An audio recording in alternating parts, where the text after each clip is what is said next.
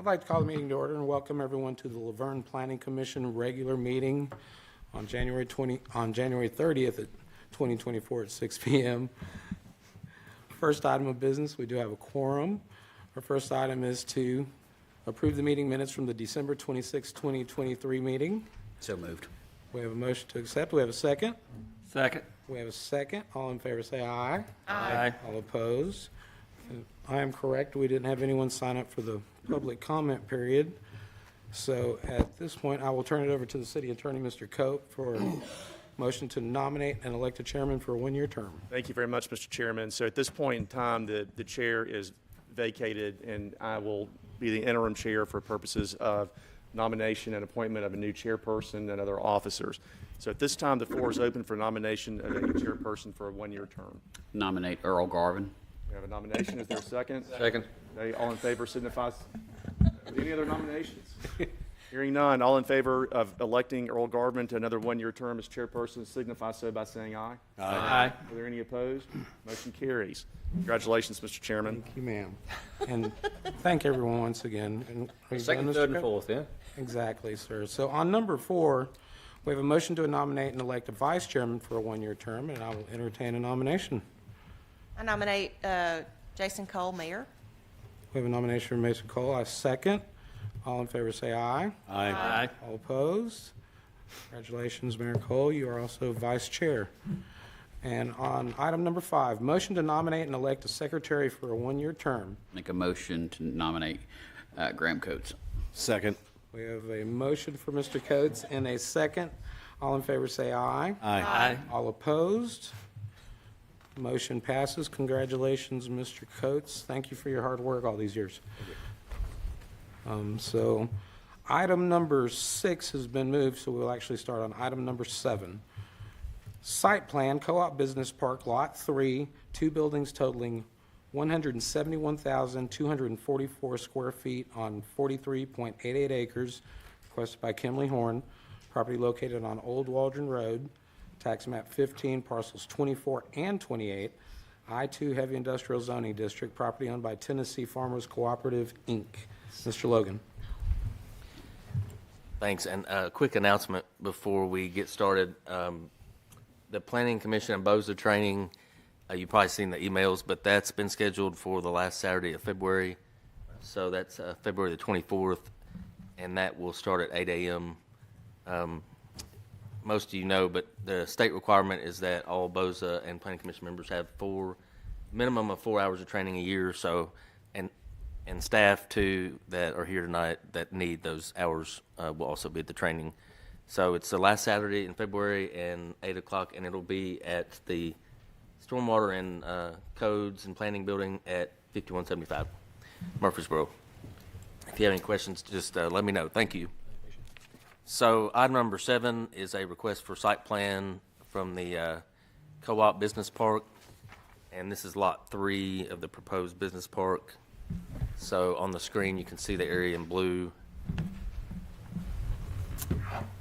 And the zoning, this is I-2 Heavy Industrial Zoning. And these are some photos of the co-op property. And another photo there of the existing buildings. It's a really large area, so it would be a really large development. And then this last photo is a picture of Waldron Road at one of the driveway cuts that's existing. So the private road that's installed by the developer will start from here. So that gives you an idea of that location. Of course, the first building of this whole development falls in the architectural overlay, but the rest of the buildings are outside of that overlay as you move back in the property.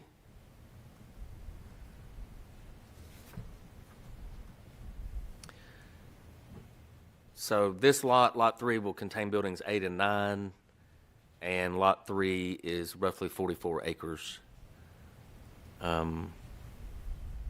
And in total, this project will have 9 new buildings and they will total about 1,081,000 square feet of new industrial and warehouse space. So you can see on this image,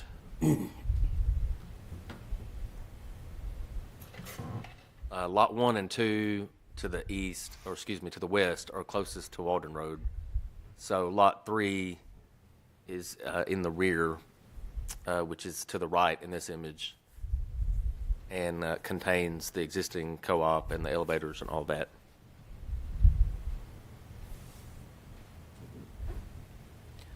It's a little bit closer view that shows all 3 lots.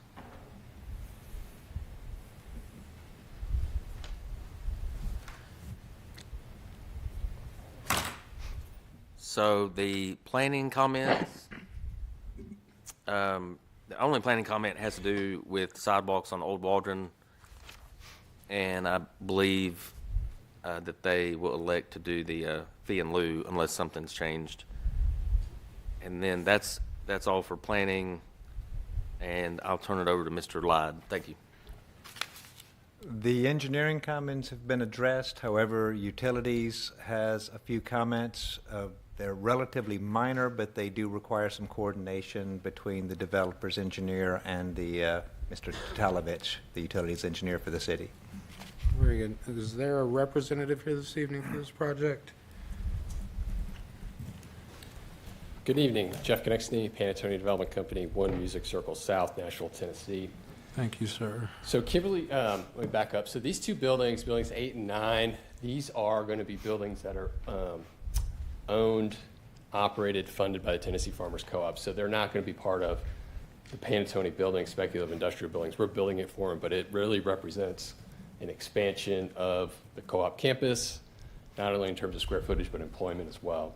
So what we're talking about tonight relative to the sidewalk issue that Bo brought up is really we're looking at about a 1,600 linear foot sidewalk fee in lieu that we're asking for help from, because it's really going to be, Rob's going to pass out a couple exhibits.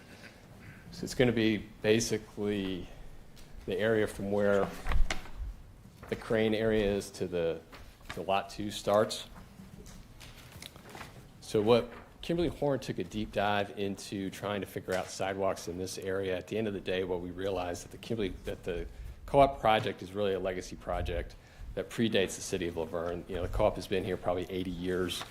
What we're running into is a significant amount of utilities in this area, specifically gas, electrical, that we're having a hard time engineering around to actually build some sidewalks. Plus the road and drainage system is so narrow in that area, there's not enough right of way to actually build the sidewalk. So we are asking for a fee in lieu situation, but we are also asking for the fee in lieu to be based on 400 linear feet, which is directly in front of building 9, which is basically represents the limits of disturbance that we're developing here.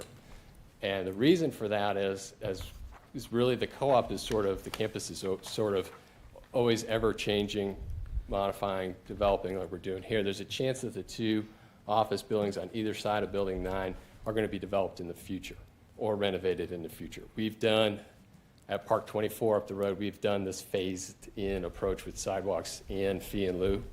And so it is an important situation for the co-op. You know, the co-op represents the Tennessee farmers in the entire state. It's a little different than what the Planning Commission is used to seeing from guys like me or apartment developers or McDonald's or Thornton's that come up here. It's just another line item that you got to pay for. Here, it's something that money detracts from the farmers going back there. So I ask you guys to consider what else this project is doing. You know, we're doing some drainage improvements along Old Waldron.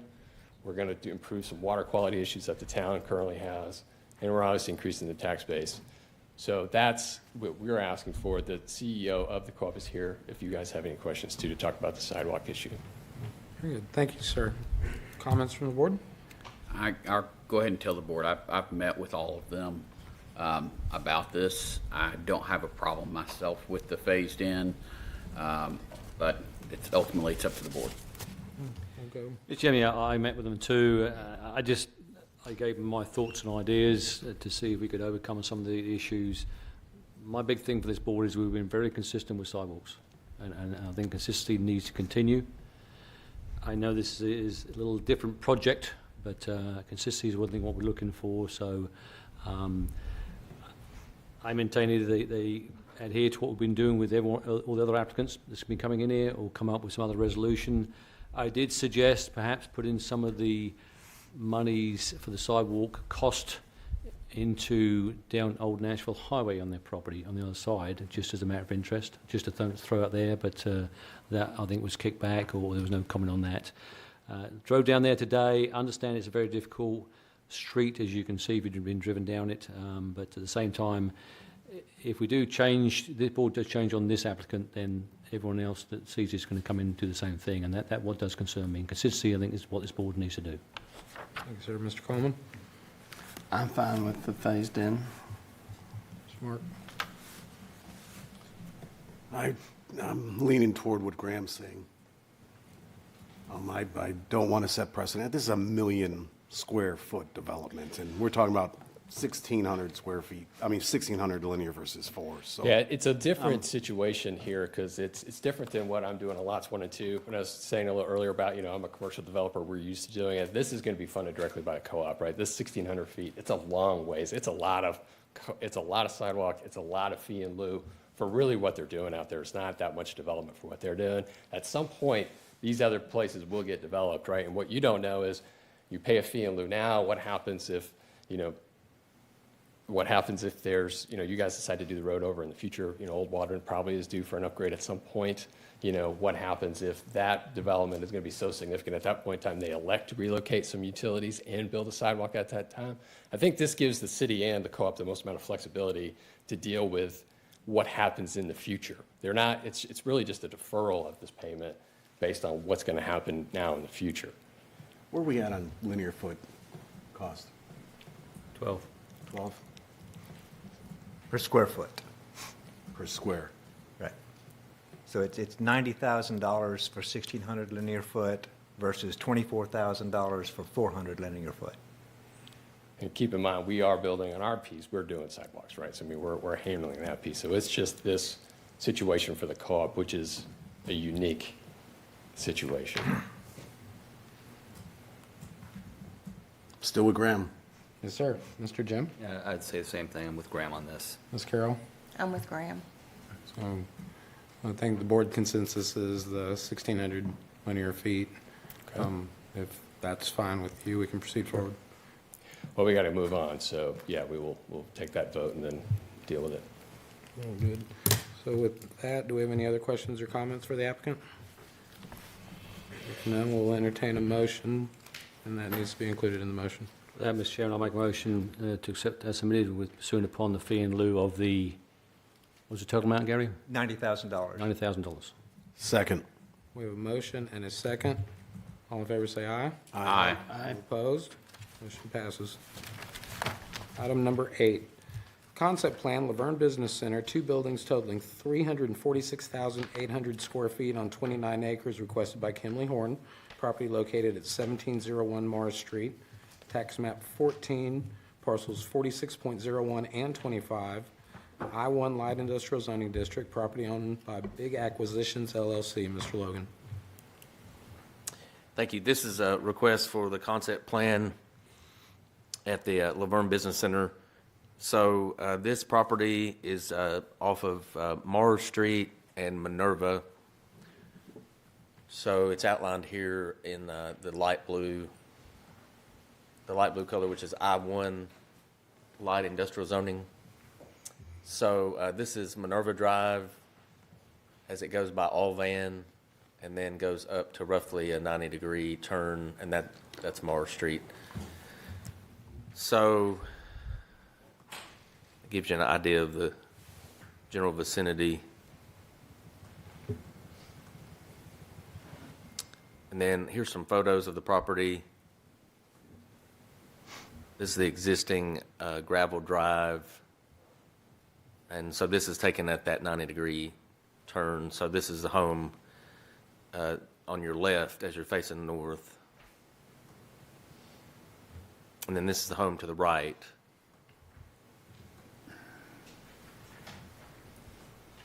And this is all part of 1801 Morris Street, or excuse me, 1701 Morris Street.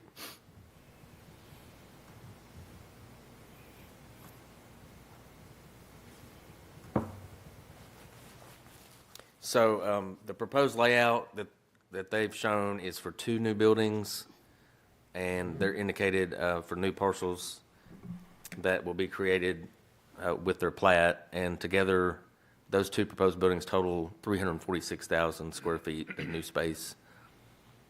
And they are proposing 2 phases, 1 phase for each building, of course.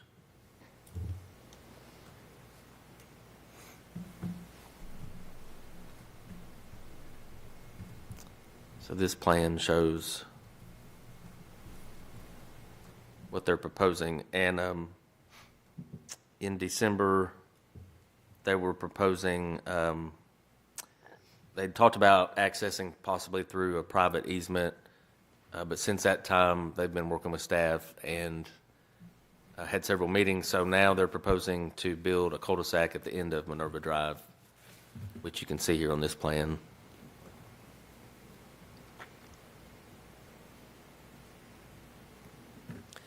So the cul-de-sac's right here. And the cul-de-sac will help take care of the city's needs as well as the access for this new development.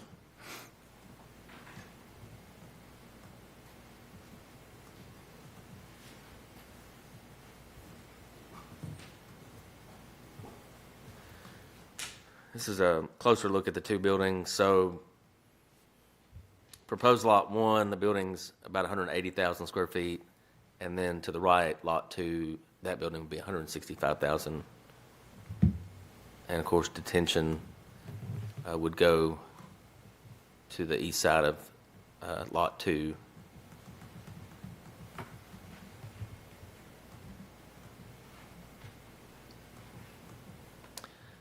So this image will show some of the traffic improvements that they're proposing. So you can probably see down here, north is to the right, so it's not up as it normally would be. This is Minerva, and then you can see the cul-de-sac that they're proposing. And they are proposing a sidewalk on the north side of Minerva.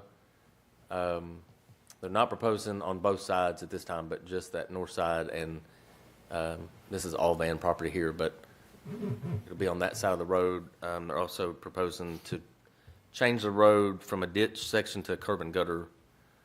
On one side. And they will be installing a traffic light if this plan's approved. So I think that pretty much covers it.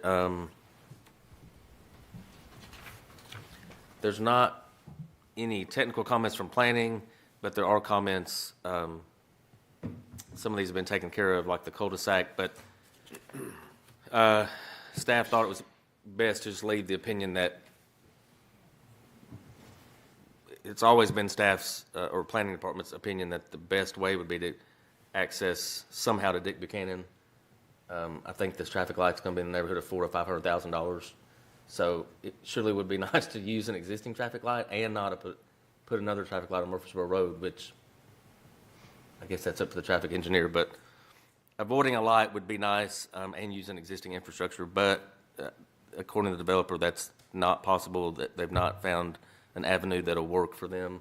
So if you have to pick, I guess, lesser of two evils, so to speak, I guess this is the one to pick. But it's not optimal, but they are proposing a lot of improvements, so maybe that'll work out and be good for the city. Other than that, I don't have anything. I'll turn it over to Gary. All right, most of my comments, they've addressed all the comments specific to the site and stormwater and all that. It's all about Minerva Road. The first thing is they're showing basically all of their traffic will be using Minerva. Therefore, it's serving an industrial site, so we consider that an industrial road. Therefore, at Public Works Industrial Road section, we recommend that the full width of this be that section, and all the inches of asphalt and binder are in the comments. So it's a very thick, beefed-up industrial road section for an industrial access road. The variances that this plan is requesting, not providing curb and gutter on both sides, is a variance to the subdivision regulations, and the section is shown on your notes. The fact that sidewalks aren't shown on both sides is a variance to the subdivision regulations, again, referenced in your notes. And then no grass median. They have to demonstrate that it's not feasible to put one in between the back of curb and the sidewalk, also subdivision regulations. So those are the three variances they're requesting of you. Very good, thank you, sir. Do we have a representative here this evening? If you would, state your name and address for the record, sir. Good evening, everybody. Brett Beeler with Kimley Horn, 10 Leah Avenue, Suite 400, Nashville, Tennessee. Thank you, sir. Would you like to address the curb and gutter and sidewalks and grass strip? Yeah, I want to provide a little bit of context to planning's main comment about access as well. I hate to call it the lesser of two evils when it's the best available, so I just want to make that statement very clear to everybody here. Talking about the curb and gutter, we are requesting an atypical road section here. My comment here is that this is a retrofit. Most of the subdivision regs do uphold to more greenfield and new subdivisions, and so we all know when retrofits happen, we have obstacles we have to overcome, and so the main obstacle here along Minerva is drainage, and so I think, like I've said consistently to each of you, or like my client has said consistently to each of you here, there is a drainage issue in this area on the east side of Minerva Drive. So the reason we propose curb and gutter on one side of the street is to capture the majority of the watershed that is contributing water to Minerva Drive. So we put it on the most effective side. That's going to capture a majority of the runoff that currently hits the road and the neighbors on the east side today. If we were to propose curb and gutter on the east side of the road, or subsequently add a sidewalk on the east side of the road, we're going to worsen the drainage conditions for those neighbors and shove that stormwater and the ponding and the issues further onto their properties. And that's certainly not something we want to do. Mr. Lyde, do you agree with that, sir? Yes, sir. I mean, it will cost a lot of money to not do that. Let me put it that way. So to not force the flooding or more flooding and more issues onto the neighbors. I'm not going to say they would. There's always a way around it. It just costs a lot more money. The only concern we have is the reason I'm less worried about the walk than I am the curb and gutter. Having a road that is kind of lopsided, has a shoulder on one side, a curb and gutter on the other, on a foggy nighttime, it's just a little confusing. Not the end of the world, just a little confusing, and a little confusing is something you try to avoid in roadway design. I mean, I'm at a bit of a confusing point here. It's a straight road all day long, all the way home. Thank you. Yeah. Maybe reflectors on the side without curb and gutter, could those be put in on the edges? Is that Yes, sir, that would help. something we could do? Yeah, like I mean, I'm just gut thinking from like a bike standpoint, the flashers, the plastic breakaways. Or the ones that are in the road, though, you know what I'm saying? Oh, just- on the asphalt. On the themselves. asphalt, yeah. Yeah, I think Some we can. sort of I mean, I'll let. It's sort of an edge of line type. Yeah. They're typically on the yellow line in the middle of the road. Right, delineating So the maybe site. you're a rumble strip or something, Well, it'd be white on the outside, yellow in the center, correct? yeah. I think we can look into that. That Yeah, makes I think sense. I think Yes, that's- sir. Mr. Chairman, Please, sir. I'm just, irrespective of the water issue, I just can't believe that you're proposing having the sidewalk on the incorrect side of the street. The houses are on the other side of the street. That's where you want the sidewalk. I mean, irrespective of the drainage, let's get the sidewalk where the people are going to use it. I hear you, and I definitely respect that opinion. What a raised sidewalk is, though, is essentially a curb. So you are creating the drainage issue, putting the sidewalk on that side. I understand, but now they've got to cross the road with trailers coming across to the sidewalk on the other side of the street. Just, I mean, common sense. I understand. Ruling, I understand the technical side of it. And two is the issue of trailers going up and down a subdivision road is concerning to me. That they were there first. Admittedly, this is phase. I mean, it's marked as you put the application in for it. But I think the applicant could do a better job of working more with the city and the residents on that street in the area to resolve some of the issues. my second comment is, explain to me, on the Allvan property, the water comes off their property towards Minerva, correct? In a roadside ditch that exists there today, yes.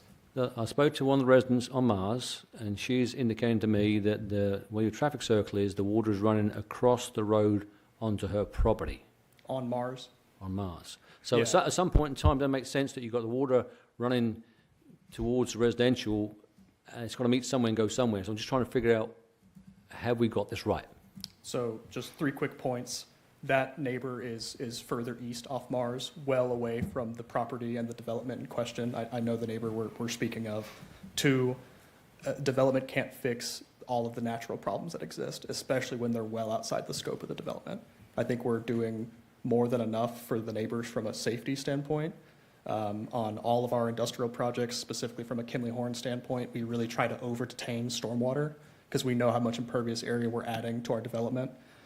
So we always try to over-detain the stormwater beyond the normal means of the requirements of the stormwater manual. And the goal of that is to reduce the amount of runoff beyond preconditions for what these properties are going to see. Now, again, I can't address that specific neighbor and fix her issues that exist today, because again, I can't even show you, she's so far off the page here to the south. But I can say that what we are proposing is going to benefit a majority of the neighbors that actually run along Minerva Drive. And again, a lot of these houses are in floodplain conditions. They have a stormwater problem today. They're going to have a stormwater problem with or without us, but we are improving the area and the conditions they have. So I'm speaking to the owner of Allvan. He's indicating that obviously if this moves ahead, if it does, he is obviously then going to look at his property to do, bigger buildings and bigger machinery. So my question to you is, have you spoken to the gentleman and see if you can work together to get the street as it should be for operating tractors and trailers? So I'll let Andrew speak here in a second, but the Allvan's property is down towards Murfreesboro Road. And I think they're going to benefit from what we have proposed here today, but I'll let Andrew speak to the Allvan's property. Good evening. Andrew Mazey with Brennan Investment Group. I'm the developer of the project. My address is 4117 Hillsborough Pike in Nashville. So I have talked to Allvan's owner, their CEO and owner, to introduce our project and to collaborate, get his feedback. And so a couple things I want to talk about that conversation, which actually was late last week. Actually, it was yesterday. Talked to him yesterday. So, and Graham, thanks for introducing us. That was helpful. First of all Vans is extremely supportive of our project. He's thrilled. Today, Vans says that they're driving tractor trailers and flatbed trucks through the entrance on Murfreesboro Road, and oftentimes making that left, heading towards Sam Ridley and Smyrna, and it's not a safe condition. So he's thrilled that just from the traffic signal alone and that left turn lane that we're adding on Minerva, he's going to significantly benefit from Minerva, and he's extremely excited about that traffic signal. So that's point number one. And he's going to work with us on easements and making sure we have sufficient right-of-way, kind of right at that intersection right there at Minerva and Murfreesboro Road. So as far as, are we going to work with him to make sure we get this right? Absolutely. Is that your question? Yes, yeah. Okay. Just for the board, just again, planning ahead as we are on the planning board, the other applicant on here this evening, is going to put another traffic light on Veterans. So we're starting to really crimp up a lot of traffic lights on Murfreesboro roads. It's just something to think about. That's what we're here to plan ahead. It's gonna get hectic. Agreed. Any other questions or comments? I can appreciate the addition of the traffic light. I think looking at the residents, I think it makes their ingress and egress every day, to that road a lot safer. And I can also appreciate that you got to put the curbing and stormwater management on that side of the street, because if you do it on both sides, you're gonna probably create a worse problem. I appreciate the efforts, and there is no perfect plan here, but this is, in my mind, it's a good plan. You've got the support of, the neighboring business. Again, there are going to be 10 residents that are impacted, but I think their benefit, again, there's going to be truck traffic. That's a non-benefit. The property's zoned what it's zoned. But they are going to have some alleviation of their flood issues. They're going to have, I think, a safer intersection at Murfreesboro Road. They're going to have a street that's not 70 years old. So, I mean, it's not perfect, but looking at the benefits versus the non-benefits, I'm okay with what I'm seeing. It's not perfect, but we're not going to get perfect here. Is there?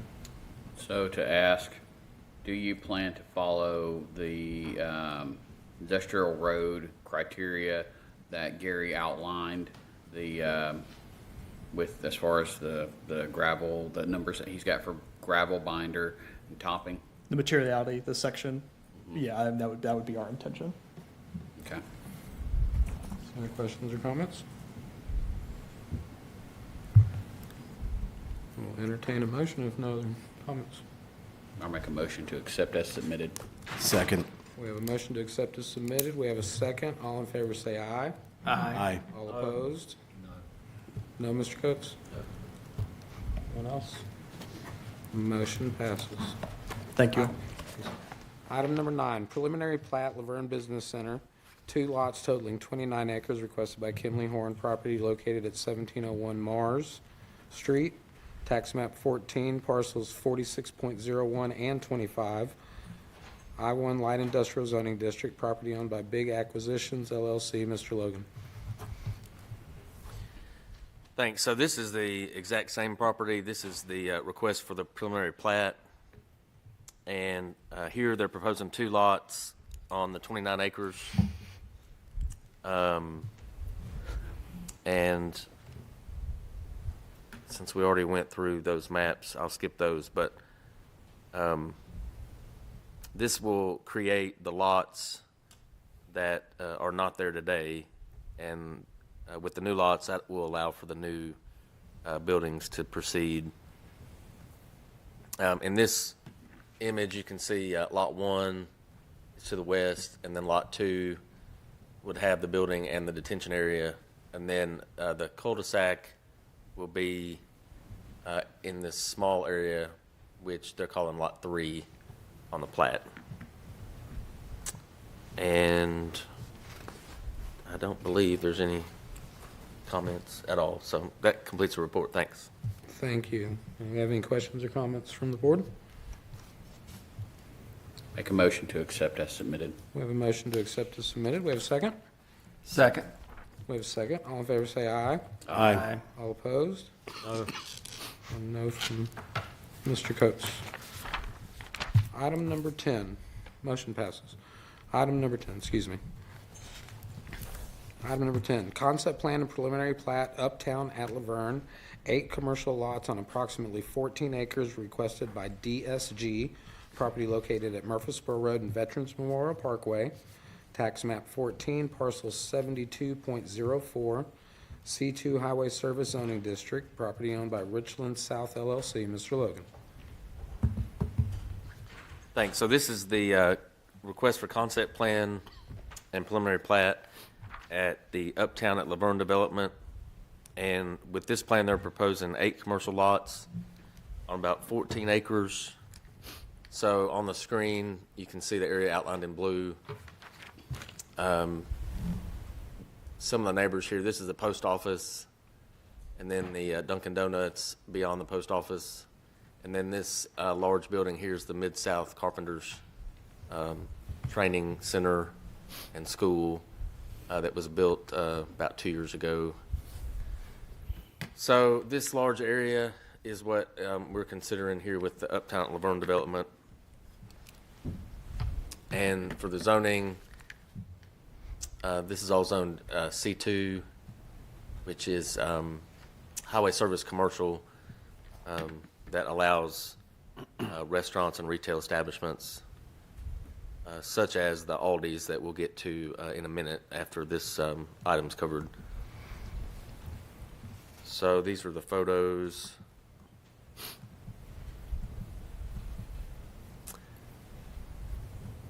You can see the townhomes, Central Park townhomes in the distance.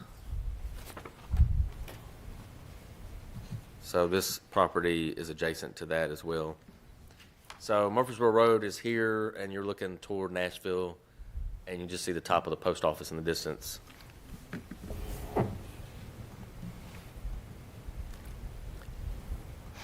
So this is a closer look at the layout showing the 8 lots.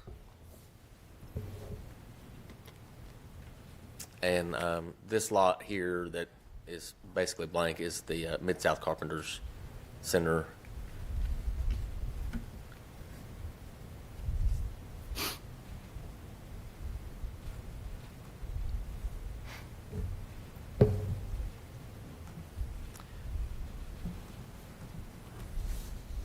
So again, it is 14 acres, and on the screen right now you can see, of course, they're going to have to build detention areas to accommodate all the stormwater. So they're showing that in these plans as well.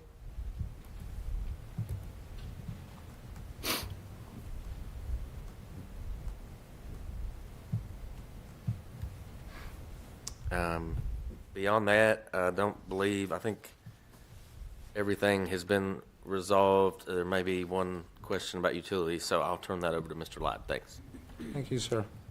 Okay, so just to kind of go over some of the discussions we've had, they initially submitted concept plan, preliminary plat, and site plan for the overall development.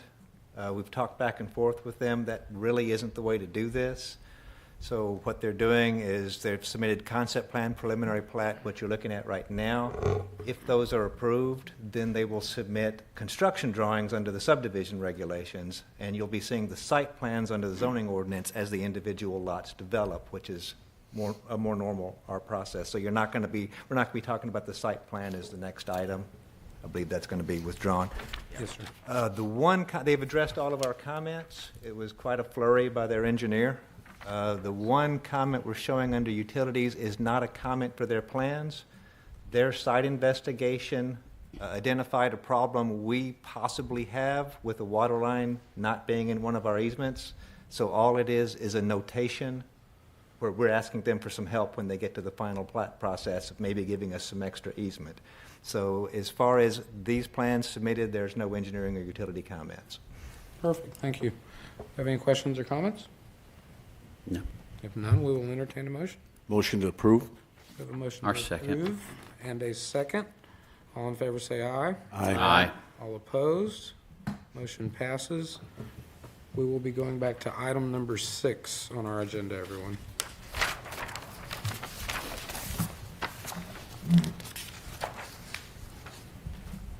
So item number 6, site plan Aldi's new grocery store of 19,432 square feet on 2.4 acres, requested by ISG, property located at Murfreesboro Road and Veterans Memorial Parkway, tax map 14, parcel 72.04, C2 Highway Service Zoning District, property owned by Richland South LLC. Mr. Logan. Thanks. So it'll take the computer a minute to catch up. I believe this is it.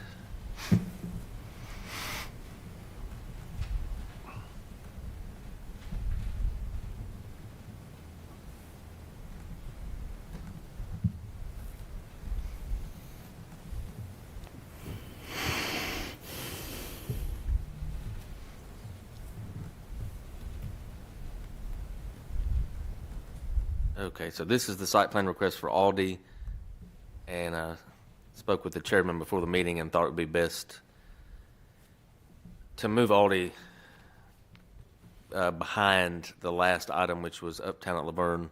I think Aldi got ahead of everybody else and submitted really early, which meant they had to go to old business on the agenda, whereas the Uptown was just coming in under new business. So it would be odd to have Aldi go before the actual concept plan.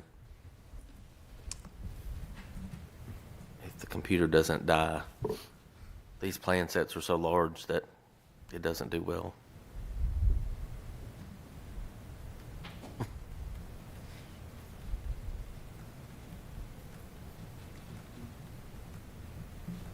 Not sure where it's at.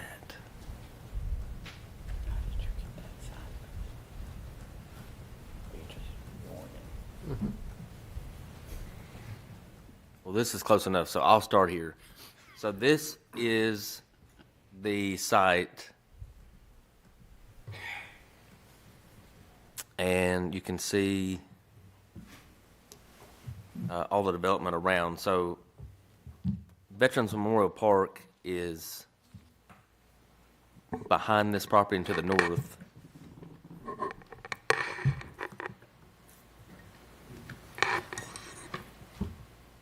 So you've got Veterans Memorial Park, all of the Central Park townhome development, and the new Carpenters Guild, and then, of course, Post Office. So it's the same general area that we've been talking about. So zoning is still C2, highway service commercial, and then you remember back in the fall, this property just to the northwest was rezoned for apartments. So it was rezoned to R3 for high density. And that's all part of this large development too.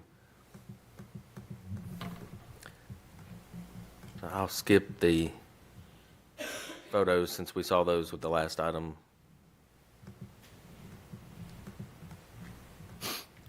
So you probably remember, because the Alderney site plan's been here, I believe this is the third month. So most of you all are probably familiar with it by now, but I'm not sure this is going to cooperate tonight. Okay. So this is the store. I don't think the layout's changed one bit since November. There's still parking on both sides of the store. This road here that it's fronting off of is Floyd Mayfield. Is that right? No, that's Veterans Memorial, excuse me. Veterans Memorial Parkway. And they are showing two access points. Of course, the loading dock and the dumpster are still in the rear of the building. So I don't believe anything's changed much through January. And I know that the planning comments have been hashed out by now. It does look like Your item one's an important one. yeah, it does look like there's some other comments, but I'll turn it over to Gary and let him cover those. Thanks. All right, so, item number one in engineering is basically, to act on this tonight, you're granting a variance. The subdivision regulations give a process and reviewing site plans before the associated construction drawings where everything is joining to or approved. Y'all are certainly empowered to do that. It's just an odd thing. Number two is also in Bo's comments in the planning department. This lot doesn't exist and will not exist until there's a final plat. So that's an issue. So this is a site plan on a lot that does not yet exist. So y'all have to think about that on this. And then just note number three is for information. A pre-construction conference cannot be held nor a land disturbance permit issued until up-down construction drawings are fully approved by the city. Now, on the utilities comments, those are really very, very minor labeling issues, and there's no issues between utilities and the engineer, and they have addressed all of our technical, that long list of technical comments, they've addressed all of those. And last, on behalf of Mr. White and the Codes Department, just making sure the building permit application cannot be submitted for the project until the final plat has been recorded and an address assigned. Perfect, thank you. I will ask our attorney if we're safe to proceed. Yeah, yes. Very good. All right, do we have any questions or comments from the board? Just to just ask the applicant about this. If the applicant would please come to the podium. State your name and address for the record, sir. Spencer Schimmel, 6007 Johnson Chapel Road, Brentwood, Tennessee. Thank you, sir. Michael. So just give you a chance to respond to some of the specifics that Gary laid out for us. Okay. My civil engineer has been in contact with, I think, both of you gentlemen, and we'll be addressing all the specific comments. Well, they've addressed all the comments. They've done a great job. Okay, your engineer's gone through all that, retired them all. The big issue is that this lot doesn't exist. You're tied to Uptown. Correct. And this lot that you're submitting a site plan for does not yet exist, and it won't until Uptown has gone through the final plat process. That's what's unusual here. Usually, we're looking at a site plan that's on a lot that exists. Correct. So we're looking for site plan approval. Obviously, we can't move any further until it is platted. So that's the next step, and we'll be waiting until the next. Yeah, might I jump up here? Please, sir, name and address, sir. Hey, yeah, Josh Newby, Woodhaven Development Group, 6000 Fairview Road, Suite 1530, Charlotte, North Carolina. Thank you. What I would propose is that we just seek a conditional approval tonight. Obviously, we have no intention of changing Aldi's construction documents or their site plan or their parcel. The concept plan's been approved with the same parcel boundaries as is shown in their preliminary plat. So all we're really seeking to do tonight is give Aldi the peace of mind that they're going to be able to construct what's shown today, and our process will remain unchanged. We're going to do everything by the book with the city, start to finish. Thank you, sir. So I don't need any final approvals tonight, but if we could get around, Well, delay and let Aldi continue their building documents, then I think we're good. I don't think we have to do a conditional because that's something I know we've frowned upon in the past. Right. But like their engineer said, if we do approve this, they're basically in a holding pattern because they can't pull permits from Mr. White until Uptown LaVergne gets as far as the rest of its stuff done. Correct. So, Mr. Chairman, I just want to echo what the mayor said. We've tried to steer clear of doing those conditional type approvals for lots of various reasons, but I think the mayor's point's well taken about, I won't repeat it, but I agree with the mayor on that. So we're fair to move forward with no problems? Okay. So any other questions or comments on the item? Yeah, just a comment is that if there is any changes, you need to come back for us board. Of course, and so that's as we sit today, our construction documents are fully fleshed out and they marry with Aldi's. So for anything the only potential change we have is if we do need to grant additional easement to the city to clean up that sewer item. But I do not envision any potential changes, and we're working with TDOT concurrently as well to make sure the access improvements don't infringe on any of this. Everyone satisfied? with that said, I'll make a motion to accept as submitted. Second. We have a motion to accept as submitted and a second. All in favor say aye. Aye. All opposed? Motion passes, gentlemen. So now we will be moving on to item number 12. Preliminary plat, Blair Ridge 1 lot on 15.8 acres, requested by SEC Inc., property located on Blair Road, tax map 29, parcel 21.01, R3 High Density Residential Zoning District, property owned by 303B Partners. Mr. Logan.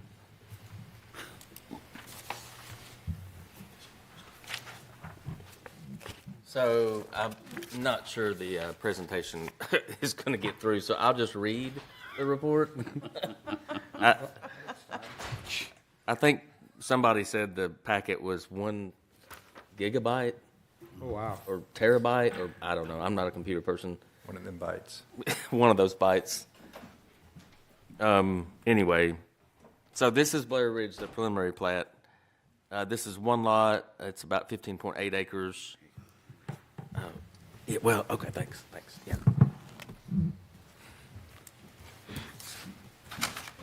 And this is requested by SEC, of course. This property is zoned R3, high-density residential. 177. And if you're following along on your laptops, you can look at that. I'm not sure what's going on.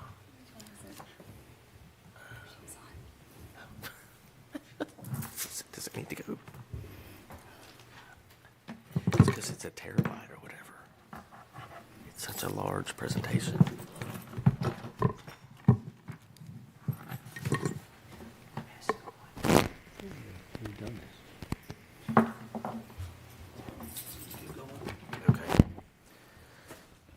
So this is a townhome development, if I haven't mentioned that. I know I said it was high density, but it's a townhome development, and the purpose of this plat is to create one new lot to make way for those townhomes and to establish the public utility easements for sewer and water.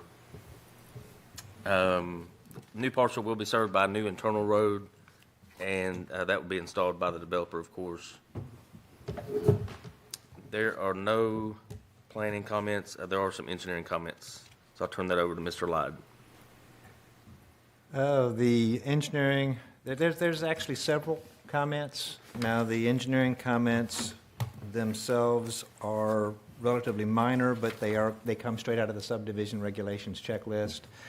On the utility side, Scott is calling out that the existing utilities as shown are incorrect, which we'll discuss more under the site plan. But so there's some work to be done on these yet. And do we have a representative here this evening?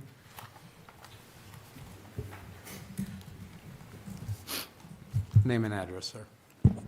John Miner with SCC, 850 Middle Tennessee Boulevard, Murfreesboro. Thank you, sir. Have you received a copy of these as of yet? Yeah. Okay.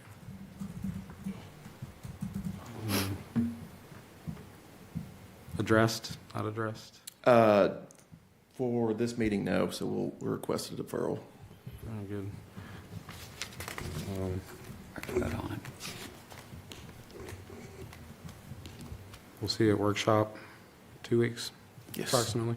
We need to make a motion for deferral. Make a motion to defer to next month. We have a motion for deferral. Do we have a second? Second. We have a second. All in favor, say aye. Aye. All opposed? We'll see you at workshop, sir. Item number 13, site plan Blair Ridge, 141 dwellings and 26 buildings requested by SEC, Inc., property located on Blair Road, tax map 29, parcel 21.01, R3 High Density Residential Zoning District, property owned by 303B Partners. Mr. Logan. So this item is the request for the site plan, and this is the same property as the last item, which was Blair Ridge. And you can see the property now on the screen, and it is outlined in blue. And this is right next to High Point 24, which is the large development that Panattoni has been working on for a couple years, maybe longer than that. Then to the south is the existing mobile home park that's been there for a long time. And then right across Blair Road is Portico Place, which is a residential development that's also under construction. So it's a really busy area on Blair Road with a lot of projects going on. And the next image gives you a close-up of the property. So they do have, this is an existing house. You can see the shadow there from the roof. And then there's an accessory structure toward the back property line. Other than that, this is a vacant piece of property. And here's some site photos. So that's the home that's currently there. Almost, it looks like a brick ranch-style house. And you can see, there's quite a bit of trees on this property. And then there's the driveway off of Blair.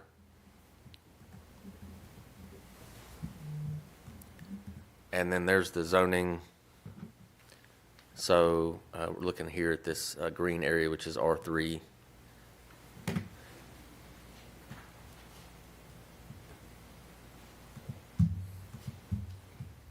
So it is 141 units total, and it's in 26 different buildings. And most of these are 5 units joined together. Some of them are 4.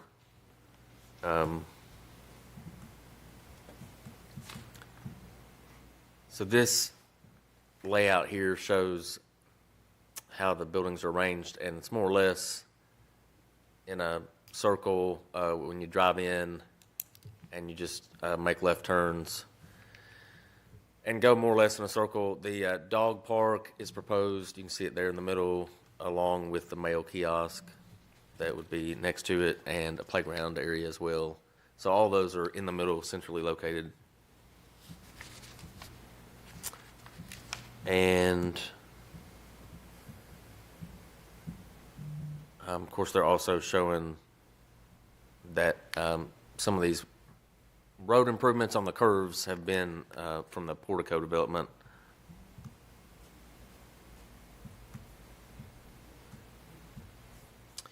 So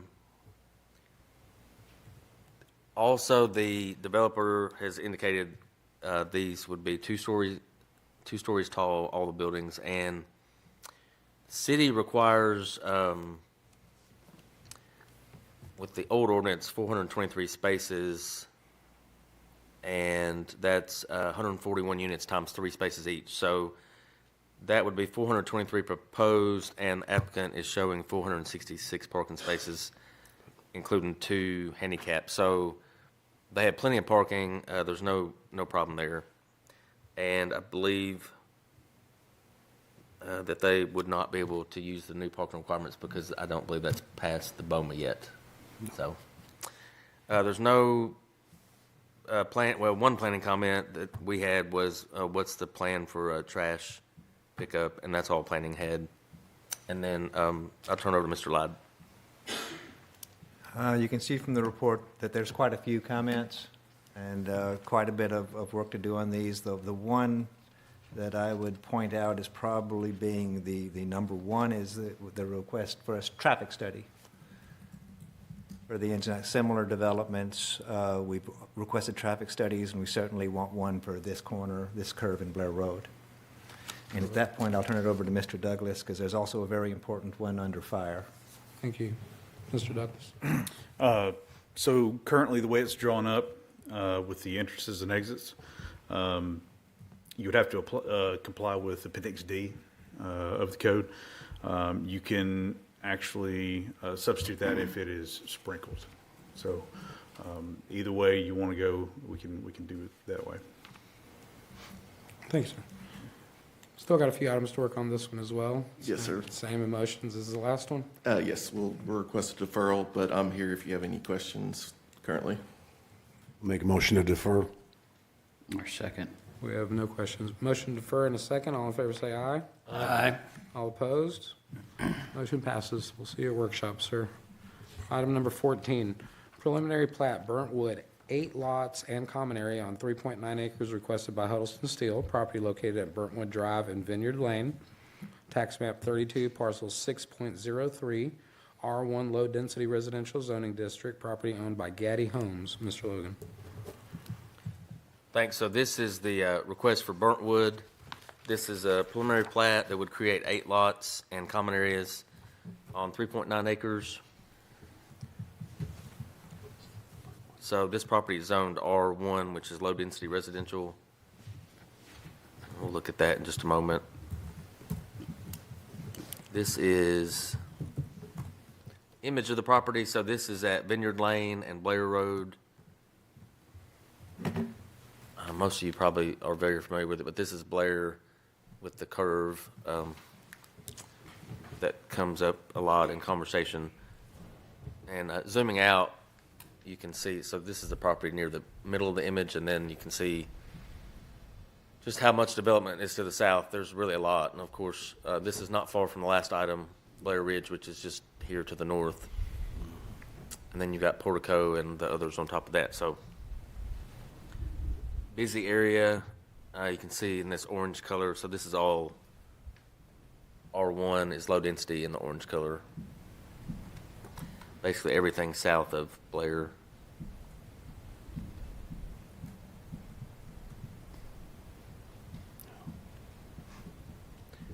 So this is a photo of the property that was taken during the snowstorm last week, you can tell. This is the plat that they submitted.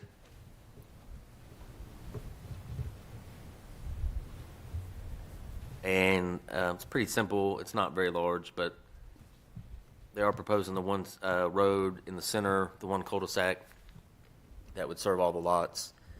And they are showing sidewalks on both sides of the road, and all of the lots meet the size requirements and setback requirements of the zoning ordinance. And then this is a common area here next to Burntwood Drive. They are showing a small common area. Stormwater detention. Yes, that area would be for the stormwater detention. And other than that, I believe I've covered everything, so turn it over to Mr. Light. Thanks. Thanks, sir. There's no comments on this. The note you see is just because of the new stormwater management ordinance, so they know some paperwork they've got to do in the future, but there's no comments. Perfect, thank you. Do we have any questions or comments from the board? I just have a question in regards to that common area, the detention. Should that be split off into its own lot? I know we just had in this same neighborhood, just down the road, where they were splitting off their detention pond into its own lot. So just thoughts from staff on that? I believe it is a separate lot. It is? Correct, it's proposed as a separate lot. Name and address, Enoch sir. Gerald with Huddleston Steel Engineering, 2115 Northwest Broad Murfreesboro. But it is a separate lot, Mayor. Okay, because I see the numbering through 8, but didn't see it numbered Well, as its own. it's not a buildable lot, it's just a common area for the detention, it won't be a buildable lot. And we can number it if you like, but typically you wouldn't. It will be owned by the HOA, yes. Right, yeah. See, we can, if it's required, we can number it, but we typically wouldn't. It doesn't matter to me. Staff fine with it not being numbered? Mr. Logan, I'm sorry. are you okay with it not being numbered? Not numbered on the detention pond.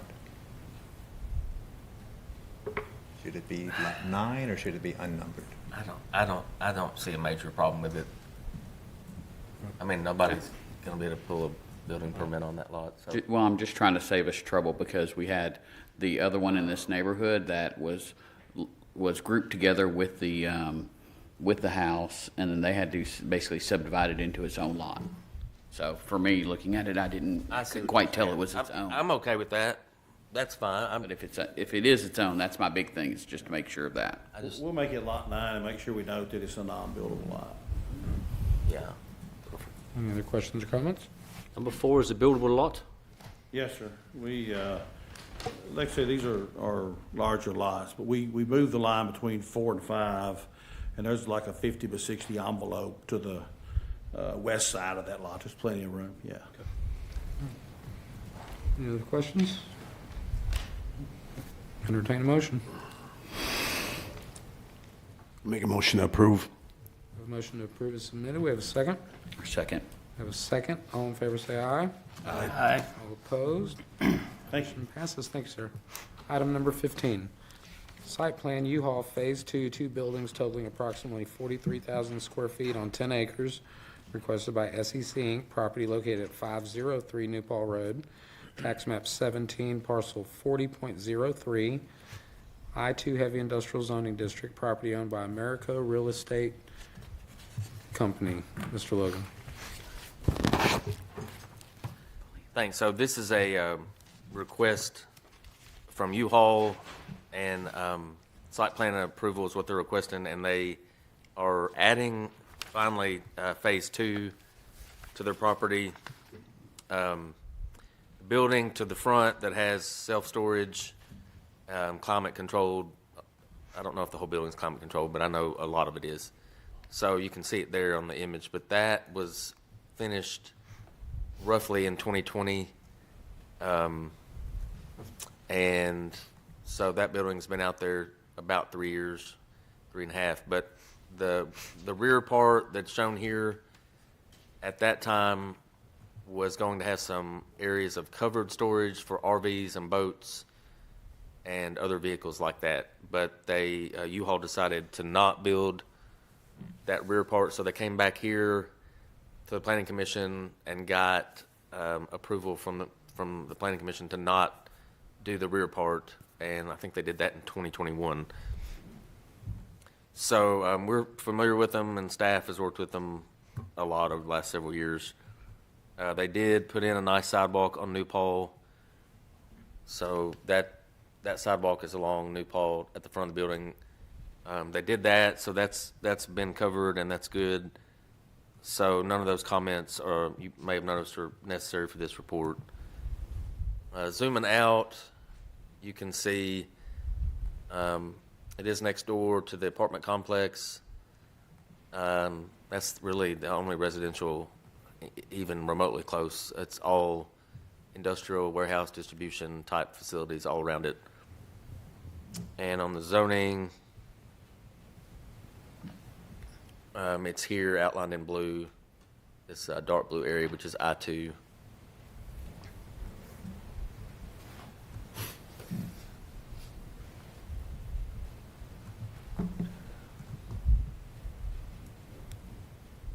So this is a picture of the rear area. This is basically looking west from the back of that building. So on the horizon or in the distance, you're seeing some separate warehouses. I think they're part of the Center Point development. And then again, you can see the back area is just a large expanse of asphalt. Right now, that's already been graded and is flat, so pretty straightforward. So this is the site plan that they've submitted to the city. Gone too far here. Well.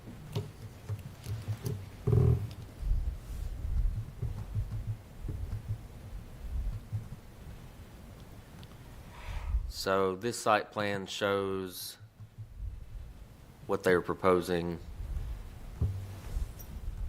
And basically they have two buildings. They're calling them B, which is to the north, and then C. So the former building I mentioned would be A, but the square footage is about 15,000. It's like 14.9 for B, and then C is about 28,000 square feet. So that's what they're proposing with this development. And I did note, first building was in the architectural overlay, and that runs out at 250 feet into the property. So none of this is in the architectural overlay that is out there today. So the first building took care of that, building A. The only other planning comment was a photometric plan is required if the lighting is not already installed in the rear. And I'll turn it over to Gary. All right, we have a few comments. The one that runs through engineering, utilities, and fire is a general overview of that. Is the fire suppression and fire protection plan is immature for a complete site plan, and that's the primary thing from those three. Kevin, anything you want to add to that? If in the instance that the FTC is just going to be a single FTC that supplies both or all three buildings, it just needs to be reflected in the planning.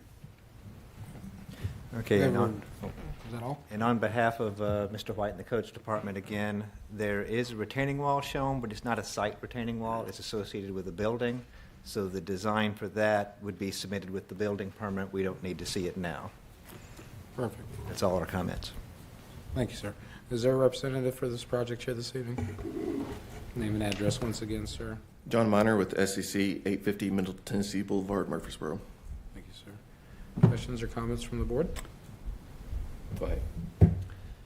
Although it's not in the overlay district or overlay area, what colours the building going to be? Because we had some issues originally with the building which got resolved, but any idea what material they're going to and what colours they're going to be? Materials, I'm not sure. As far as the color scheme is going to be similar to the front building. So it'd be consistent with the rest of the building? Yes. Thank you. Any other questions? Mayor? Anything? No, he stole mine. Oh, you got your question? Yes, sir. With the fire, do we need to get that on the plans before we move forward? I would recommend it, yes. Absolutely. It needs to be reflected in the planning, just so we can move forward. I'll make a motion to defer. We have a motion to defer. Do we have a second? Second. We have a second. All in favor say aye. Aye. All opposed? Motion passes. We will see you at workshop, and Yes. you know what needs to be addressed. Thank you. Thank you. You got one in. I know. Everybody else is jumping the gun. Jumping in on you. So, Mr. Logan's items 16 and 17 are withdrawn, correct? That is correct. Okay. So we'll move on to item number 18. Site plan, Auto Service Center, building addition on 0.505 acres requested by Chet Rhodes. Property located at 5493 Murfreesboro Road, tax map 18B, Group D, Parcel 1. C2 Highway Service Zoning District, property owned by Shams Property LLC. Slogan.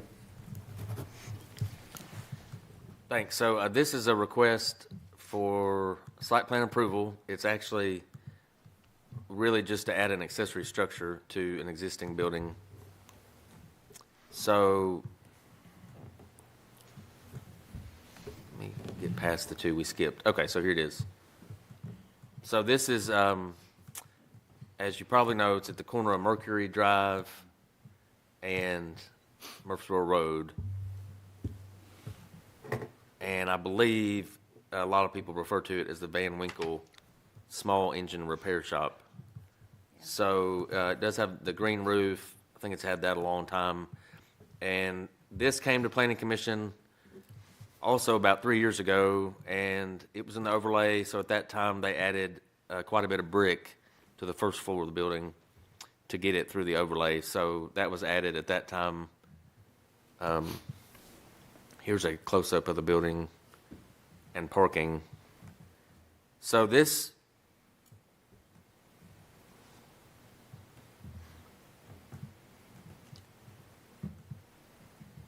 I promise to not wreck two computers tonight.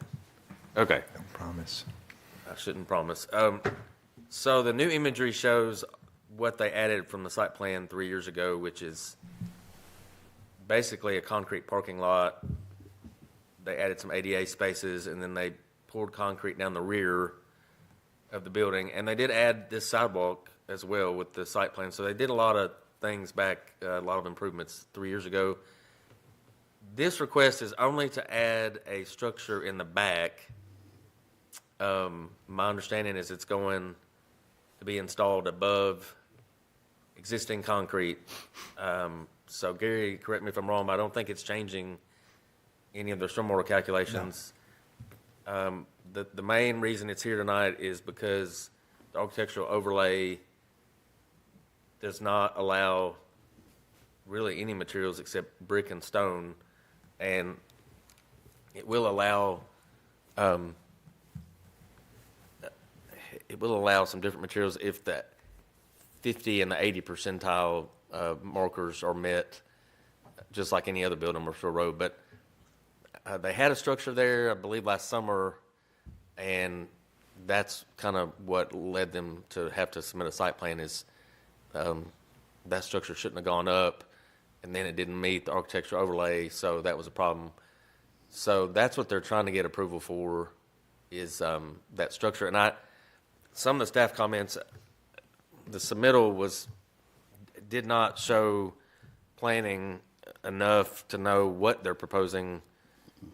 It almost sounded like they want a covering that's got columns and not enclosed.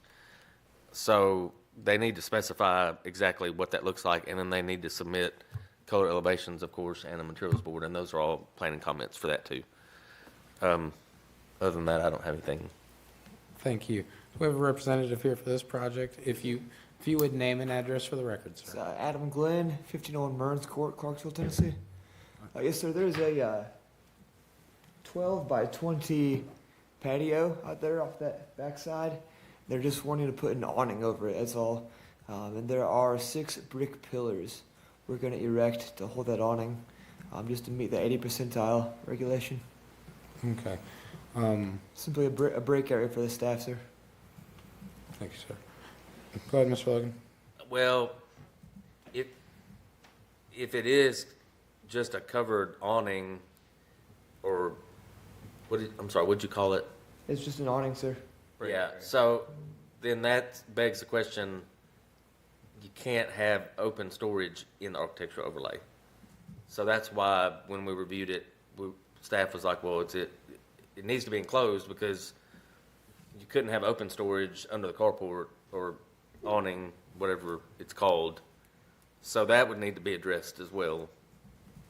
Okay. I think, Mr. Coate, you want to give a little history lesson on this one? Yeah, but unless we get some specific plans, exactly what you're trying to do, it's difficult for the staff to guide us, the planning board, of what to do. So I think it'd be beneficial if you sat down with staff and got drawn up what you intend to do and present it to them and let them work with you to get it where it needs to be. At the moment, it's not really a complete application. We have submitted drawings, and it is simply 6 brick pillars shown. I don't see them represented here. Yeah, Mr. Chair, Yes, sir. the documents that were submitted, quite frankly, look like the exact same documents that were submitted whenever this first came through Planning Commission a couple of years ago. Because when I first looked at it, I was a little confused because it's talking about new sidewalk and a new brick trash can, which, though, a new sidewalk, you wouldn't put in a new sidewalk where an existing one is. But I can see where it was just written in as far as, on the older ones about brick encased metal columns. And, it doesn't really address, I think there was a wooden enclosed trash area back there at one point. Oh, we were requested to take that trash area, which is present, sir, and enclose it in brick. So we're prepared to do that. Right, but with this, it shows that it's being moved over, correct? It's going to be moved out of there and moved over to a parking spot? It's its current placement. Okay, so I'm going to there's some interrupt. confusion then. I'm going to interrupt. My apologies, Mayor. So if I remember correctly, years ago when we approved this, the trash receptacle was supposed to be placed on that concrete pad. So that in itself is going to justify some more paperwork. We are going to need to know where the trash receptacle is going. We require an enclosure. As Mr. Logan said, there is no open storage allowed in the overlay. That's a small list. On top of that list, we are going to need a materials board, which shows us the type of brick, the color of brick, the material of the roof, material of pillars. So there's a laundry list of things that need to be addressed before we can even consider moving forward. My best recommendation would be to definitely work with staff, get those numbers. Mr. Rhodes is very familiar with the way we do things. I don't know if he's unavailable. I know he's had some things going on, and we respect that, but you need to get with him and discuss that or someone equivalent. So there's some things that need to be taken care of. We also require the color elevations. Yeah, so we will need a rendering, which is a drawing of the facilities showing us what the final product is going to look like. Once again, Mr. Rose is very familiar with this. So it can be overcome. So don't think that it can't, but please don't get discouraged. We just need to work through all our steps. And at this point, the application is incomplete. Had we had a workshop, you would have already known this. The ball would already be rolling, so to say. Right. But we didn't have a workshop, so you're just now hearing this. And our best option at this point is a motion to talk about this at a later date so that we can address these items and you have a chance to address these items. Does that make a little bit more sense? Indeed. Excellent. So with that, we'll entertain a motion if there's any other discussion. I make a motion to defer. We have a motion to Second. defer. We have a second. All in favor, say aye. Aye. All opposed. Motion passes. We will see you at workshop, sir. Please come, and then we'll go over this again and help you work through it. All right, thank you. Thank you, sir. Our next item of business is item number 19, recommendation to the Board of Mayor and Aldermen, new zoning ordinance and zoning map. Mr. Logan, I'll let you touch on that for a second. Thanks. So the update this month is that legal is reviewing it. I believe Evan's going through it. And also, we've been working on our R4 district and trying to get the R4 district like it needs to be So those changes are being worked on, and other than that, I believe that's all that's going on. Of course, once it makes its way through legal, it'll finally come back here for a vote. Well, a vote either positive or negative to the Board of Mayor and Alderman.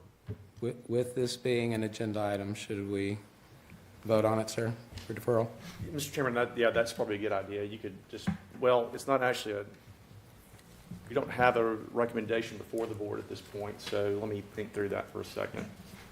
It's probably something we ought to pull from the agenda, so maybe a motion, I don't know, Kyle, if you have any thought on that, but maybe place it back on the agenda when it's ready to be presented.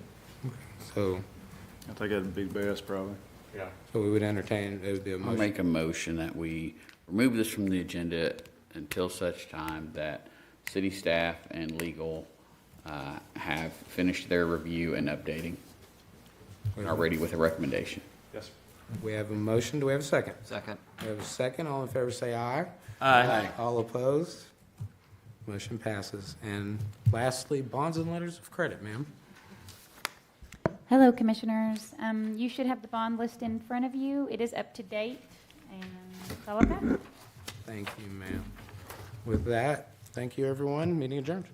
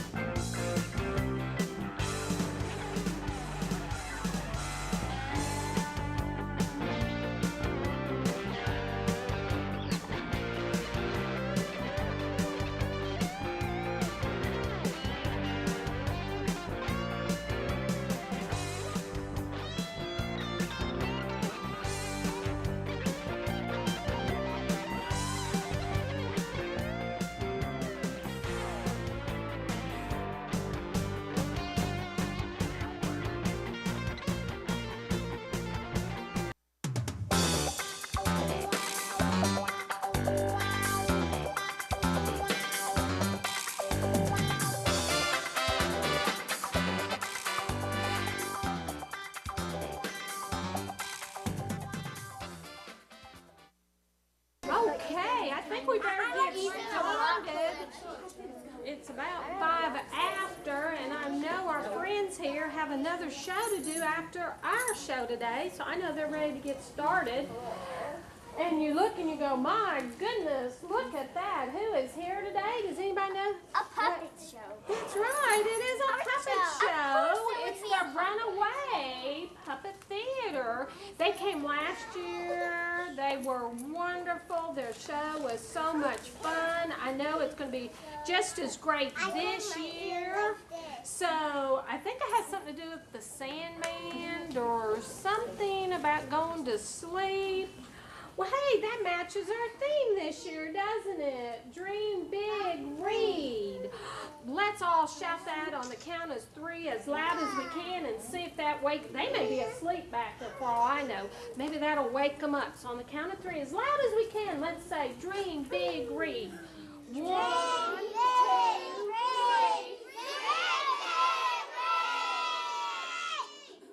Well, that woke them up. Hey, how are you guys today? There's people way over there. They don't have a big enough stage. If I come over to see you, I'm going to fall off the stage. So I'm just going to lean, okay? Hi, how are you guys? Hi, my name is Robin May. I'm one of the puppeteers with Runaway Puppet Theater, and we're really glad to be here with you today. Oh, excuse me. Oh, excuse me. We're so glad to be in. We had a great time. Oh, I'm yawning. sorry. Anyway, we hope. Oh my goodness. Oh. Wow, I'm so sorry about that. I didn't get very much sleep last night. I guess the Sandman didn't come and see me last night. You guys know who the Sandman is, right? Yeah. Yeah, the Sandman is a mythical character that supposedly comes around and puts us to sleep at night and then gives us dreams and things like that. But we know that he's not really real, because why would somebody come into your house and... Hey, wait a minute. I don't think you should tell people that I don't exist and that I'm not real. I mean, I don't tell people you're not real. Excuse me, what are you doing? You're telling people I'm not real, and I don't like it. I mean, I may not have the press that Santa Claus or the Easter Bunny get, but I have a very important job. Are you trying to tell me that you're the Sandman? That is exactly what I'm trying to tell you, and I don't think you should tell these people. Oh my goodness, this is what you look like when you're awake. Oh, I never get to see you like this. This is so... Oh my goodness, that's what color eyes you have. I never would have guessed. You're so much more active in the daytime. Well, actually, that's not true. Some of you are pretty rambunctious at night, to be honest.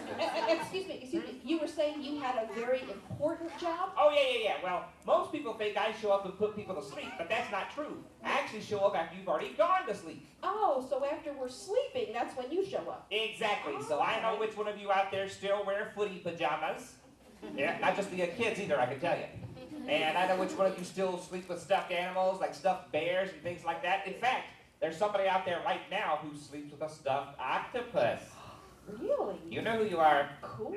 But I show up after your sleep, and I tell you stories, which you call dreams. Oh, so the Sandman is really a storyteller. Exactly. And I thought today I'd break with tradition a little bit and come by and tell you some stories while you're awake. Well, normally that would be great, but yeah. we're just about ready to start a show here. We're going to tell these kids stories about nighttime and sleep and dreams and stuff. Oh, that's great. I know all kinds of stories about nighttime and sleep and dreams and things like that. Yeah. In fact, you know what? I know a story about a guy who's famous just because he went to sleep. Famous because he went to sleep? Exactly. A guy famous because he went to sleep, and his name was Rip Van Winkle. Oh, yeah, I know that story. That's great. Okay, now, once upon a time... Wait. Hold on. What are you doing? I'm telling them the story of Rip Van Winkle. Don't you think I should be doing that? After all, the show is called Sandman's Sleepy Stories. Well, yeah, I guess. Just go on ahead. Thank you. I appreciate it. See you back there? All right. Once upon a time, back when the United States were still a group of English colonies, in a small village, there lived a fellow with the peculiar name of Rip Van Winkle. Rip Van Winkle was well liked by everyone in his small village. Everyone was very fond of Rip because he was always willing to lend a hand whenever anyone needed help. Oh, Rip, I'm so glad you're willing to help me carry my laundry home. It's so kind of you. No problem, Mrs. Dretcher. You know what they say, virtue is its own reward. Oh, do they? Well, I was going to reward you with a piece of pie, but in that case, I won't... Well, you didn't let me finish. Virtue is its own reward unless there's pie involved. Then take the pie. Oh, wonderful, wonderful. I've come up with a new recipe. I'm very eager to see what you think of it. Well, that's great because, you know, my laundry carrying ability is only outshone by my pie tasting ability. Oh, wonderful, wonderful. I have one I call Mrs. Drutcher's Chocolate Surprise. Well, what's the surprise? There's no chocolate in it, only strawberries and sardines. Oh, darn, I just remembered. I'm supposed to meet Mr. Van Brummel. I tell you what, you go on home, and I'll bring your laundry later. Oh, and I'll warm up a piece of pie for you, will I? Yes, nothing better than warm sardines. I'll see you later, dear. Strawberry and sardines? Black. Well, as my old pappy used to say, never turn down a free piece of pie. Well, I guess maybe I can figure I'll get a piece without too many sardines in it. Hey, Mr. Van Winkle, catch! Oh! Oh, Mr. Van Winkle, I'm sorry, did I hurt you? You okay? Where'd you go? I lost my hat. Oh, no. Sorry, Mr. Van Winkle. I know how much you like your hat. Yes. Oh, you all right? You okay? Did I hurt you? Yeah, I'm fine. Oh, well, you dropped all the laundry you were carrying, though. Oh, yeah. Looks like Mrs. Dretcher's going to have to do her laundry all over again. Listen, I was wondering if you would play ball with us tomorrow. You hit and kick and throw better than any of the other kids. Well, that may be because I'm 25 years older than the rest of you. Yeah, maybe. But, you know, I can't tomorrow. I have to meet Mr. Van Brummel for a lesson. Mr. Van Brummel, the school teacher? Yeah. What is he teaching you? No. I'm teaching him how to fish. Mr. Van Brummel doesn't know how to fish? Nope, not at all. And I don't know how long it's going to take for our lesson. It could be all day long. Oh, means you can't play ball tomorrow. I'm phooey. Well, but you know what that does mean? No, what? That means we'll have to play today. Yeah, you go get the rest of the kids. We'll meet at the King George Inn and we'll go play ball. Yeah. Oh, this is the best day ever. Yes, does my heart good to see the kids all excited. Ooh, yeah. Mrs. Drutcher's going to have to do her laundry all over again. Oh, look, there's a sock in the azalea bush. So as I say, Rip Van Winkle was well liked by everyone in his little village. Well, with maybe one exception. Rip Van Winkle, where are you, you no-good, lazy layabout? Uh-oh, that sounds like the melodious tones of my wife's voice. She better not see me here like this, so I better sneak away.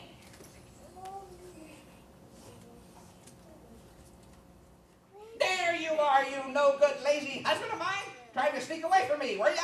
No, I wasn't sneaking. I dropped something. Likely story. What did you drop? Laundry. Did you see a sock around here anywhere? No, I didn't see any socks. I just saw a no-good husband who should be at home feeding the cows and mending the fences and plowing the fields. But dear, I don't have to plow the fields. There's already wild corn and cabbage growing in there. Not anymore. The cows ate it. Well, there you go. Now I don't have to feed the cows. Why do we have cows anyway? You can't play with them. They won't play fetch, and you can't ride them. Well, you can, but they don't go anywhere. They just look at you and go, You could at least mend the fences. But if I mend the fences, then the cows can't get in the field to get the corn and cabbage. You really don't think these things through very well, my dear. I should have listened to my mother, but no. You no good, knuckle-dragging, mouth Excuse me, breathing. my dear, this is a family show. Oh, sorry, I didn't see all the children out there. Well, fine then, fine. I'll have more adjectives for you when you get home. Well, you know what? When my wife is in a mood like this, there's only one thing to do. Head for the hills. So Rip Van Winkle headed out into the forest, hoping his wife would calm down and forget a few of the adjectives she had in mind to call him. So Rip found a lovely place in the forest, where he could relax and contemplate the mysteries of life. I wonder who thought it was a good idea to make a sequel to Highlander. When suddenly he heard, Rip Van Winkle! What was that? What was that? Oh, must have been my imagination. Oh. Rip Van Winkle! Oh, was that my wife? No, she wouldn't come out in the woods looking for me like that. Rip Van Winkle, hey, over here. What? Did you just say that? No, I think it came from over there. I better check this out. So Rip Van Winkle went further into the forest, trying to find out who had been calling his name, when he came upon a cherry. I think this is where I heard the voice coming from, but I don't see anything. Wait a minute. What's that I smell? It smells like someone's baking cookies. Oh, Rip Van Winkle, there you are. I'm so glad you could help us out, yeah. Oh, well, who are you, and how do you know my name? Oh, yeah, I should probably explain. I'm one of the magical forest folk, a brownie, actually. Oh, so that's how you know my name. You used your magical powers. No, I just listened when the Sandman introduced the show. But listen, I was wondering if you could help us out. We're going to enter a new cookie in the Forest Folk and Fairy Festival Bake-Off competition this year, and we all think it's great, but we'd like to get an objective opinion. Who's this we you keep talking about? Oh, me and the other brownies. We live in this toadstool and bake cookies. Oh, so there's more than just you? Oh, yeah, there's all of them. There's gooey, and there's chocolatey. There's the twins, moist and dry, and Grandpa Crumbly. And you are? Krusty Brownie, glad to meet you. Well, listen, I was wondering if you try our cookie and tell us what you think. We all think it's great, but we need somebody with an objective opinion, like I say. Well, my best ability is my cookie tasting ability. I'd be happy to try and taste it for you. Well, great, here, have one. Oh, Just take one. Okay. Just take one. Just We don't have it many to spare yet. Okay, all Take right. one What back, is it? you know. Yeah. Well, it looks very thin. Yeah. And it smells very minty. Yeah, that's what we were going for. Thin and minty. That may make for a good name. Anyway, see what you think about the taste, though. All right. Well, you know, the proof is in the tasting. Exactly. Take a bite there. What do you think? That's good. Oh, good. I was hoping you'd say so. Yeah, I think we're got a winner this time. I think this year we're really going to beat those snooty elves in their hollow tree. Yeah, this is great. Yeah. There was a little bit of controversy. Some of the other brownies thought I put too much pixie dust in the cookie. That sometimes makes people fall asleep, but I don't think I put in that much, really. No. As a matter of fact, I think you could. Rip? You okay, Rip?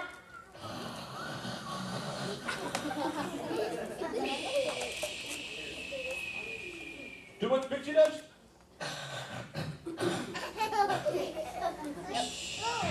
Yep. Too much pixie dust. Well, back to the kitchen. And so Rip Van Winkle slept. And when he awoke, it was early in the morning. Oh, me. Oh, my goodness. It's in the morning. I bet you my wife has many, many more adjectives for me now. I better get back to the house before she comes searching for me. Ow. Wow, my knees really hurt. As a matter of fact, everything hurts. Well, I guess that's what happens when you sleep in the woods all night. Ow. So Rip Van Winkle headed back to his tiny village. But when he arrived, nothing looked as he remembered. And he didn't recognize the people he saw. Well, I thought this was the direction of my town, but nothing looks the same. No? I have to ask somebody for directions or something. Excuse me, sir. I'm sorry, I'm very busy. I don't have time to be accosted by an old beggar. No. I was just wondering if you could help me. I want to know if this is my town or not, and I'm a little bit confused about Oh, you're one of those, are you? Well, look, Grandpa, if you're going to make poor life choices, don't expect me No. to... I was wondering if you could tell me, where's someplace somebody would know it. Oh, could you tell me where the King George Inn is? King George Inn? Yes. There's no King George Inn around here. Oh, well then I must be in the wrong town. Thank you. Oh, no, you must understand. There used to be a King George Inn, but I had it torn down. You had it torn down? Yes. But it was just here yesterday. Are you daft, old man? No, I bought the King George Inn over a year ago and had it demolished. No, but everybody meets at the King George Inn. That's where I meet the kids to play ball. No one's met at the King George Inn for over 20 years, old man. Not since Rip Van Winkle went missing. Missing? Yeah. But I'm right here. I'm not missing. I think not. No, the children and I all used to meet Rip Van Winkle at the King George Inn, and one day he told us to meet him there, and he never arrived. And we waited, and finally we realized he'd abandoned us, and we never met at the King George Inn again. No, I wouldn't abandon you. Wait a minute. Henry, how did you get all grown up overnight? I can assure you I have aged at the normal rate, but I think time has adversely affected your senses, old man. And that's another thing. Why do you keep calling me old man? Well, obviously you are. I mean, only old men have long white beards like you have. Long white beard? I have a long white beard. Well, as fascinating as this conversation has been, I really must be on my way. Good day to you, old man. Oh my, what's going on? Why do I have a long white beard? Nothing looks the same. I need to go find my wife. She'll tell me what's happening, even though she probably has many, many adjectives by now. Oh my gosh. So Rip Van Winkle headed to his house, hoping he'd find his wife and she could explain what was going on. But when he arrived, all he could find was an old, broken down old shack. Well, I thought this was my house, but that thing looks like it's about to fall in on everybody's head. So, who is it? What do you want? Oh, hello, my dear. I'm home. It's me, your husband. What? It's me, your husband. Hot dog buns? No, I don't even have hot dogs. What do I need buns for? No, I'm your husband, Rip Van Winkle. And what? Rip Van Winkle. Pickles? No, I don't eat pickles, especially not on hot dogs. No, I've been gone all night. You did what? I've been gone all night. Fly a kite? Well, go ahead. What are you bothering me for? No, everything is different. I don't understand what's going on. You what? I don't understand what's going on. About 4:30? No, I'm confused. I don't understand. Yes, lovely talking to you too. I'll see you later, dear. Why? My own wife doesn't even recognize me. Oh no. Why? 20 years? How come? Slept for 20 years? Crusty Brownie! He said he put too much pixie dust in those cookies. I gotta get back to that clearing and see if I can't get him to change this back around. I can't be old like this forever. Ow! Ow! Oh! So Rip Van Winkle ran, or rather, well, more like he hobbled, back to the clearing where he had first met Krusty Brownie. Krusty Brownie! Krusty Brownie! You've got to help me! My wife doesn't know who I am! I've slept for 20 years. Oh! Nobody knows who I am! The town is all different. I don't know anybody. Wait a minute. My knees don't hurt. Nothing hurts. My beard's gone. I'm back! I'm back! I gotta get back to town. So Rip ran back to his village, which he was able to do much quicker now, until he arrived back to his home. And when he arrived, everything looked exactly as he remembered. He even saw a familiar face. Yes! My town! My town! I'm back! I'm back! This is the most perfect day ever! Yes! Yes! Yes! Oh, sorry, Mr. Van Winkle, did I hurt you? Okay. Henry! Yes. Henry! You're a kid again! Again? What was that before, an armadillo? No, I mean, you're a kid, not an adult! No, you feel okay, Mr. Van Winkle? You still want to play ball with us? Yes! Yes, I do want to play ball! Go get the kids, we'll meet at the King George Inn, but I've got to go back, go home and talk to my wife Okay, first. yeah, sure thing, Mr. Van Winkle. All right. Grown-ups are weird. And so Rip Van Winkle ran back to his house, hoping to find his wife in his home just as he remembered it. Oh, my dear, there's my house! It looks just like I remember! Yes! Oh, dear! Oh, there you are, you no-good husband of mine. Well, I've got lots more adjectives to call you now. In fact, I have an alphabetized list somewhere. Yes, my dear. Call me all the adjectives you want as long as I get to hear your voice. You feel all right? Yes. Call me anything you want. Call me no good. Call me lazy. Call me indolent. Call me lousy. Wait, what was that last one? Lousy? Before that? Indolent. Indolent, yes, I like that one. I think I'll start with that one, yes. Indolent, Yes. Call me indolent. Call me outdolent. I don't care as long as I hear your melodious voice. You sure you're all right? Yes, I'm fine. And right now, I'm going to go back to town and play ball with the boys. But when I come back, I'm going to feed the cows, and I'm going to mend the fence, and tomorrow, I'll plant the field. Really? Yes. Well, if you do all that, I can think of another adjective to call you. And what's that? Sweet. And Rip Van Winkle did exactly as he had promised. He mended the fences, he plowed the fields, he even fed the cows.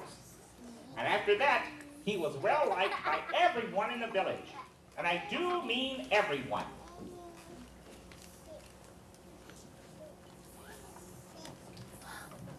And that's the story of Rip Van Winkle. Did you enjoy that one? Yeah. That's good. Oh, good. I like that one too. That's a very good story. I like it. Mr. Sandy, Yes. that was a really good story. I'm really glad you told it to us. Sure. And you know what? I never did think about it, but Rip Van Winkle was famous for going to sleep. That's right. That was his claim to fame. Sleepiness and laziness. Yep. Yeah. Of course, I guess there are worse things to be famous for. Like what? I don't know. Stinkiest breath. Oh, yeah, that could be. Cramming the most baby corns up your nose. Explosive flatulence. Oh, okay. That's it. Being a Kardashian. Okay. But you know, sleeping too much is really bad for you. Yeah, sleeping too much is bad for you. But you know what? Not sleeping enough is bad for you too. That You know is what? true. That reminds me of another story I know. Another story? Yeah. How many stories do you know? Oh, I know millions and millions of stories. I have them on loan from Anansi the spider. Oh, yeah, I remember that guy. Yeah. But I know all kinds of stories. I know stories about aardvarks, I know stories about ice skating, I know stories about prickly pears. I even know stories about aardvarks ice skating through prickly pears. Ooh, I do. tell us one of But those this- stories. I don't have time right now. It's very involved and I have to have a lot of props. Oh. But the story I want to tell you now is about a young gecko who couldn't go to sleep. A young gecko who couldn't go to sleep? All the way from the island of Bali. I don't think I know that story. Oh, I should probably tell it then, right? You're going to have to take All right, great. I'll do it. All right. Now, once upon a time, way back on the island of Bali, there lived a young gecko. This young gecko enjoyed doing all the things a young gecko normally enjoys doing. He enjoyed playing hide and seek with his friends. All right, ready or not, here I come. Let's see, Howie, are you over there?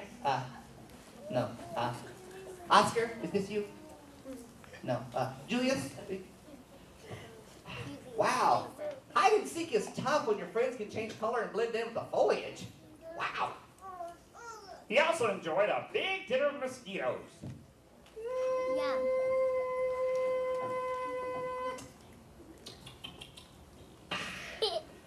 Mosquito, just the way Mom used to make. Raw. And after a long day of hide and seek and a big dinner of mosquitoes, the young gecko lay down, pulled a leaf up over himself, and relaxed, ready for a long evening's rest.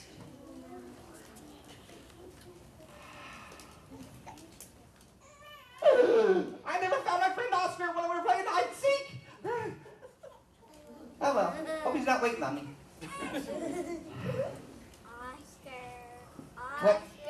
What is that light?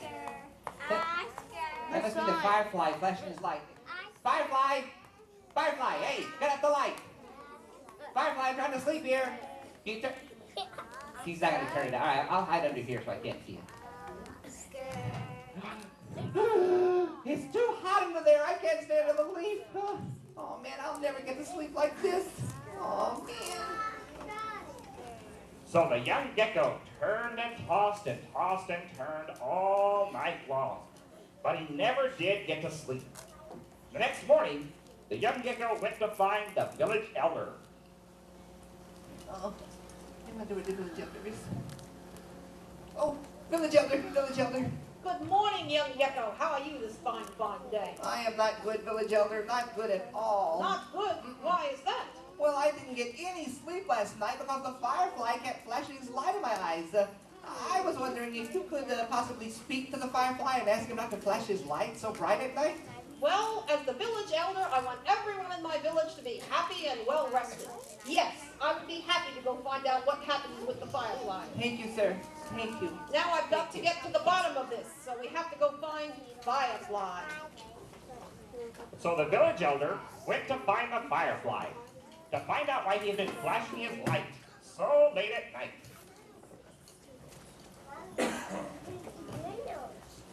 Firefly! Oh, Firefly!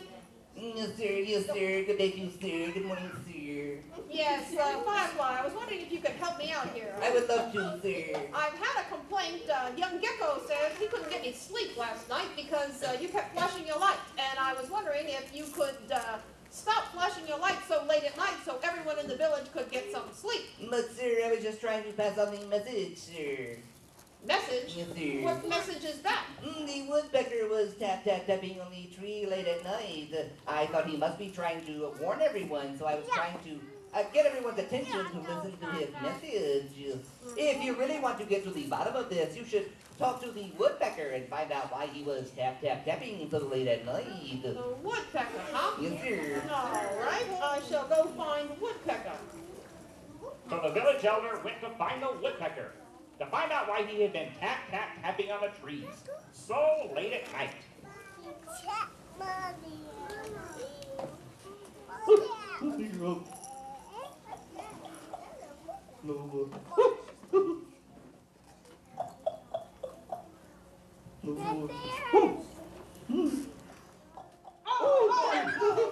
Sorry there, your kingship. I mistook your head for a block of wood. Easy mistake to make, though. Yes, well, woodpecker, I'm wondering if I could ask you for some help. Sure, anything you want. Yeah, young Gecko said he couldn't get any sleep last night because Firefly kept flashing his lights. Firefly said he was only flashing his light because you were sending out a warning and he wanted to draw everyone's attention to it. What was the message you were trying to get to everyone's attention about? I wasn't tapping on a message. I was tapping along with the song the frog was singing. I can't sing very well myself, but I do like to keep the beat. Oh, I'm sure you have a lovely singing voice. Give us a song. Oh, no, really, I can't sing very well at all. It really is. That's what everyone always says. Come on, give us a tune. No, it's better if I don't. I really can't come sing. on. No, honestly, I can't sing. Can't tell ladies, sing this song. Do-da, do-da. Can't tell ladies. No, you are right. You should go back to keeping the beat. Don't just know your criticalness. Yes. Well, listen, if you really want to get to the bottom of this, you should talk to the frog and find out why he was singing so late at night. Frog, Yes, huh? sir. All right. So the village elder went to the pond to find the frog, to find out why the frog had been singing so late at night. Frog! A frog! Hi-ho there, village elder, sir. Are you sure you're a frog? Of course I'm sure. Don't you see my stereotypical frog color? Yes. Well, I've come because I'm trying to get to the bottom of a disturbance. Oh, yes, what happened there? Yes. Well, last night young Gecko couldn't get any sleep because Firefly kept flashing a light. Firefly said he was flashing his light because the woodpecker was having out a warning. But the woodpecker said he was just keeping beat to the song that you were singing. So I've come to ask you if you would please stop singing so late at night. Oh, but sir, I wasn't singing last night. I was yelling at the beetle. Yelling at the beetle? Yes, sir. Why? Well, the beetle was carrying a ball of filth down the street, sir. Filth? Yes, sir. What kind of filth?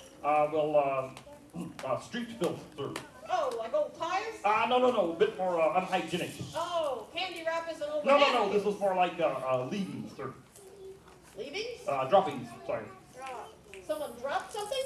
Well, yes, technically, yes. I don't understand. Well, it is, it was poo, sir. Poo? Yes, sir. Why would she be carrying poo down the street? I don't know. It was very unhygienic, and I wouldn't have said anything, but I mean, Beetle was carrying that ball of poo down the middle of the street. That's disgusting. Yeah, if you really want to get to the bottom of this, you should probably talk to Beetle and find out why he was carrying a ball of so on and so forth down the street. Beetle. Yes, sir. I'll have to go find Beetle. By this time, the village elder was beginning to get angry, and so he went throughout the village, looking for the beetle, to find out why he had been carrying a ball of, well, so on and so on, down the middle of the street. Beetle! Beetle! Where are you, Beetle? Yes. Lovely day, isn't it, sir? No, it's not a lovely day. No, I've got a problem, and you seem to be the cause of it. Yes, young Gecko said he couldn't get any sleep last night because Firefly kept flashing his light. Firefly was flashing his light because Woodpecker was tapping out a warning. Woodpecker said he wasn't tapping a warning, he was tapping along to the song singing. Frog said he wasn't singing. He was yelling at you for carrying a ball of poo down the street. But sir, I had to. Do you think I like carrying poo down the middle of the street? I'm not exactly sure what I think about that. As a matter of fact, I'm a little suspect about that thing you got in your hand right now. Oh, this, sir? Oh, Yes. no, this is just a football. Here, smell it. No. See the laces? Yeah. See, it's just a football. Yeah. But listen, I had to carry it because the water buffalo left a big splat of poo in the middle of the street. In the street? Yes, very unhygienic. That's gross. If you really want to get to the bottom of this, you should probably talk to the water buffalo and find out why he left a big splat in the middle of the street. Yeah. Water buffalo, eh? Yes, sir.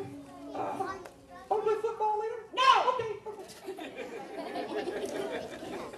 By this time, the village elder was very angry. So he stomped through the village, looking for the water buffalo, trying to find out why he left a big spot of poo in the middle of the street. Water buffalo! Water buffalo! Hi there, village elder. How are you? I'm not good. Oh, no. Yes. Sorry to hear that. Yes, there was a big disturbance last night, and it's coming down to you. What happened? Well, Gecko couldn't get any sleep last night because the Firefly kept flashing his light. Firefly was flashing his light because Woodpecker was sending out a warning. Woodpecker wasn't sending out a warning. He said he was tapping along to the song the Frog was singing. Frog said he wasn't singing. He was yelling at the Beetle for carrying a big ball of poo down the street. The Beetle said she was carrying the poo because you left a huge splat in the middle of the road. Now, as village elder, I'm telling you to stop right now. Oh, yeah. That's what happens. I try to help and I get yelled at. Help? How is putting poo in the street a help? It's a help because the rain washed a stone away in the middle of the street. The merchants have almost lost their carts in that hole. If you really want to get to the bottom of this, you should talk to the rain and find out why it rains so hard it washes stones away from the middle of the street. I'm out of here. And I have to go to the bathroom. Rain cloud. By this time, the village elder was furious. So he stomped throughout the village until way out on the outskirts of the village elder found a rain cloud happily raining away. Yeah. Raindrops keep falling on your heads.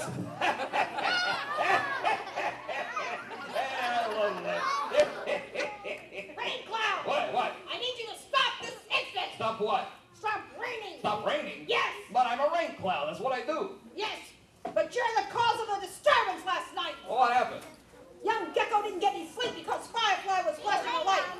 Firefly was flashing his light because Woodpecker was tapping out a warning. Woodpecker said he wasn't warning, he was tapping along to the song the Frog was singing. Frog said he wasn't singing, he was yelling at the Beetle for carrying a big ball of poo down the street. Beetle said she had to carry the poo because the water buffalo had left a huge splat in the middle of the road. Water buffalo said he put the splat in the road because you had washed away stones in the road.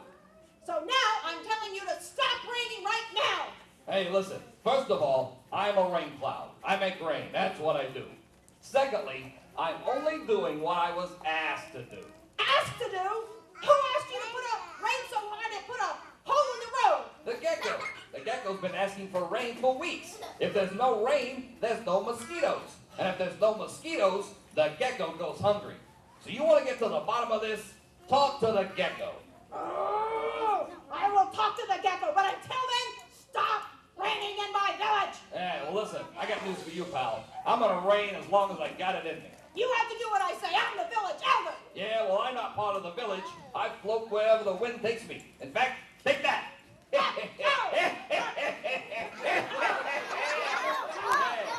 like I say, you want to yell at somebody? Talk to the gecko. Gecko!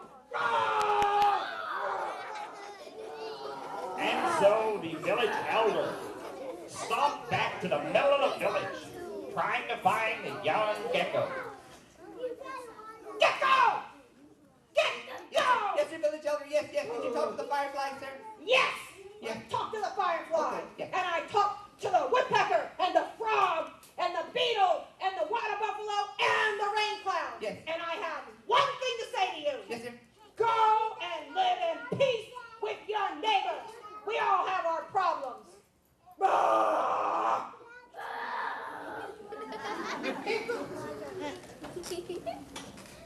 And so the young gecko still didn't get any more sleep. But he did have lots of mosquitoes to eat for that month and for many, many more months to come. And that's the story of the complaining gecko. So, you see, thank you. So as you see, sometimes if you can't sleep, it might be your own fault, like it was with Miss Robin last night. Mr. Sandman? Yes? What do you mean it was my own fault that I couldn't get to sleep?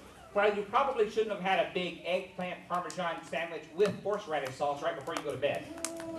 Yeah, that probably wasn't such a good Not a good idea. But it sure was yummy. I bet. Well, this has been fun. I hope you've enjoyed it. I gotta go now and get ready. So I'll see you later. And No, Mr. Sandman, no, you can't leave yet. Why not? Well, you have to tell us one more story. You've only told us 2. Well, yeah, but normally I only get a short time with everybody, and I thought 2 stories would be good. Then I could go get ready for tonight. No, See, and then you have to tell us 3 because everything is better in 3s. Not everything. Not angry bees. Well, okay. Not careless dentists. Well, but that's not what I was talking about. Not IRS agents. Not Kardashians. But you've only told us stories so far about people that sleep too much and people that can't sleep enough. Oh yeah, I haven't even told you stories about dreams yet, have I? You haven't told us any dreaming stories. You know what? That reminds me of a story about a man who got rich through a dream. Got rich through a dream? That's right. Would you like to hear that one? I would love to hear that one. Oh, great. Right. I suppose you want to tell this one too. If you don't mind, it is what I do. There you go. Thank you. All right. Now, once upon a time, way, way back in fairy tale times, there was a farmer, which really in and of itself is no big deal. But this farmer had a very large plot of land. Every year, the farmer would plant his crops and work his land diligently, hoping that he would get a large crop of food to feed himself and his wife for all the year to come. Ooh, yeah, looking good, yeah. Oh, dear, how's everything coming this year? Oh, wonderful. This is great. Look at this. Oh, what did you plant this year, dear? This year I planted tomatoes and lettuce and onions and corn and squash and melons. Oh, I can't wait to see how it all turns out. Yes, and you are in luck, wife of mine, because I'm about ready to start the harvest. Yay! So as I say, the farmer worked his land diligently. But no matter what he planted, the only thing he ever grew were turnips. Turnips again? Turnips again? Well, it's really not that bad, I guess. Not that bad. It's a whole year of nothing to eat but turnips. Turnips baked and grilled and fried and turnip stir fry and turnip ice cream. Oh, I have a new recipe I want to try tonight. Yeah? It's called turnip surprise. What's the surprise? There's nothing in it but turnips. Oh, this dull old field. Lousy, no good, grow nothing but turnip field. I'm going to bed. Oh, okay.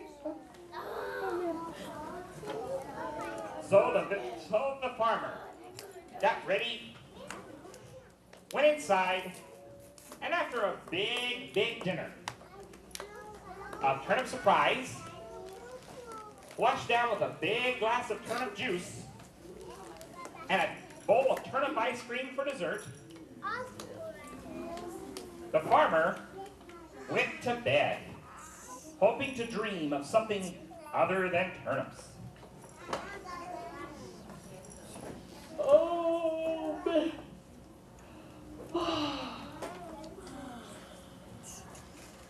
And that's where I came in. That's right, I actually get to be inside this story. And so I woke the farmer up to give him a very important message. Farmer, oh kind farmer, wake up. I have something to tell you.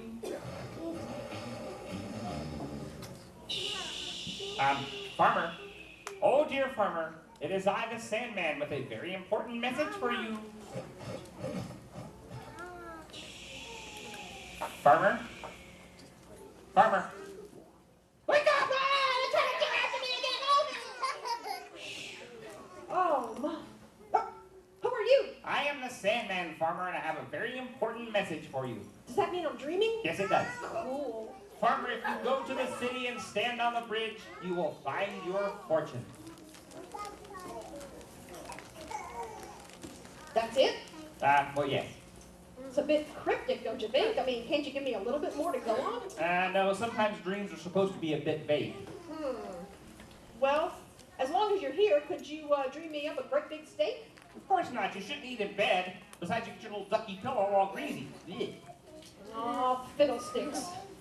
Well, as long as I'm up, I'll go get me a glass of turnip juice, I guess. For 3 nights, I visited the farmer, telling him that if he went to the city and stood on the bridge, he would find his fortune.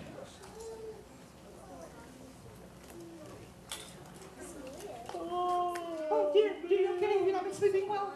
No. What's the matter? For 3 nights I've had the same dream. But what about the turnips? Yeah, that is scary. No. The Sandman says if I go to the city and stand on this bridge, I will find my fortune. Oh, I've had a dream for 3 nights in a row, and there's all these ponies, and they have lasers shooting out of their eyes. And then, No, I'm just going to do it. I'm just going to go to the city, I'm going to stand on that bridge and wait for my fortune. What about the turnips? Oh, who cares about the turnips? I don't like that lousy old field. As a matter of fact, while I'm gone, see if you can't sell it. Oh, okay. Bye, dear. Oh, hope you just clean your underwear. So the farmer went to the city, found the bridge, and stood there, hoping he would find his fortune just as I had told him in the dream.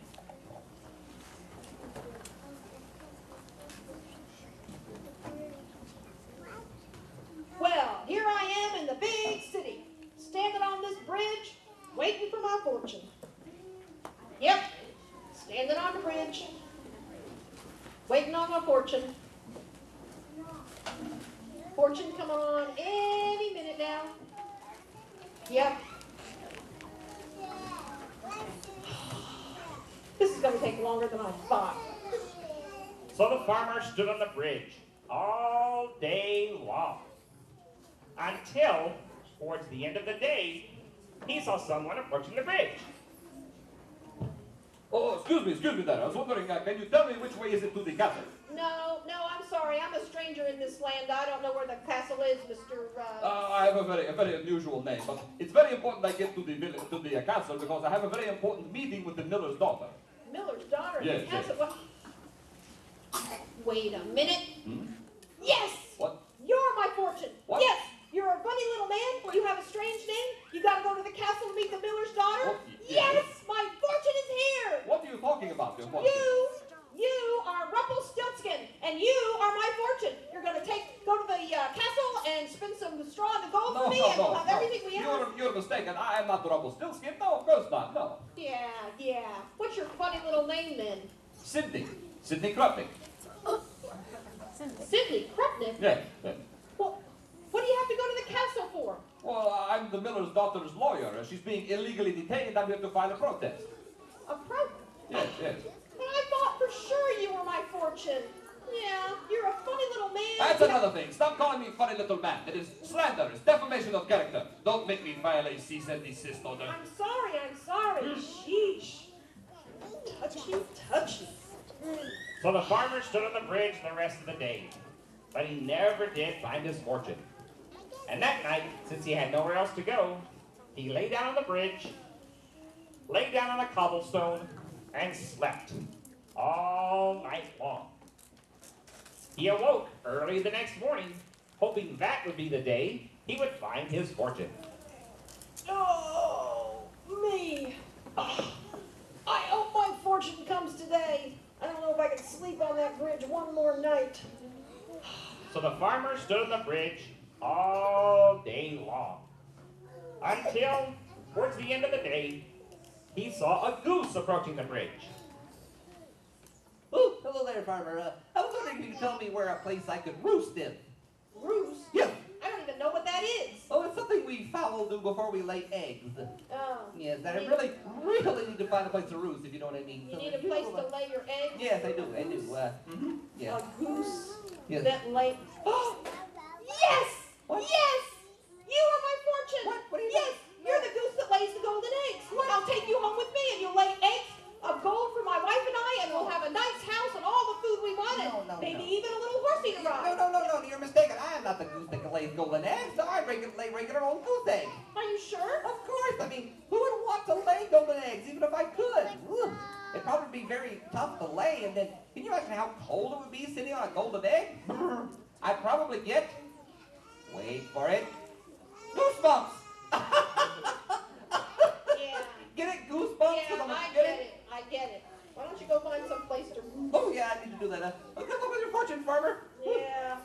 Aw. I just knew that was going to be my fortune. Golden eggs and all. Aw. So the farmer stood on the bridge the rest of the day, but he never did find his fortune. And once again, since he had nowhere else to go, he lay down on the bridge, cuddled up with a cobblestone, and slept all night long. And again he awoke early in the morning, hoping this would finally be the day when he found his fortune. Oh. You know, when you use a cobblestone for a pillow and you drool, you get mud on your face. And the farmer stood on the bridge all day long, until towards the end of the day again, he saw someone else approaching the bridge. No, excuse me there, my good lad. I was wondering if you could, No, I'm sorry. I'm not from this town. I don't know what day it is. I don't know a place for you to roost, and I have no idea how to get to the castle. You misunderstand, my dear lad. I'm not here to find something out from you. I'm here to help you. You're here to help me? Yes, I was wondering if you might be interested in some beans. In some beans? Yes. What would... Wait a second. Yes. Yes. Yes, I I thought so. will take those beans. Yes. And I will take them back with me to my house, and I will plant them in my garden, and they will grow into a huge beanstalk, and I'll climb that beanstalk, and they'll be gold and jewels. What are you talking about? The beans. They're magic beans. And I'll plant them, and they'll grow a beanstalk. No. These are not magic beans. These are regular old everyday beans. Just plain old beans? Well, of course. I had seen you standing here several days. I thought you must be getting hungry, so I was offering you beans for lunch. Beans for lunch? Yes.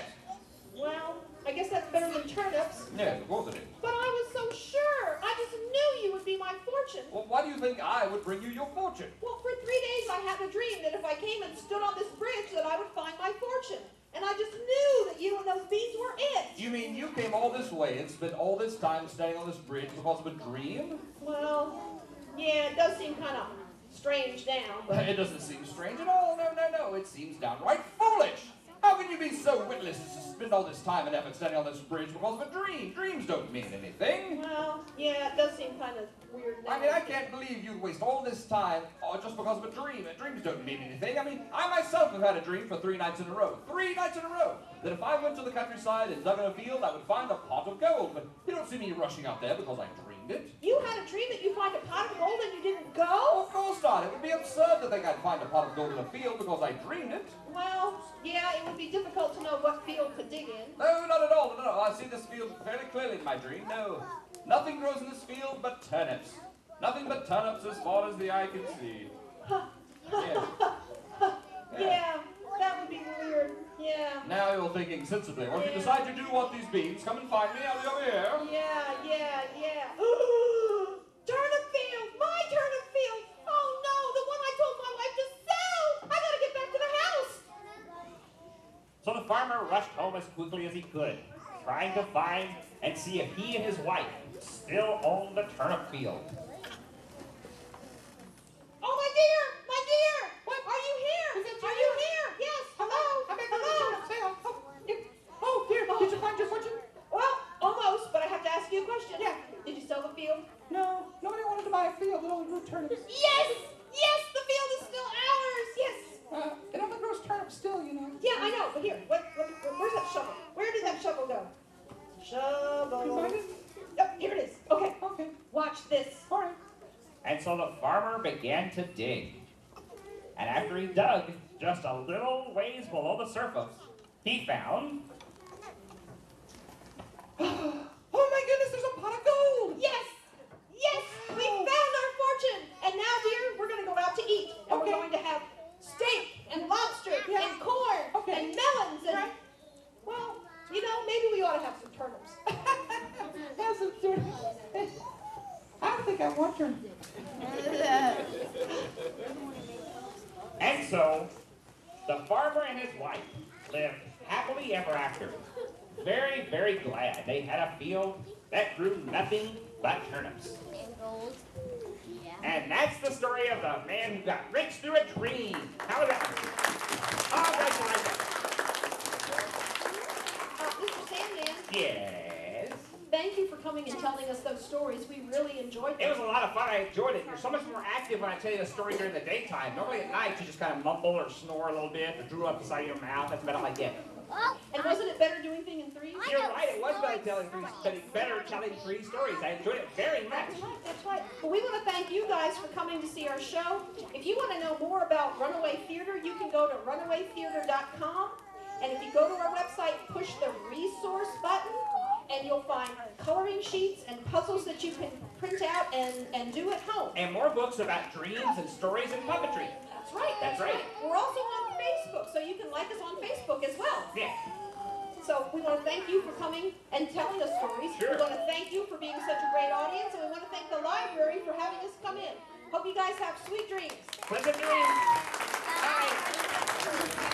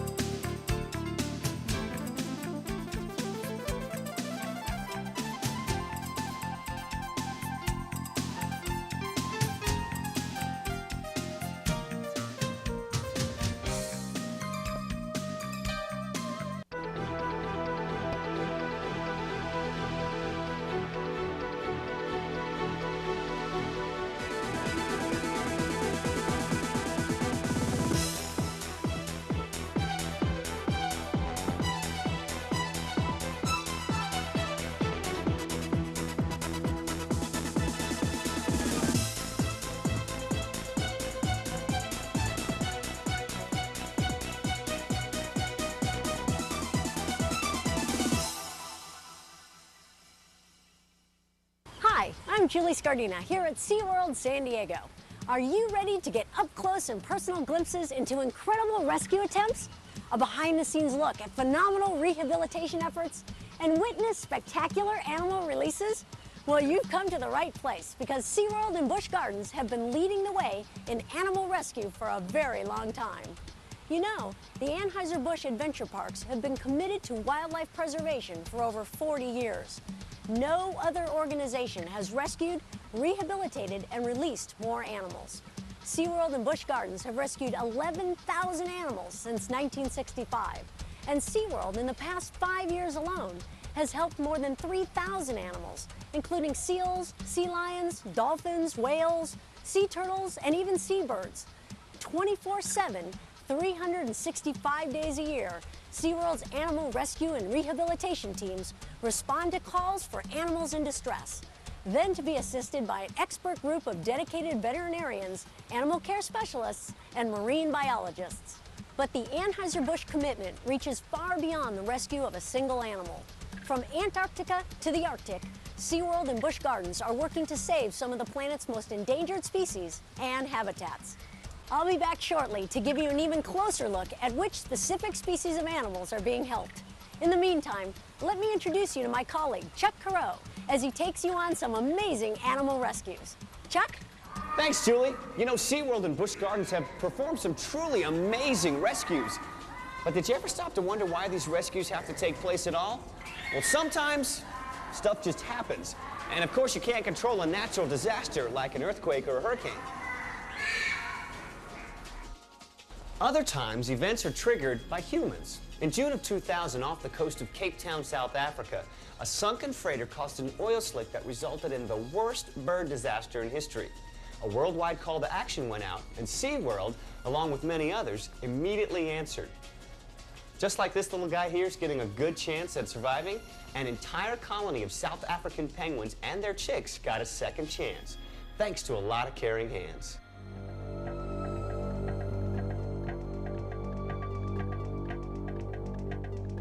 It comes as a surprise to many people to hear that South Africa is home to penguins.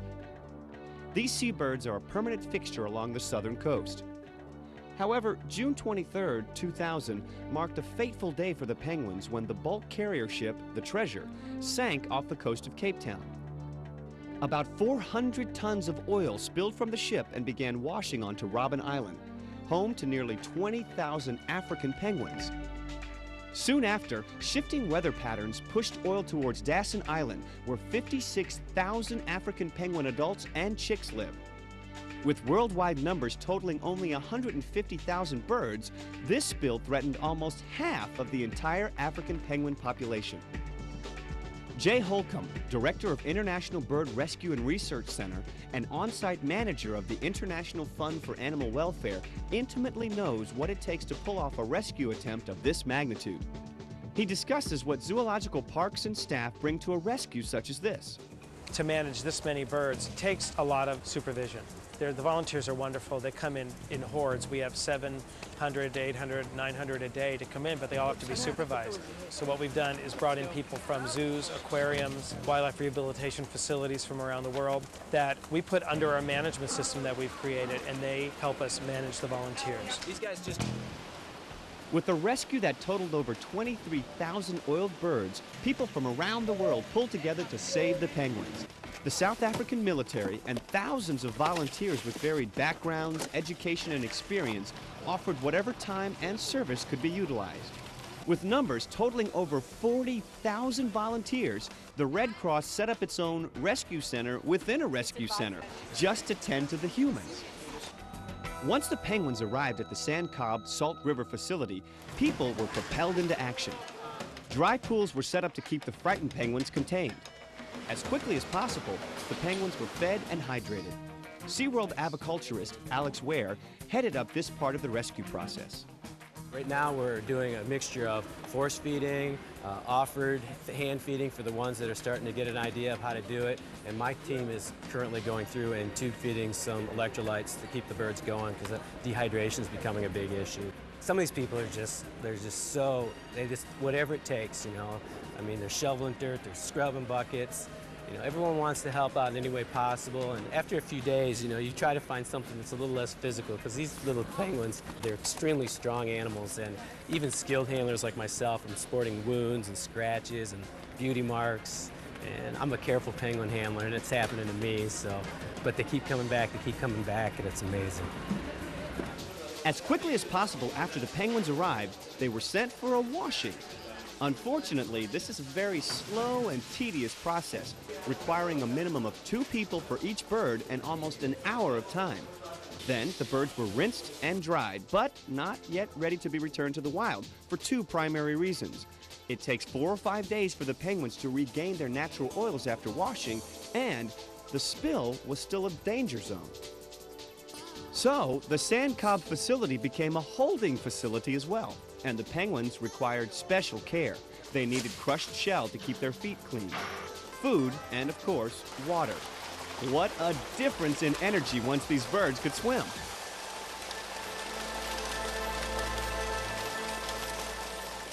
And what an amazing transformation to turn an empty railroad warehouse into a penguin rehab center of this magnitude.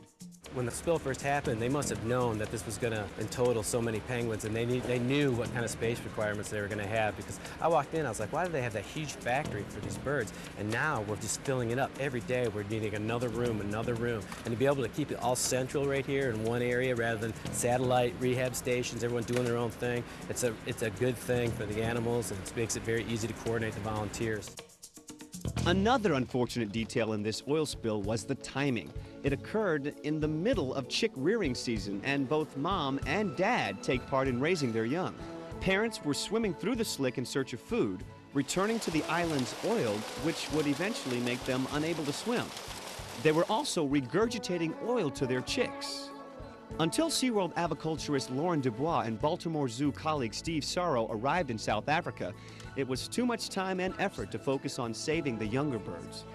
Basically what we're trying to do here is most of these birds have just come off the nest, and we're trying to get them to eat. What we're doing is once a day we're coming in and we're doing a force feeding, which is basically picking the bird up, making sure he gets 2 to 3 fish, and then in the afternoon we'll come in and we'll sit in the pens as the birds are getting used to us and try and offer them fish and give them sort of a hand feeding or free feeding.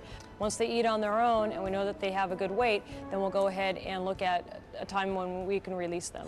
Over 500 chicks were eventually returned to Dassin and Robben Islands, prepared to grow into vital adult penguins, helping to preserve their species.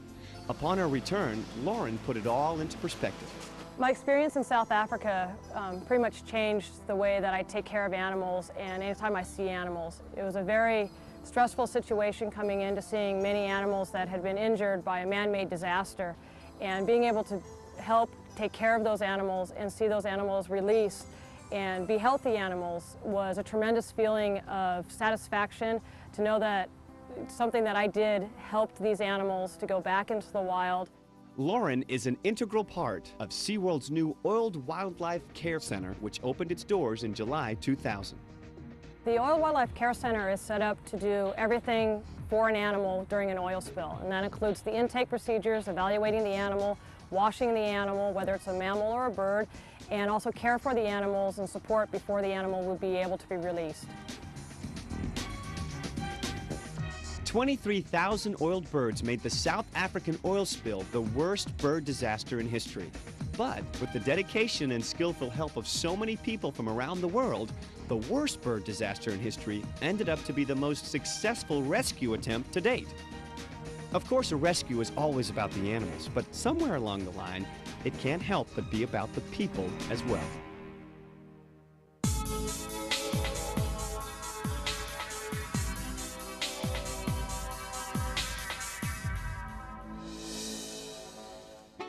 California sea lions like these are abundant off the U.S. West Coast. That's not the case for another pinniped, the very endangered Hawaiian monk seal. Recently, an unusual form of blindness swept through Hawaiian monk seal colonies, putting their already dwindling population in even further jeopardy. SeaWorld San Antonio helped rescue several of these blind seals in an attempt to not only save these few, but learn more about this pinniped in hopes of understanding ways to protect their entire species in the future. It's an amazing thing. The Florida manatee has a legendary history dating way back before Christopher Columbus.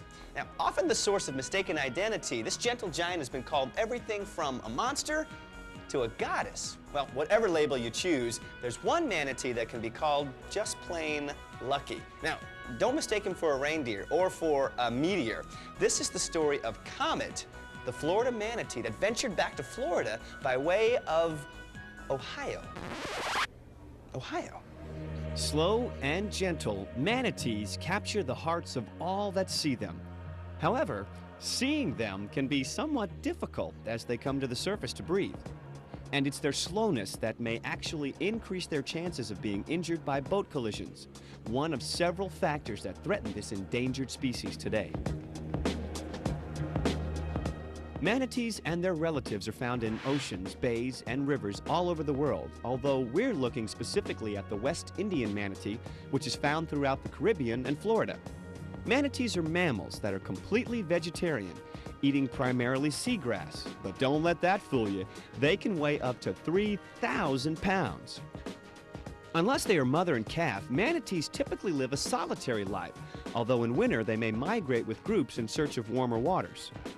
The story of Comet starts in January of 1998 in Fernandina Beach, Florida, where he was found with his mother who had been hit by a boat. SeaWorld's animal rescue team responded to the distress call to find a very injured mother and her year-and-a-half-old calf who was still nursing. The mother, named Mercury, sustained many large wounds on her right side, and SeaWorld vets discovered that she had several broken ribs that were causing a severe infection.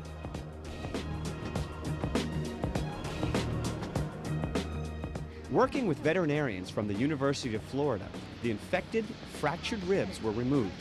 Although Mercury began to eat following surgery, her wounds were too severe and she succumbed to them shortly after.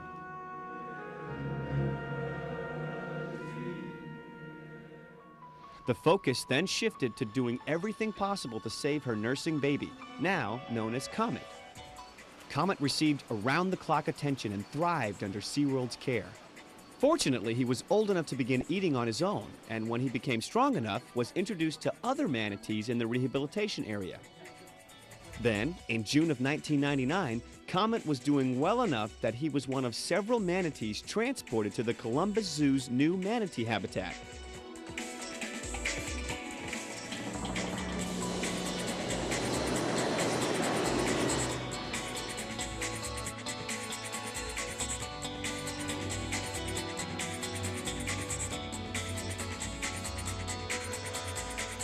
How about that?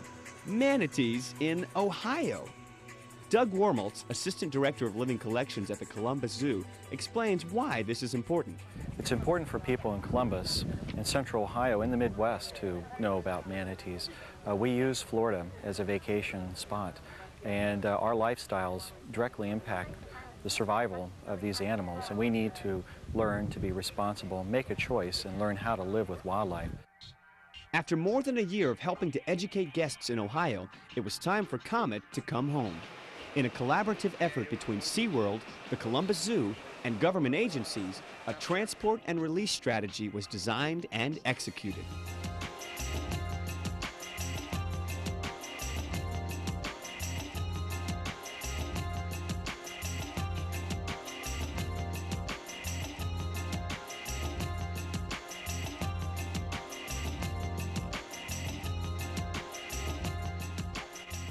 Upon his return to SeaWorld Orlando, Comet was prepared for release into the St. Johns River, along with another rescued manatee named Corey.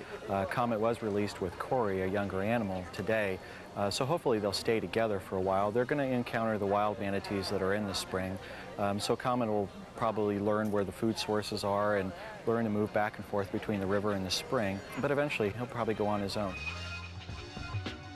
SeaWorld Orlando is one of several manatee rescue and rehabilitation facilities in the state of Florida.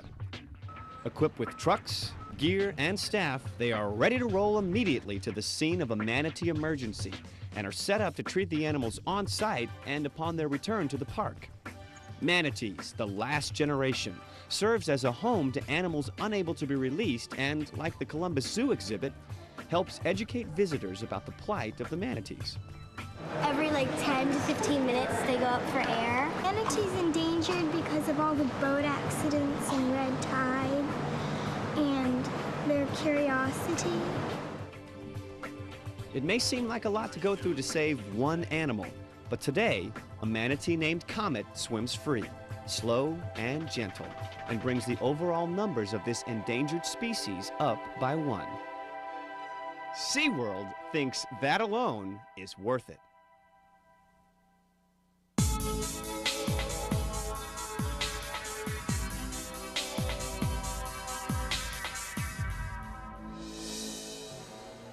There's almost no problem that can't be solved with good old-fashioned ingenuity.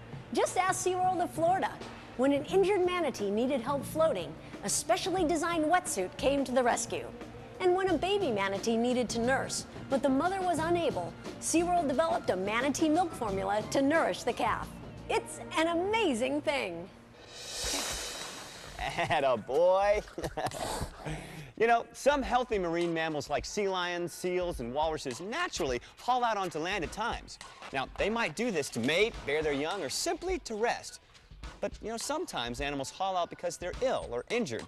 In this case, an animal is considered stranded. That means it's helpless and unable to survive under the present conditions. Animals become stranded, well, for many reasons, ranging from disease, toxins, injuries, parasites, entanglement, oil spills, and believe it or not, weather events such as El Nino. Although the cause of El Nino remains a mystery, it's an ocean event that has far-reaching effects. It might increase rainfall across the southern U.S. while causing horrible flooding in Peru and severe drought in the West Pacific, which might cause devastating brush fires in Australia. Meaning the little boy, or Christ child in Spanish, El Nino got its name since it often arrives around Christmas. During an El Nino, there's a change in normal trade wind strength in the central and western Pacific, which impacts surface water temperatures off the coast of South America.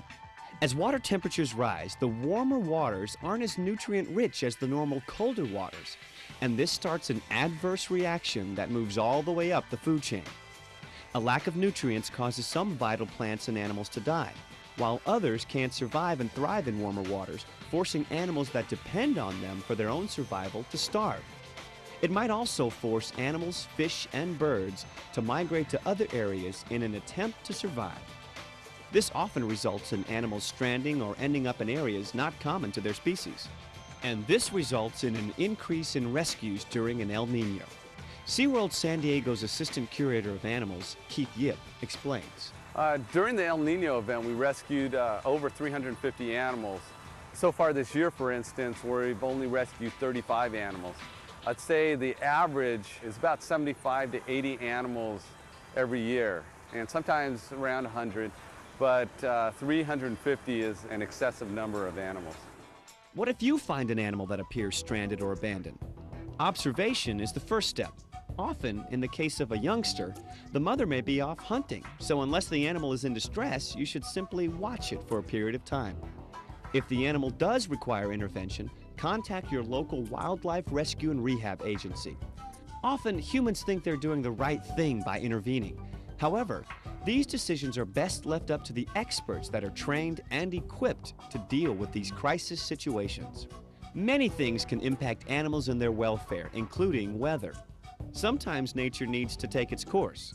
Other times, a helping hand, or lots of helping hands working together, is just what the doctor ordered.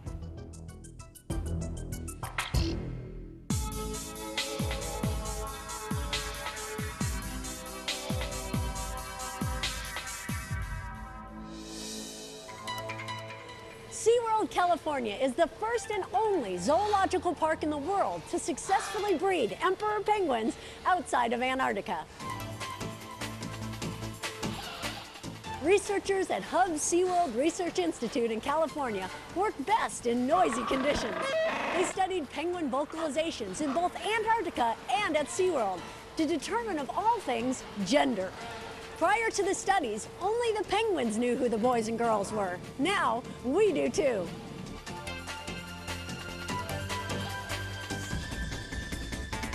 It's an amazing thing. Sometimes things happen in nature for reasons no one understands, and human intervention becomes a crucial factor in the survival of an animal. This is the story of Callie, the giraffe, that with the help of Busch Gardens caretakers, veterinarians, and designers, stood just a little bit taller and a whole lot steadier on her feet. There's no question that Busch Gardens Tampa is a fun and exciting theme park. But did you know that what looks like a cool place to see animals is serving a major worldwide function?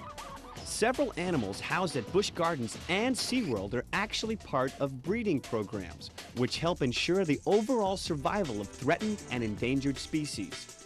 Every day, guests at the park can get a glimpse of the newest additions to the Busch Gardens family by stopping by the nursery. Not all animals in the nursery are endangered or threatened. Sometimes, for various reasons found in nature, the mother is unable or unwilling to care for her offspring, or the baby may be sick or need special care. This was the case with Callie the giraffe. Callie, a reticulated giraffe, was born prematurely at Busch Gardens Tampa. Normally, giraffes can get up and walk on their own within minutes after birth. Callie, however, was just too weak to support herself. Weighing just 75 pounds at birth, she needed round-the-clock nursing care for the first 5 days. She was then able to stand up, but her forelegs needed support. Busch Gardens veterinarian Dr. Noah Abumadi determined that Callie's legs could be supported with braces, which would allow her to walk and strengthen her weak legs and joints. Shriners Hospital for Crippled Children was called to assist in the evaluation and design of the braces. A little extra support was just what Callie needed to boost her confidence. With her newfound stability, she was able to be walked and exercised, growing more sturdy as each day passed. Eventually, she was strong enough to walk and run on her own, where she joined the other Busch Gardens giraffes on the open veldt. Not only are breeding programs important as a way of increasing population numbers of a species, but also genetic diversity. SeaWorld aviculturist Rob Yorty explains. When you're actually thinking about possibly releasing an animal, you don't want any latent genetic problems in their traits that could come out when the animal's actually released out in the wild and reproduces. So by this way of having a very large number of animals, we can keep track of all their genetics and make sure we don't have any weaker individuals, so to speak, that may be part of a reintroduction program. Zoological parks provide fun and entertainment, no doubt. But look below the surface and you'll discover dedicated people devoted to conserving and preserving animal welfare, diversity, and population. Global concern on a local level.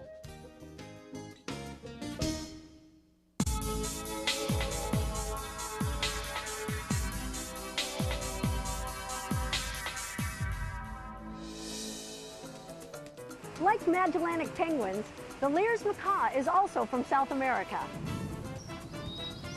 One difference is the Lear's macaw is in extreme peril as more and more of its habitat is being harmed.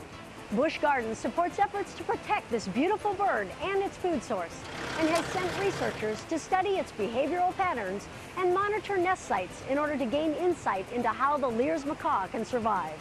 In addition, Busch Gardens is the only zoological park in the world to have successfully bred the Lear's macaw. It's an amazing thing. Rescuing a marine mammal like a seal or a sea lion is hard work. But can you imagine what it's like rescuing an animal the size of a gray whale? Well, size is only one thing that makes this next story the most amazing animal rescue of all. It was a fateful day in January 1997 when an abandoned gray whale beached herself near Marina del Rey, California. The whale was only a few days old when she was rescued and brought to SeaWorld San Diego.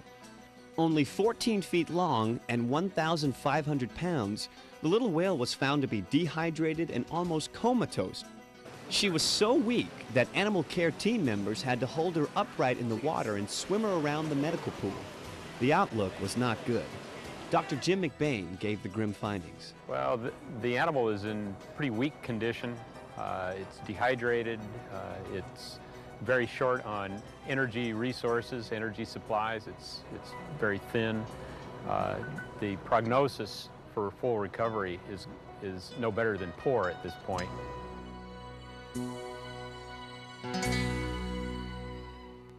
But with the dedication of the SeaWorld staff giving round-the-clock care, the little whale known as JJ overcame the odds. JJ was put on a specially formulated diet made up of a mixture of heavy cream, minced fish, and vitamins. She was hand-fed the formula at first and gained weight at an astounding rate. Eventually, JJ was introduced to solid food and was eating on her own. JJ thrived at SeaWorld, and as she grew, so did her pool. She became the center of attention as people from around the world followed her progress and visited her in San Diego.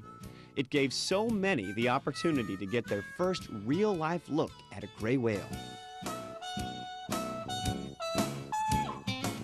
There's much yet to be learned about gray whales, their patterns and habits. JJ gave us the opportunity to learn a tremendous amount about gray whales, their needs, and requirements. As JJ grew, it was discovered that her vocalizations didn't show the wide range of sounds gray whales normally make. It's known that these vocalizations play a very important communication and navigation role in the wild. With the help of audio technology, researchers piped different whale vocalizations into her pool as she was feeding. They hoped that when JJ was released back into the sea, she would recognize these calls and sounds and follow them to other gray whales. After 13 months of constant care, literally tons of food, and lots of love, it was time for JJ to be released. She was well over a year old, weighed 17,000 pounds, and measured almost 31 feet in length. It was no small task to design the equipment, gear, and strategy to transport JJ to the sea.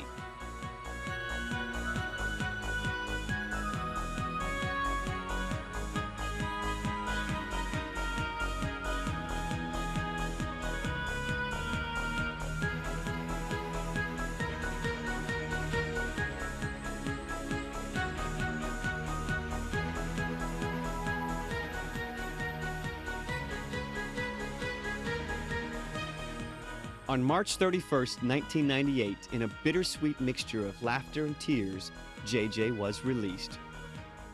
After only a few days, she scraped off her tracking devices, so there was no way to follow her. She was released as the gray whales were making their way north to the colder Arctic waters.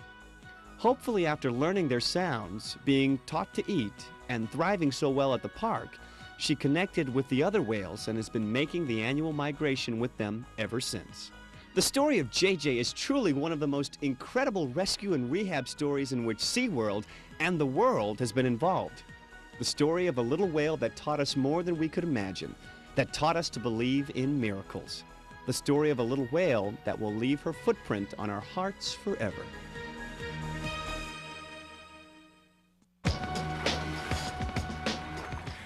We've seen that things can happen at the hands of humans that may affect wildlife, like boating accidents with manatees and oil spills.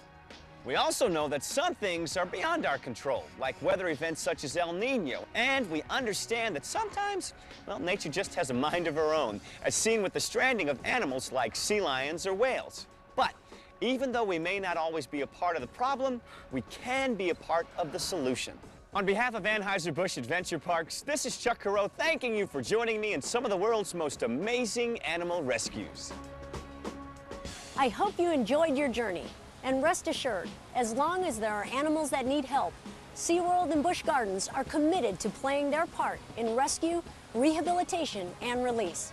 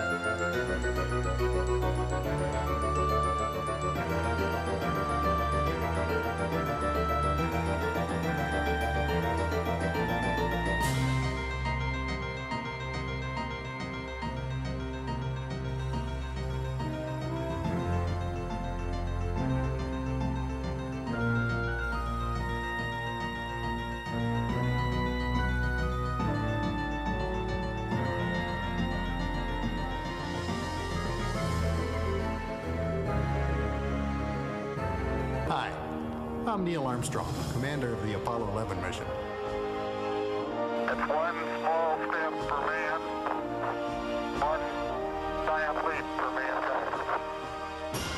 I'm working with the American Institute of Aeronautics and Astronautics on the Evolution of Flight campaign. This campaign marks the 100th anniversary of flight and lays the groundwork for the next 100 years of innovation in aviation and space technology. The IAA and NASA Connect are excited to give you the opportunity to learn about the aircraft design process. You'll see a really cool experimental aircraft. You'll observe NASA engineers and researchers using math, science, and technology to solve their problems. In your classroom, you'll test and improve wing designs. In our instructional technology activity, you will become an employee of Plane Math Enterprises to design and test aircraft using a computer. So stay tuned as host Dan Giroux takes you on another exciting episode of NASA Connect.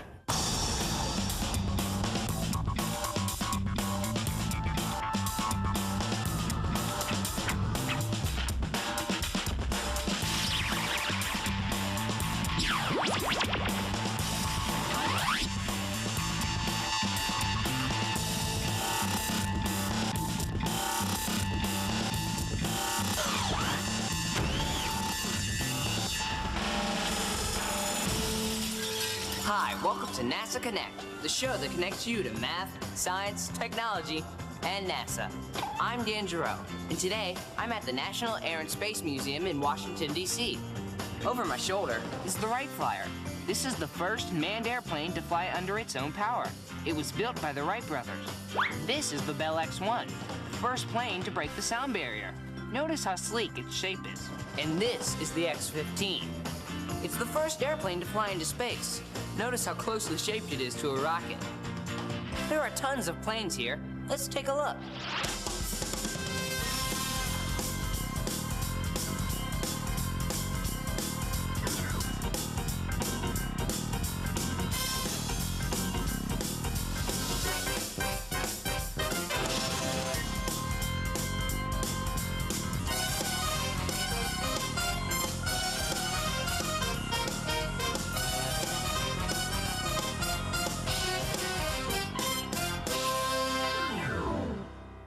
Now, before we continue our show, there are a few things you and your teacher need to know.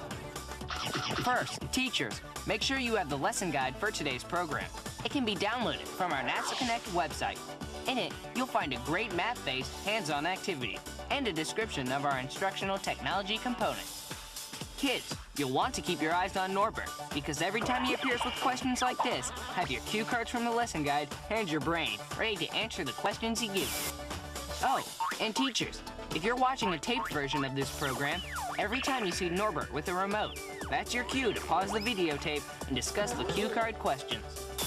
Today's show is about the future of flight. But before we talk about the future, what is commercial flight like today? And what current technologies are being used by pilots? Hi, I'm Connie Tobias, and I'm a pilot with U.S. Airways. This modern Airbus aircraft gives us the tools we need to navigate safely and efficiently through today's complex air traffic control system.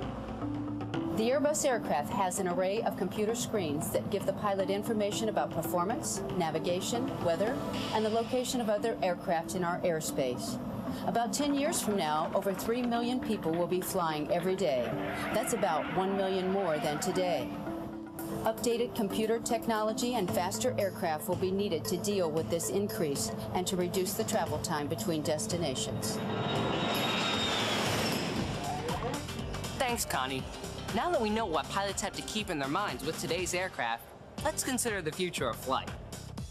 Have you ever wondered what the airplanes of tomorrow will look like, or how fast they will travel? Will tomorrow's planes travel into space or beyond? On today's show, we're going to learn how NASA researchers and engineers are using geometry and algebra to design, develop, and test future experimental airplanes. What is an experimental plane? Experimental planes, or X-planes, are tools of exploration that come in many shapes and sizes. They fly with jet engines, rocket engines, or with no engines at all. which means NASA flies not only the fastest airplanes, but the slowest as well. Some planes are too small for a pilot, and some are as large as an airliner. The research conducted on experimental aircraft today gives us a glimpse into the future. NASA's developing one of the fastest experimental X-planes ever. It's called the HyperX. What is the HyperX? The HyperX research vehicle is an experimental plane that uses this really cool engine technology called the scramjet. Go for main engine. Unlike rockets, such as the space shuttle main engines, which must carry both fuel and oxygen, the scramjet will only carry hydrogen fuel. It will take in oxygen out of the thin upper atmosphere as it travels along. We call this kind of engine an air breather, and it will allow the HyperX to fly at incredible speeds. In fact, the HyperX will fly at about 3,020 meters per second, which is about 6,750 miles per hour, or Mach 10. What does Mach number mean? Mach number represents how many times the speed of sound a vehicle is traveling. For example, Mach 1 equals the speed of sound, which is approximately 302 meters per second, or 675 miles per hour, at an altitude of 100,000 feet, which is the test altitude for the HyperX. Mach 2, which is twice the speed of sound, would approximately be 604 meters per second, or 1,350 miles per hour, at an altitude of 100,000 feet. Mach number are used by NASA researchers to describe the speed at which a plane is flying. Let's use algebra to show how to calculate the Mach number of the HyperX, flying at 3,020 meters per second, or 6,750 miles per hour. This algebraic equation shows that the Mach number equals the speed of the plane divided by the speed of the sound in the air, where m is the Mach number. V is equal to the speed of the plane, and a is equal to the speed of sound in the air. If the speed of the plane is 3,020 meters per second, and the speed of sound at 100,000 feet is 302 meters per second, then what is the Mach number? That's right. 3,020 meters per second is about Mach 10, or 10 times the speed of sound. We'll learn more about Mach numbers later in the show. But first, let me tell you about the HyperX. The HyperX is designed as a flying engine, which means the airplane and the engine are one unit. The unique shape of the airplane develops the lift necessary to keep the plane up in the air, so it doesn't need wings to produce lift. The entire undersurface of the airplane is designed to act as part of the engine. In order to test the scramjet engine, the HyperX is launched by NASA's B-52 and boosted by a rocket to its testing altitude. It will then separate from the rocket, and the scramjet engine begin its test flight. So, have you ever wondered what goes into designing an experimental plane, such as the HyperX? I know I have. I'm here at NASA Langley Research Center in Hampton, Virginia, to talk to Dr. Scott Hum. What are the steps in designing an aircraft? How does the mission requirements of an aircraft determine its shape? Why are wind tunnels important in testing aircraft designs? Why? Hi, Dan. Hey. HyperX is definitely a very exciting program. In my job, I use wind tunnels to determine the flying characteristics of a variety of different vehicles that fly many times faster than the speed of sound, like the HyperX. Here, the exciting part of the HyperX program is that it's truly pioneering. That means no one's ever done it before, so we have to blaze the trail. NASA sure has blazed many trails. How do they do it? The first thing you have to do when blazing a trail is to determine a mission, or where you want to go. We develop a set of requirements for the vehicle, and then we begin a process of designing a vehicle to meet that mission. Have you ever been to an air show to see a bunch of different airplanes? Yeah, some planes are short, some are long and slender, some fly slow, and some fly fast. You're right. They look and perform differently because they were designed to satisfy different missions. For the HyperX program, our mission is to have it fly very fast. We also want to be able to control it, and we want it to be able to propel itself. You see, NASA has many years of experience testing fundamental shapes to understand and document how those shapes, we call them geometries, respond to the airflow at various speeds. Let me show you. The Apollo capsules used to bring the astronauts back to Earth after their trips to the moon were designed as blunt bodies. This is because this particular shape has high drag, a force that slows an object down.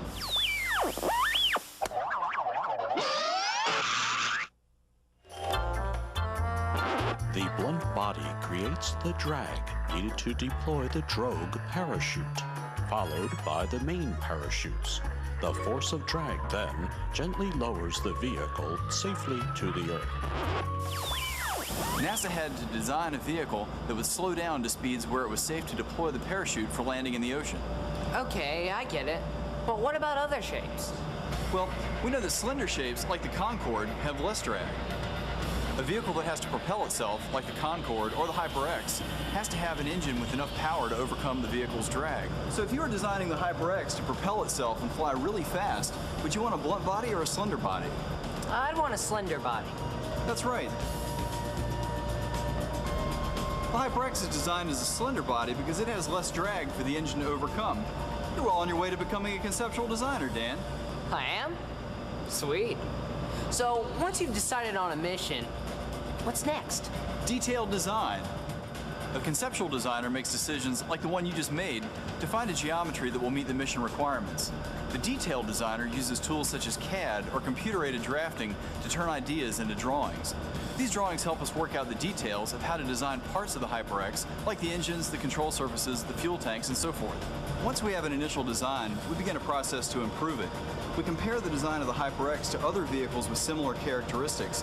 We may need to make changes to the geometry to improve the performance. How do you know if you need to change the shape? One way is conducting wind tunnel tests.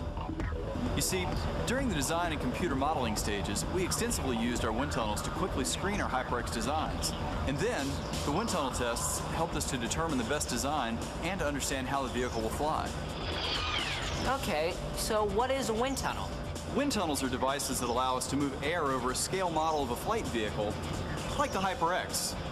We use models instead of the real vehicle because they're smaller, less expensive, and easier to change if needed. This is NASA Langley's 31-inch Mach 10 wind tunnel. This tunnel can get the air moving up to 10 times the speed of sound. Once we place the model of the HyperX in the wind tunnel, we make measurements to determine how the air interacts with the model. At the nose of the vehicle, the flow near the surface is very smooth. We call it laminar. But as the air moves down the length of the body, it changes and becomes turbulent. You can see this natural process by looking at the smoke after you blow out a candle. After you've blown out a candle, you'll notice that the smoke near the candle rises smoothly. That's laminar flow. But farther away from the candle, you'll notice it becomes rough and irregular. That's turbulent flow. Normally, we think of laminar flow when designing aerodynamic shapes. We want the air to flow smoothly around them. However, for the HyperX geometry, we require turbulent flow. Why would you want turbulent flow on the HyperX? In order for the scramjet engine to work properly. You see, turbulent airflow enhances the mixing of the air with the hydrogen fuel for better engine performance. Turbulent airflow is created by a device called a trip located underneath the belly of the HyperX. Using the wind tunnel, we tested several trips with different shapes or geometries to see which one worked best to change the airflow from laminar to turbulent. Our wind tunnel test determined that this triangular-shaped trip was the best design for creating turbulent flow for the scramjet engine on this vehicle. How do you test the scramjet engine? We have specialized wind tunnels capable of testing scramjets, but the ultimate proof of the HyperX is flight testing. That's the last phase in designing an aircraft. NASA conducts all of its flight tests on aircraft at the NASA Dryden Flight Research Center in Edwards, California. Thanks, Scott. We'll visit NASA Dryden Flight Research Center later in the show. But first, join me in Dan's domain, where we'll use technology to prepare for today's math-based, hands-on activity. Welcome to my domain. In just a minute, we'll get to the hands-on activity, which will require that you use different shapes in designing airplanes. Before we do, let's take a look at Riverdeep Interactive Learning's Destination Math tutorial. It's available free to NASA Connect educators. You can get to it from the NASA Connect website. It's part of the Mastering Skills and Concepts 3 section of Destination Math. With this lesson, you'll explore the geometric and algebraic characteristics of basic shapes. Teachers, this is an excellent tutorial that can give your students information and assistance as they prepare to do the hands-on activity for the show. In this tutorial, Digit explores parallelograms, trapezoids, and right triangles while examining the flags of some of the countries in the United Nations. Many thanks to Riverdeep for providing NASA Connect with this exciting instructional technology enhancement to our show. Now, let's do an aircraft design activity which you can do in your classroom.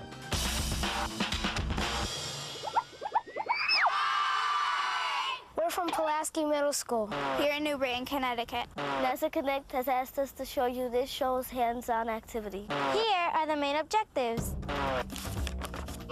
You'll use algebra to calculate wing area and aspect ratio. You'll use a portable glider catapult to analyze wing geometry. You'll design, construct, and test an experimental wing. And you'll work in teams to solve problems related to wing design. The list of materials you'll need for this activity can be downloaded from the NASA Connect website. The class will be divided into groups of 4. Each group will use a portable glider catapult, or PGC, which your teacher made previous to this activity. Good morning, boys and girls. This morning, NASA has designated this class as Aeronautical Engineers in Training. Your job is to test current wing designs based on distance traveled, glide, and speed observations. From your analysis of the data that you collect, you will have the task of designing and testing an experimental wing to achieve maximum distance traveled. First, cut out the templates for the fuselage, wings, and horizontal stabilizers. Place the templates on the meat trays and trace around the templates. Cut out the shapes. Tape a piece of masking tape to the nose of the fuselage to prevent the nose of the fuselage from breaking. Students will calculate the wing area, the wing span, the root chord, the tip chord, and the average chord for each wing. The average chord can be calculated using this formula. Next, have students calculate the aspect ratio for each wing using the formula wingspan divided by average chord. Record all values onto the data chart. Prep the launch area by measuring 12 meters from the PGC. Mark the distance at 1 meter intervals. Place tables or desks of equal height to the launching line to elevate the portable glider catapult. Place a book with a height of approximately 5 centimeters under the front portion of the PGC. Select a wing shape to test. You will be testing 4 different shapes: delta, oblique, straight, and swept back. Attach a small binder clip to the aircraft to give it some weight in order to achieve maximum distance traveled. Position the aircraft on the PGC. Using a rubber band, pull the aircraft to the launch position. Then announce, "Clear the flight deck for aircraft catapult."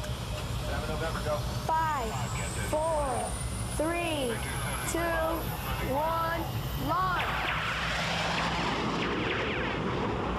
You will conduct 5 trials for each wing shape. Measure the distance traveled in centimeters and record the value onto the data chart.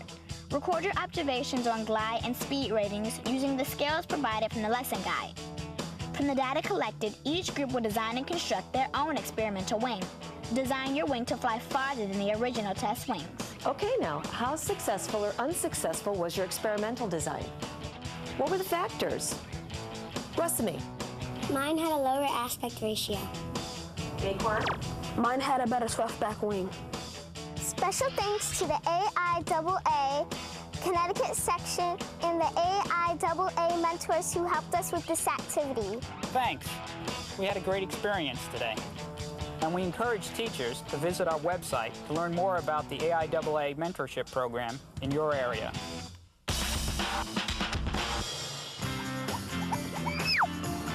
Okay, we've learned how geometry is important in designing an experimental aircraft. We've also learned some steps in the aircraft design process.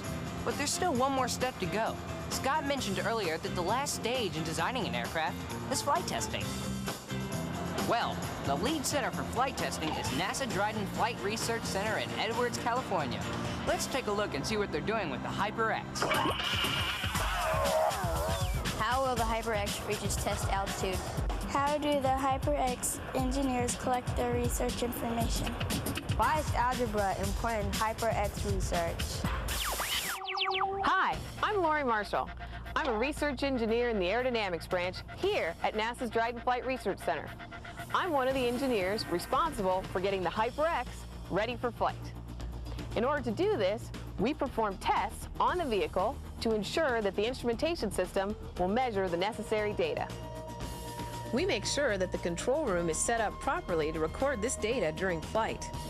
We also perform inspections of the HyperX during assembly and testing to ensure that the systems are operational and that no damage has occurred. You see, the HyperX is a thermal protection system, similar to the space shuttle.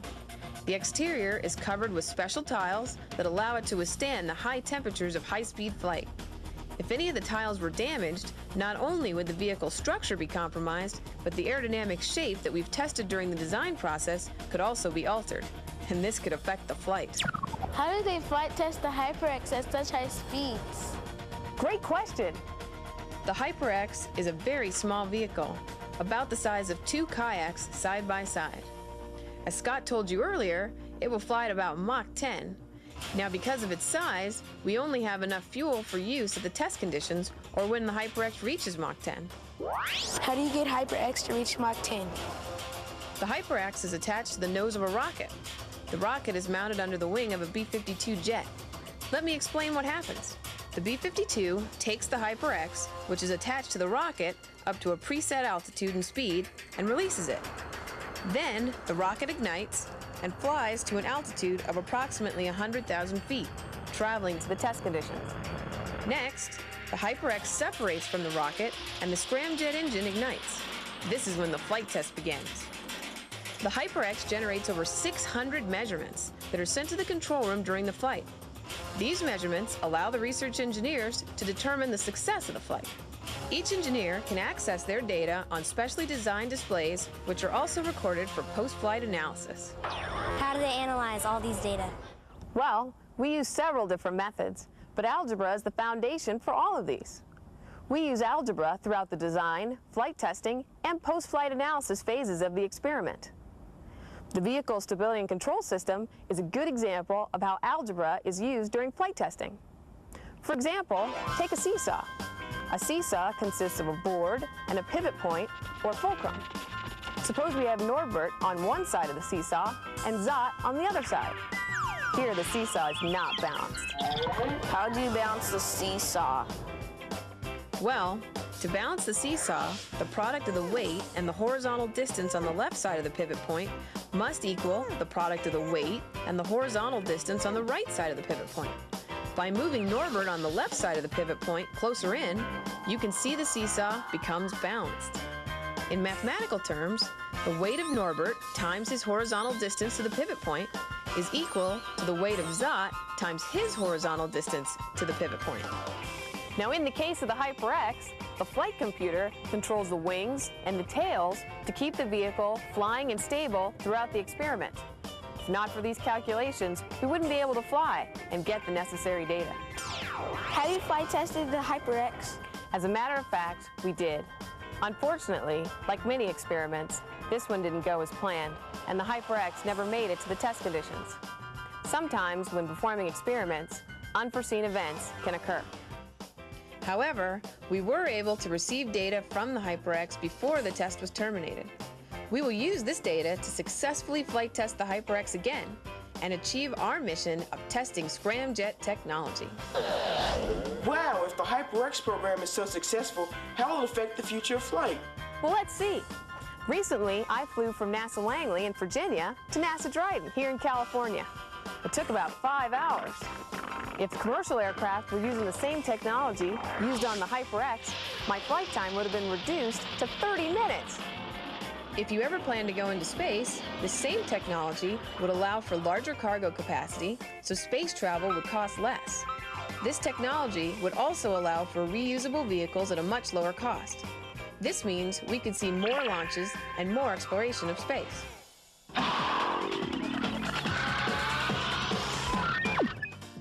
Thanks, Lori. For the next couple of minutes, we're going to take a look at a website that will reinforce this show's hands-on activity you just saw. It's called Plain Math, and it's produced by InfoUse in cooperation with NASA. We're going to the Museum of Flight in Seattle, Washington, where students from TT Minor Elementary School will help us show you what the Plain Math website looks like. From Dan's domain on the NASA Connect website, go to plainmath.com. Click on Activities for Students, then choose Plain Math Enterprises. You'll need to visit each of the 8 training departments. Each section gives important information about aeronautical principles and terminology. There are a number of geometry and algebra-related math concepts, and you'll also find plenty of interactive activities that help you understand the concepts presented in the website. The experts will guide you through training as you prepare to design an airplane based on certain requirements. When your training's complete, enter the design department, where you meet your client before beginning the design process. Then you'll design the size of your fuselage and wings. The building department will make a prototype, which you'll test in a wind tunnel. Based on these results, you'll choose an engine for your plane. There will be a flight test to see if your plane can take off and reach its cruising speed. If it succeeds in taking off, you'll get results on how your plane flies under different conditions. Based on your results, you can either make adjustments to your plane and retest it, or present your design to your customers. Well, that's plain math. Special thanks to the Museum of Flight and our AIAA student mentors from the University of Washington. Teachers, if you would like a student mentor to help you in your classroom, find out more on the NASA Connect website. Well, that wraps up another episode of NASA Connect. We'd like to thank everyone who helped make this program possible. Got a comment, question, or suggestion? Email them to connect@larc.nasa.gov. Or pick up a pen and mail them to NASA Connect, NASA Center for Distance Learning, NASA Langley Research Center, Mail Stop 400, Hampton, Virginia 23681. Teachers, if you would like a videotape of this program and the accompanying lesson guide, check out the NASA Connect website.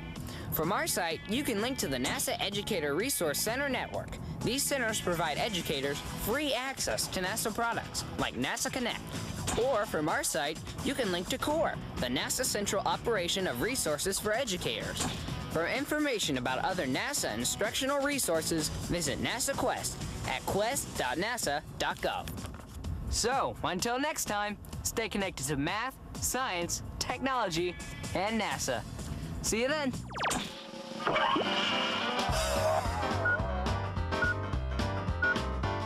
We want the air to flow smoothly around them.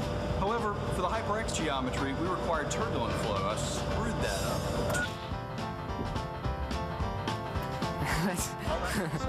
Let's try that one more time. And now you have to work, huh?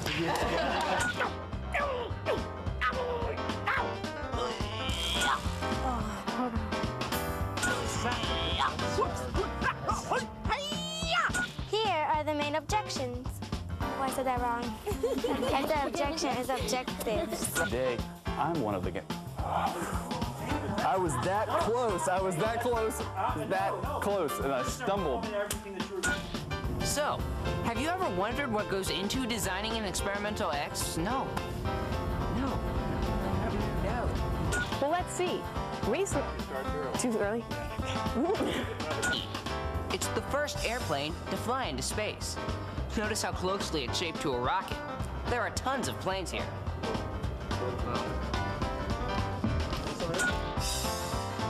Wow! Oh, no. Traveled, glide, and speed observations. You will, oh, I'm sorry. That's what I do when I'm nervous.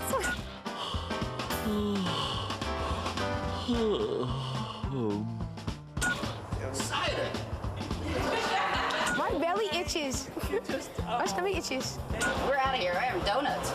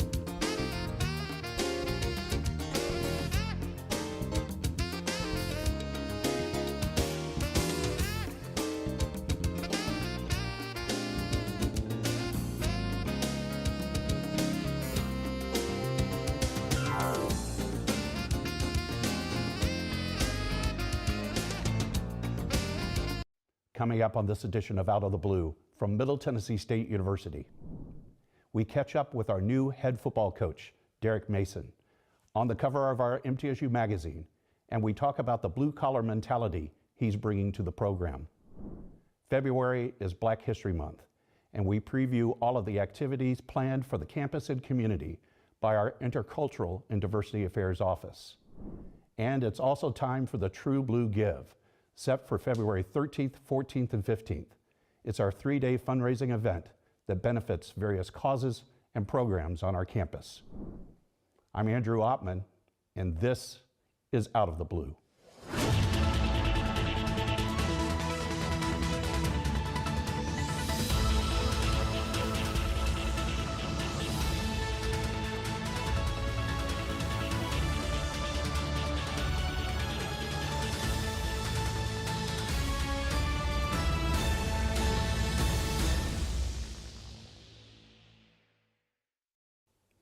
Welcome to Out of the Blue. I'm Andrew Ottman. On December 6th, 2023, MTSU welcomed Derek Mason as our new head football coach. The former Vanderbilt head coach and ESPN analyst joins us to talk about the blue-collar work ethic he's working to create, as well as the energy and passion for the fans in the game he wants his players and coaches to bring to the program. Thank you for having me. It's an honor to have you on the show, and we were talking about this before we got started. It's not your first time in a television studio, right? Not my first time. You know, this past year was fun. ESPN was a good run. It was a great opportunity for me to learn what happens and behind the scenes, behind the camera. But I'm much more comfortable as a coach, so I think I'll stay in my lane. I want to talk about that announcement, Dave, when you came out and you know, here you were on campus, probably the first time you'd ever been in our student union building. Right. All of those emotions that kind of came to play. What was going through your head, the messages that you wanted to leave with our fans on your introduction to them? You know, that day came and went, you know, quickly. I think it was a blur, but it was a moment for me, man, where I really had thought about the opportunity and what I wanted to say to our fan base and to our medium, right? It had everything to do with how I saw MTSU and my thoughts for this program, a program that has good bones. Okay, it's had good bones. It has good bones. When you start to talk about foundation of programs, anytime you have a head coach who's here for 18 years, I think that speaks to the idea that a lot of things were done right during that time. And you know, like for me, like coming into this space, it was a new opportunity, a great chance for us to sort of reinvent ourselves. You know, as I've looked at MTSU and thought about MTSU, that day for me was very surreal. The idea of stepping into Blue Raider Nation and talking to that group about what we wanted to be, which was blue collar. This edition of MTSU Magazine that just hit the stands, you talk a lot about that mentality. Can you talk to our viewers about what that means? What do you mean by that blue collar drive and intensity? When I say blue collar, I mean, it takes me, and not just the color blue, and even though it works. It works. I'm talking about like understanding Murfreesboro. I mean, it's a working class town. I mean, it's a town that's been built on hard work, blue collar education, you know, first gen students, like the understanding that there's work to be done. And I tell our student athletes, every day is a job interview. And you have a new opportunity every day to meet somebody, to make an impact. The opportunity to be different has to do with the work that you do. We're gonna work hard every day. And so I wanted that to be, you know, part of like what I talked about with our student athletes, but I truly believe it's part of the DNA, okay, like of what MTSU is. I mean, this is a place where the work gets done, okay, across many, academic, educational opportunities, but also like in sports. When you look at this place and what it's been and what it's been able to do, it sits amongst the group of 5 schools, like in a way where it can make its mark, but it's never going to make its mark in the way that others do. It's going to be about the work that we do in between the white lines, like in the classroom and what we do in the weight room. I mean, like all these things sort of matter, and it gives us like this identity that we can hang on to that allows us to like truly invest in what we say we are. I mean, if we're going to be blue collar, it's going to be about the work, and our work has to be intentional. So let's just be about the work. I think it's phenomenal. You referenced our first generation college students were number one choice of students seeking that kind of opportunity in Tennessee. It really fits in. So you and I met, really got to know each other for the first time at the Christmas parade, the Christmas parade. That's right. So we'd never really had a chance to kind of talk about how that was going to go. You just show up, and we don't know how coach is going to be comfortable. We got a pickup truck for him. We got a chair in the back of the pickup.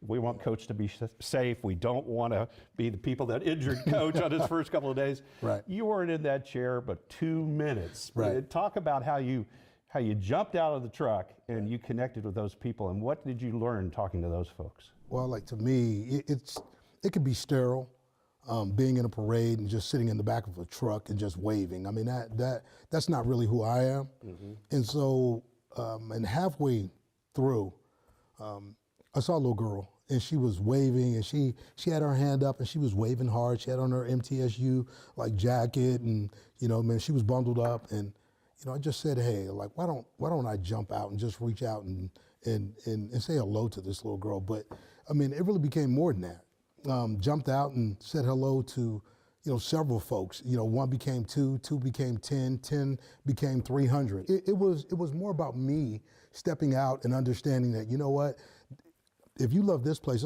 will love you back, right? And so, like having the opportunity to get out of the truck and just connect. People said hello. People said, hey, coach, like, glad to have you here. Going to be at the games, going to renew, in our tickets, and we're going to win. We're going to have success. That's energy, and I think energy begets energy. So just a simple act of stepping out of a truck, okay, and being able to just shake a hand, give a hug, say hello, allowed me to connect with them and them to connect with me. So now I feel like we're all one and the same. Well, Coach Mason, great to have you on the program. I got to ask you one last thing. Please. Spring game, you think we'll have one? It's coming. It's coming. Yeah, April 13th. We haven't defined what the time will be, but we do know that date for sure, and I'm excited. We're going to have a spring game, and offense versus defense, let's let it rip. That's going to be so exciting for our fans. It will be. To get to know you and get to know this team. And, of course, you can read more about Coach in the latest edition of MTSU Magazine. Coach Mason, thanks for joining us. Thank you for having me. And we'll be right back. We do it. The stars come to Middle Tennessee State University, and students come here to become stars no matter what they pursue. Hey, coach. We do it. We're the only college of media and entertainment in the world, just outside the heart of Nashville. Look, mic check, 1, 2, everybody listen. When you do it like this, ain't no competition. I'm talking B.I.G., VIP. Treat them like a front row seat and make them pay attention. If I shoot for the 3, then I ain't never missing. Cranking up the degrees like I was in the kitchen. Can't lose, got too much to prove. And when you do it all, it gets too hard to do it. Our curriculum and facilities are cutting edge, and our relationships with industry leaders give students an edge over the competition. Check it out. You can get real-world experience with degrees in recording industry, media arts, journalism and strategic media, and more. Media and entertainment at Middle Tennessee State University. Learn to shine. The Jennings A. Jones College of Business at Middle Tennessee State University is the #1 producer of business talent in the greater Nashville area. Our nationally ranked programs and state-of-the-art facilities offer a world-class education at an affordable price. The exclusive partnership of Jones College with Dale Carnegie Training Worldwide equips our graduates with the soft skills they need to succeed. Jones College of Business. It delivers an education for the real world.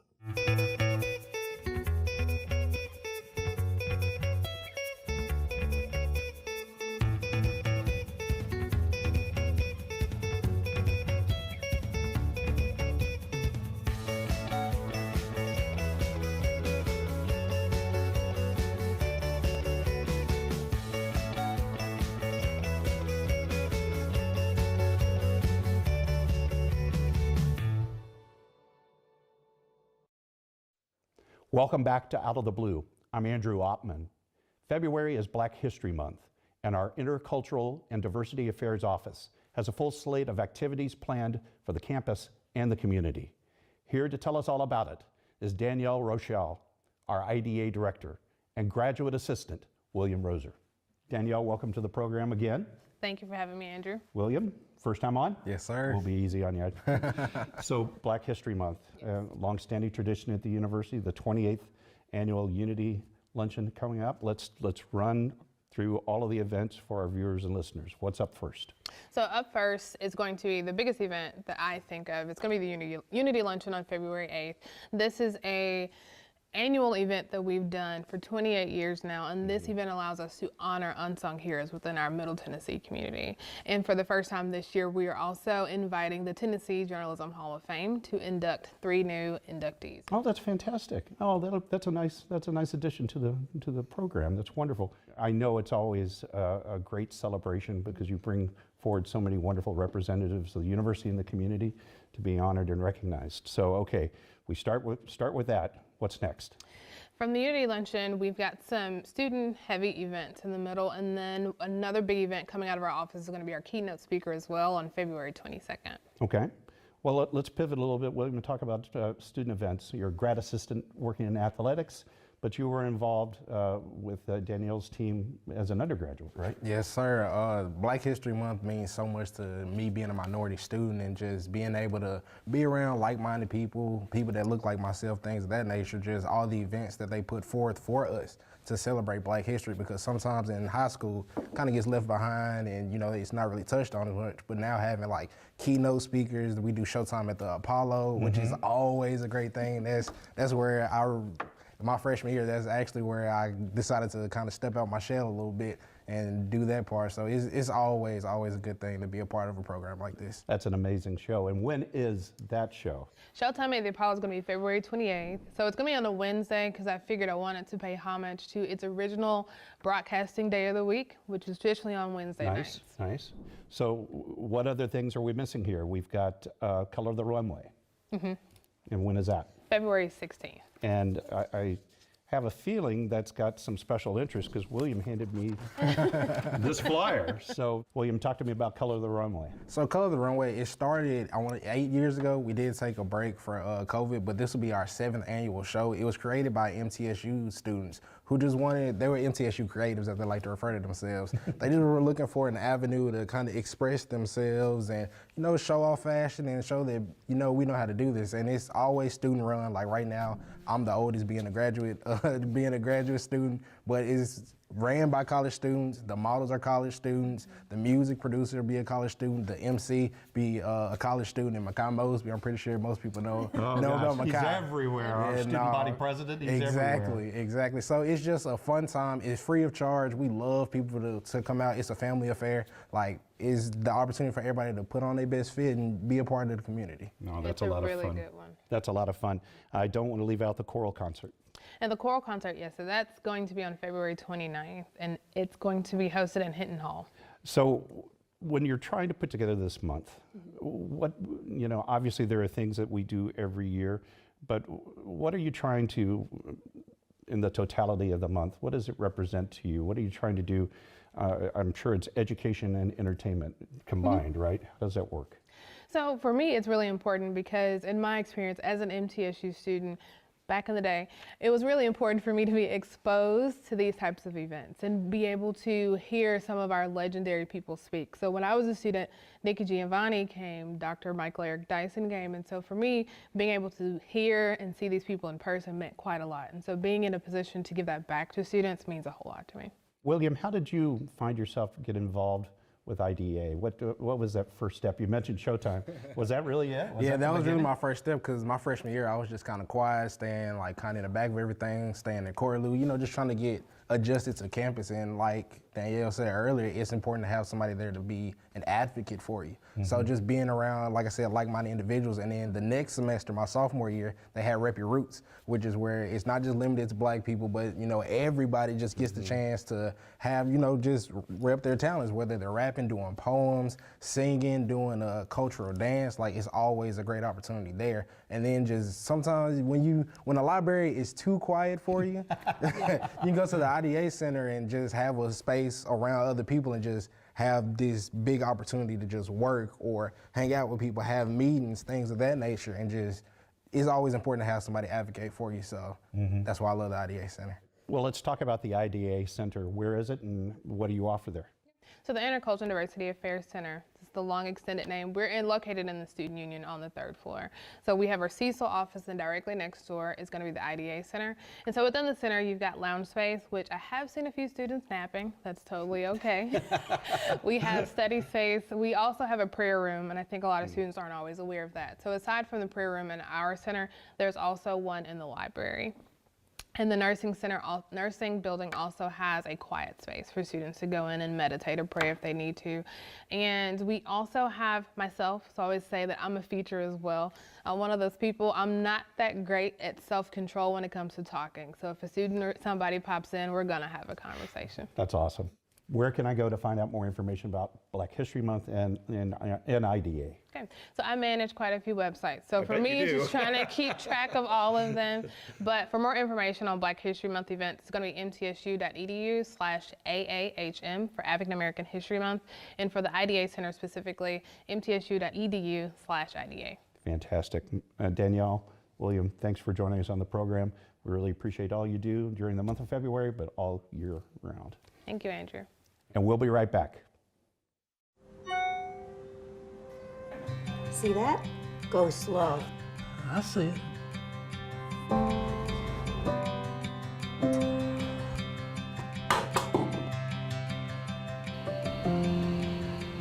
Hello. Hello. You are looking good today. Well, thank you. I think it's time we take this off, don't you think? Absolutely.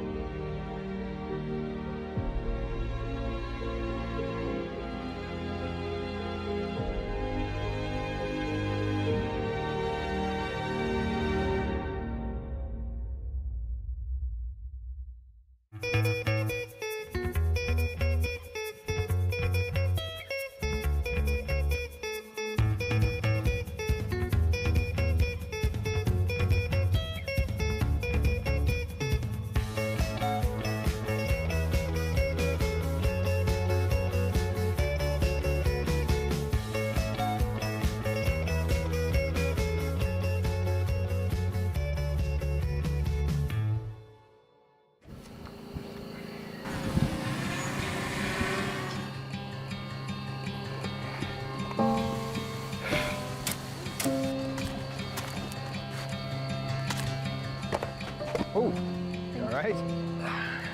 Say hi to Becca for me. Hey, Greg. Thanks for the extra delivery this week.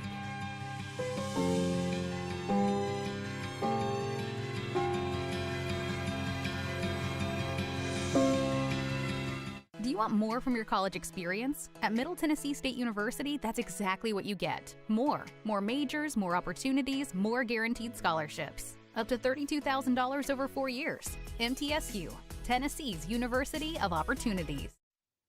Welcome back to Out of the Blue. I'm Andrew Ottman. It's time for the True Blue Give, set for February 13th, 14th, and 15th. It's our 3-day fundraising event that benefits various causes and programs on our campus. Here to tell us all about it is our Director of Annual Giving, Kristen Keene. Kristen, welcome back to Out of the Blue.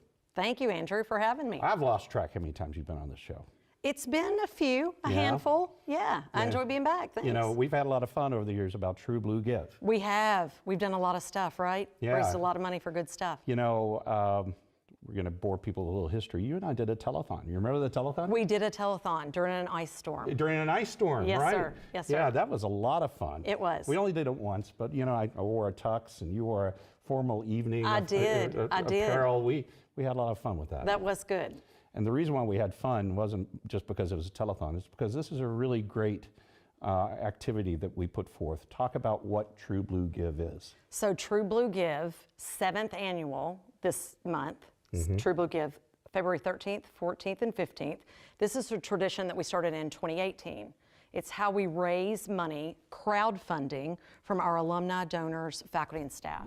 So we ask everybody to participate in this 3-day effort to raise money for scholarships, for student emergency funds, for athletics, for departmental academic funds. We just want everybody to get really excited about giving and philanthropy and giving back, showing love to something on campus during those 3 days. And it's not just an internal fundraising effort. Obviously, it's everybody. It's right? everybody. Alumni from all over the country participate, and that's one of the reasons why we started it, to be honest. We wanted to engage people from all over the country, alumni young and old. We really wanted them to know that giving back is so impactful, and if everybody does it together, it really can affect a student's life. So yeah, all over the country people participate. But what I love about the True Blue Give, it's short, it's 3 days. Yeah. And it's intensely personal. Talk about how you're using stories to motivate folks to give. So we have students that record videos and are talking about how a scholarship has changed their life, how they got assistance from a student emergency fund when they had, a tire blowout and they didn't know how they were going to get to class or to work. And so they got a little small micro grant to help them get to the end of the semester. It's about departmental funds, student opportunity funds in the College of Media and Entertainment that help kids go to Bonnaroo and help kids go to the Grammys and help kids take advantage of internships. So we have these students that really are talking about the impacts that private support gives. And somebody helped me when I was a student here. I got a scholarship. I got to go and participate in internships and travel for conferences. Somebody has to fund that, Andrew. So a lot of that comes from our private donors. And so, yeah, it's a personal thing because people are actually affecting current students right now in their educational journey. It's quite exciting. You go to the website and you'll find it's not just one big button saying give. It is a lot of these individual stories. That's right. It's an opportunity really for some of these units and centers and departments and colleges to connect with people directly, right? They get excited. Yeah, so for example, we have the Band of Blue that's raising money. They need uniforms. That's their push this year. And that's a tangible thing. That's you go to a their tangible website, thing. We want uniforms. That's right, and last year they raised money for a utility vehicle because they have to carry keyboards and guitars and drums back and forth from the music building over to Floyd Stadium. And they needed a cart to be able to do that. So last year we raised money for the Band of Blue so they could buy the cart. This year it's uniforms. We're also raising money for the June Anderson Center for women and non-traditional students. That's one of our priorities this year. They really assist students who are coming back as non-traditional students, students who have families, students who have children. That's one of our big pushes. We're raising scholarship money and support money for that center. Yeah, you can go to www.mtsu.edu/truebluegive and you can find a variety of things to support. You can support the food pantry. You can support a particular scholarship, a department, a college. Yeah. And you'll see those individual units really coming up with how are we going to get the word out? What are we going to do to connect with our supporters, our fans, our audiences to make that happen? You've mentioned the videos, but you've also talked about some of the other things they do, like activities, right? Yes, so we do text messages, we do email blasts, it's on social media. There's events in colleges where they're rallying around that. Our main form of communication with our alumni is through text message or email, but folks are going to see tons of stories from students, testimonials from faculty members. We had a faculty member that got a letter from a student talking about the impact that a student emergency fund made on their life. And this faculty member is reading that testimonial from this student. It's very, very moving to talk about the impact. But yeah, we're doing all kinds of activities around the True Blue Give. Yeah. So we've been doing this now for 7 years, right? Yes, 7th annual. And it's really been one of the breakaway hits of university advancement, right? I think it's that shot in the arm. It is. I think, we really set out to get people excited about giving back and being able to tell the story of why it's important that we as alumni give back. I'm an alum, my dad's an alum, my cousins are alums, my aunts and uncles are alums of MTSU. And I think as a student, I knew that I got a scholarship, but I don't think I knew where that came from. So I think one of the things that the True Blue Give has done, it's managed to educate folks in saying, philanthropy is important. You can have a direct impact on students. And if we all come together during this time, we can raise a lot of money that immediately can be put to use. All right, let's say that website one more time. www.mtsu.edu/truebluegive. Kristen, thanks for coming on the show. Congratulations. Thank you. This will Thank be you. your last True Blue Give that you coordinate, correct? It will. I'm moving on to something else. And it's coming in here in the College of Education, It is. correct? I'm very, very excited to be the Strategic Communications Manager for the MTSU College of Education. I could not be more excited. Well, the Center for Educational Media is going to be one of your best friends. It is. They absolutely are, and they're great. Thanks for joining us, and thanks for all you've done in advancement. We appreciate you. Thank you, Andrew. And that does wrap up this edition of Out of the Blue. A reminder, you can find content about the campus 24 hours a day by going to our website, mtsunews.com. You can also find additional special features on our social media platforms, Facebook, Instagram, X, and LinkedIn. Broadcasting from the Center for Educational Media, I'm Andrew Ottman. Stay safe, stay on course, and remain true blue.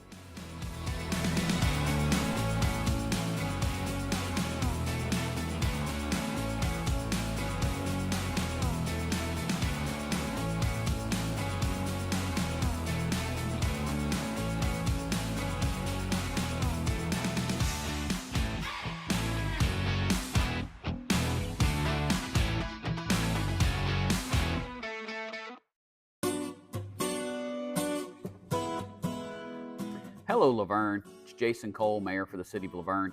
Wanted to touch base with you and let you know about canvassing for our special census that's beginning soon. What that means for you is representatives from the city will be coming and knocking on your door. They will ask your address, how many people are in the house, and names. That's all that's required for the special census. They'll be wearing shirts similar to what I have on, or they will have a special lanyard as well that designates them as a canvasser. Each home we're asking to participate with this. Why we're wanting that is because each individual for the city is $170 in state shared revenue. This money helps fund our local police, fire, roads, and various other infrastructure for our city. To have an accurate account means that we will have the accurate amount coming in from the state. Each home is only requested to do one form.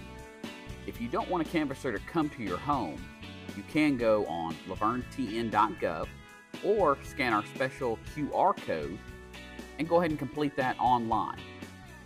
The census will be going from now through February 2024.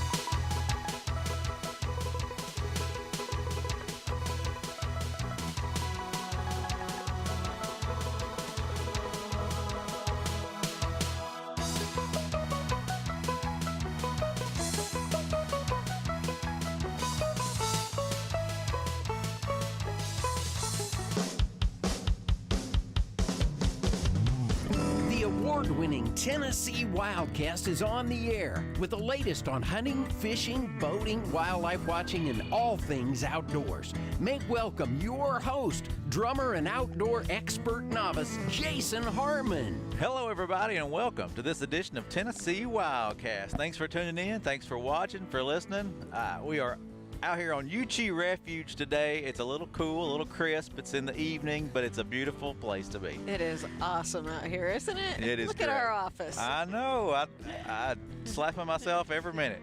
Mimi, thank you for co-hosting. Thanks for being with us. My pleasure. Appreciate you jumping in and inviting us over in your neck of the woods here to talk with these guys today. We have Brian Ledner and Scott Shelby with us today, and I'm excited to learn a little bit about it. Uchee, I grew up across the river over here, and I don't think I've ever set foot on this piece of property, which I can't believe, so I'm excited to learn more today.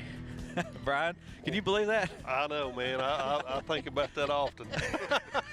keeps you How's up. Jason never been here? Keeps you up at night, doesn't it? It does. Oh yeah, it's a beautiful piece of property. We're driving in, and I was thinking, man, this looks like some great deer hunting. So we're going to talk a little bit about that today. What kind of opportunities are out here as far as hunting goes, and just what all happens on the boat. Some great work being done. I watch the progress every time I'm here, and I'm not gonna steal your thunder, but I watch that progress. I'm always so proud of the work that takes place. So thank you both for being here, and let's hear some more. Yeah, let's jump in. I'll start with Brian. Brian, tell us about yourself. I know you've been on the show once or twice, maybe. Folks who maybe don't know you, tell us a little bit about yourself, kind of what your role is here with us. Okay, well, I'm the manager here at Uchee Refuge, and been here now for about 4 years, and just really thankful and blessed to be here.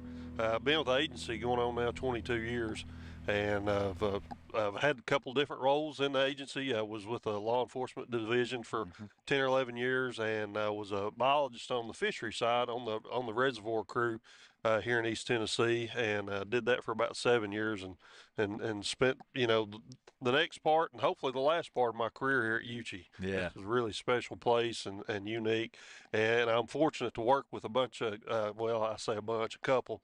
There's a couple other guys, and got Scott here with me today. Fortunate enough to get to work with who I feel are two of the best guys in the agency, and we get a lot of stuff done, and just really excited about the work we're doing. Yeah, you got a force here, I'll say. We do. We work well together, and these guys are knowledgeable, and truth be known, they probably know more about it than I do, and I feel like I'm riding their coattails sometimes. Yeah, for sure. We got a lot of great people in the agency that know their stuff. We've said this in the past, but like our technicians and our biologists and everybody across the board, they're just great people. They know a lot of things. They know a lot of additional things to what their real job is. Sure do. It's amazing what they can fix and mend and make work for multiple years, or tricks and trades. But is this the only property that you manage? A couple other properties too, right? I just want to throw that out there. We have, I think, a total of 14 different units. Okay. All together between the three of us. Gotcha. And we've got Uchee Refuge here. We've got part of the Chickamauga WMA, and then we've got North Chickamauga Creek WMA, and those are in here, Ray, Hamilton, and then a little bit in Sequatchie County. When you see that tractor going through town on the back of a truck, well, that's one of these guys. Yeah. Yeah, I mean, 3 guys for 14 areas. We kind of get spread out sometimes, but I feel like we do a pretty good job. Well, real quick, just and then we'll get to Scott, but 3 guys on how many acres, roughly? What do you, 7,000, 8,000? Yeah, this is 25. And wow. Yeah. Yeah. So that's putting y'all are busy. Yeah. Busy. Y'all are busy. Yes. Well, Scott, tell us about yourself, buddy. I appreciate you being on the show, Me too. glad to have you. I'm the technician here at Uchee. I've been working on 17 years this coming March. So I grew up farming. Was a lineman for 20 years before I got this job. So this is a blessing to me to be able to do what I love to do. Yeah. I'm sure you grew up hunting and fishing and all kinds of stuff. Everything. I mean, when we had time, when you farm, you don't have time to do a lot, but when you had time, we wore it out. But still, this is a great job, and I enjoy doing this. I enjoy farming. It's just a great place to be. Yeah, like you said, blessed to do it. I can say that for myself too, being in this role. It's a blessing to be here and enjoy what I do and enjoy sharing the love of the outdoors with folks. And you're making it happen for people to get out there and do it. You know, without you guys, it wouldn't happen. We try to provide the opportunity. That's great. That's great. I'd say they're successfully provide opportunity. Well, we try. So today, it's all about Uchi, right, Mimi? Yes. Let's dive in. Tell us about the property here, and let y'all bounce it back and forth however you want to do it. No specific order or role assignment here, but the size, the location, kind of a little bit about the place. Okay, like Scott said, we're about 2,500 acres, give or take 30 or 40 acres, and we're here right in the middle of Ray County here in East Tennessee. That's in Region 3, if you know about the regions within the agency.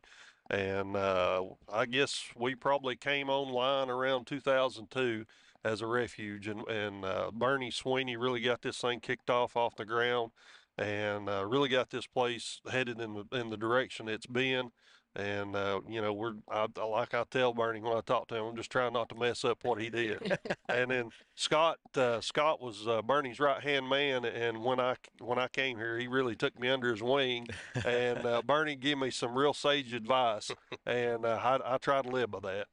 Very cool. Very cool. So you said 2002. You know, that's why I've not been out here. I was in college in 2003, so right. That's maybe why I haven't stepped foot out here. I hadn't had a chance to explore. Right. So how was it acquired? Do you know that story? Yeah, they worked with was it the Heritage? Let's see, and I don't go. You may be able to tell a little better than I can, Scott. Not Bernie. He's the history. on Bernie's that. the history yeah. man.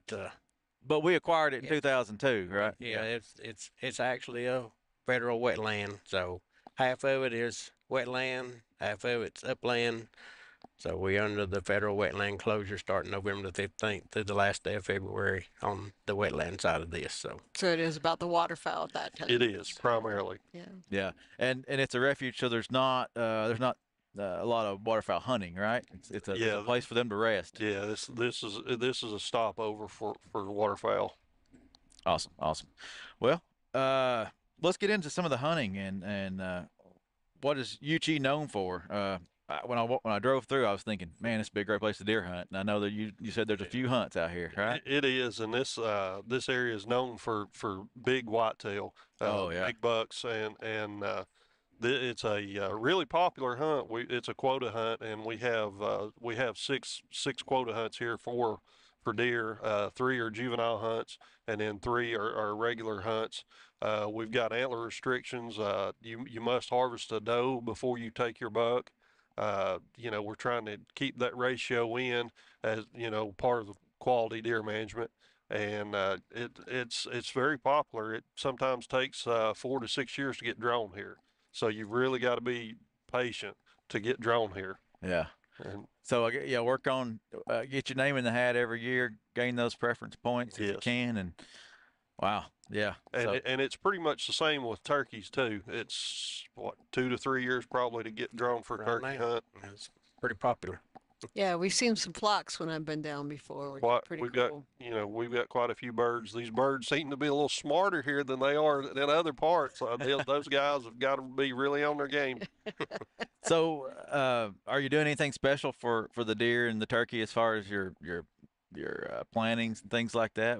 Any focus to attract them or to make that hunting better? Part of Uchi's sharecropped, and the sharecropper has such big equipment he can't get in some of our smaller fields, so we'll plant all of our smaller fields while he does the big ones. And he leaves a percentage of the crop for everything they eat all winter long. So they really have corn, soybeans, sorghum, millet, stuff to eat year round. So that's the reason we have quality deer, have good genes, and good small game hunting. I mean, there's lots of rabbits killed, coons. I was just going to ask what other hunts take place here as far as small game goes. Rabbits, no quail. We're closed to quail hunting, but rabbits, coons, squirrels. I mean, people out here hunting all the time. That's wonderful. So that's open, I guess, at whatever the season is. Correct? Okay. It Except for that closure that we talked on about the earlier. Yeah, awesome. I don't hate to jump off of this, but I just thought, we're standing here in front of this beautiful field. Tell us what's behind us, and the river's right down there, right? The river is right down there. You can look. That's Eves Bluff, behind us. That's Meigs County. Watts Bar Dam is about 3 miles upstream here, just to kind of give folks, some bearings here. Idea where we are, yeah. And these fields behind us here are harvested, and we've been 4 months without rain. Normally this time of year we're holding some water, and you would see some pools in here. And this is part of our waterfowl closure area, some nesting places. The tree lines there. We've got creek channels that run in to the river, and we've got water control structures in those that we close off and catch the rainwater. And so we're just waiting on the rain. Yeah. Well, it's a beautiful spot, and I see a few homes over there, and this Eves Bluff here, and it's just beautiful. I know people can come enjoy this spot, right? Too. I mean, it looks like this gazebo behind us. If you want to come view wildlife here, or watch the birds or whatnot, that opportunity's here. Yes. So and not just waterfowl and game birds. We have a lot of a lot of shorebirds, ground nesting birds, a lot of neotropical migrants. Bird watching's a pretty big activity through here too. So we've got some different types of habitat here that makes it really unique for birding. And anybody that's amateur or professional, man, they come out here, bring the binoculars, books, put on a good pair of snake chaps and some tick spray, and yeah. It's going to be an adventure. Sounds like it's going to be an adventure, but you've got an opportunity to get into some different type of habitats where you're going to see birds in a really close area and get to see a lot of different types of birds that you would have to travel a lot of different places. That lots of times you can get all those here in one compact place. It's really neat. Over to the north of us here, we've got what we call, that we affectionately refer to them as the knobs. Part of the Ridge and Valley system here that came up, and it's crazy that we're right here in the Tennessee River Valley. We're right on the river, but go this way several hundred yards, and we've got mountain laurel. So wow. It's really neat. Yeah. It's a really unique area. That is awesome. So I know there's a lot of work that takes place here with crop planting, but I also know that you've done some other types of management to really diversify habitat.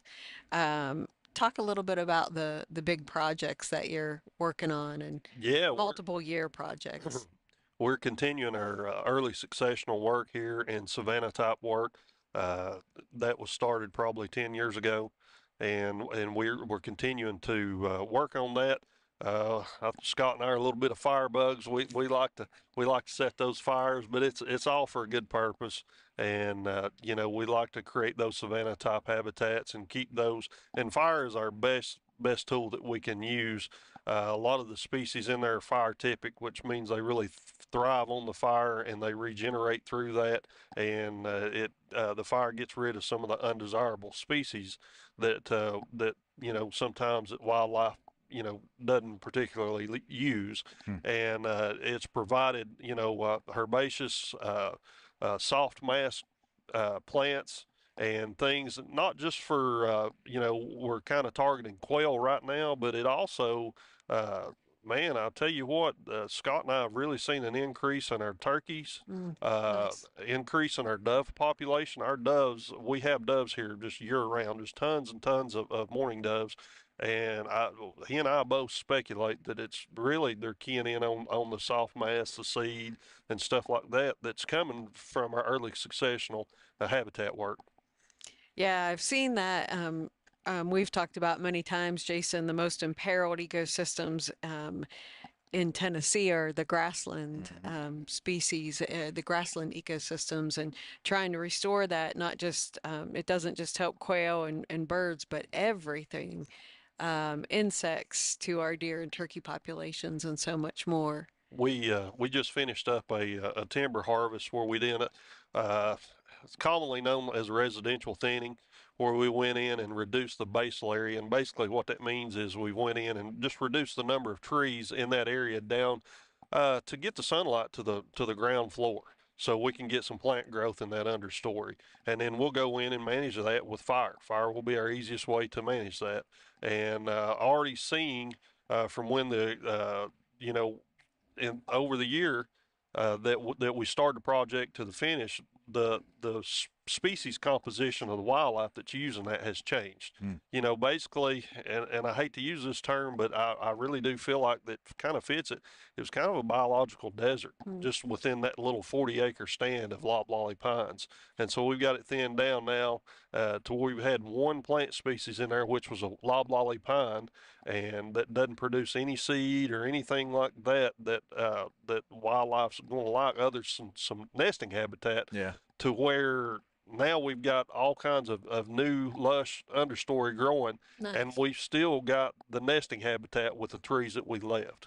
Wow, very cool. So it's really neat to see that change in just a short period of time. Yeah. Yeah, I've seen it just in the past few years that I've been coming down with that growth, that regrowth from the areas that have been timber harvested. Yes. Fantastic. More and more browse. Yeah, yeah, they don't just eat acorns. They love them. Exactly, yeah. So you talked about quail earlier a little bit. Have you seen any quail coming back? Are you hearing coveys or seeing Yes. coveys? Awesome. Yes, we are. We're working on that. Trying to increase that, and through various efforts, such as the burning. We'll do some chemical spraying as well. As a matter of fact, today I saw a covey of quail in the road when I was coming in. Wow, that's very cool. It is. So we know that rain can be and weather can be one of the challenges of managing here, but what's another challenge? What are the challenges of managing Uchi? People.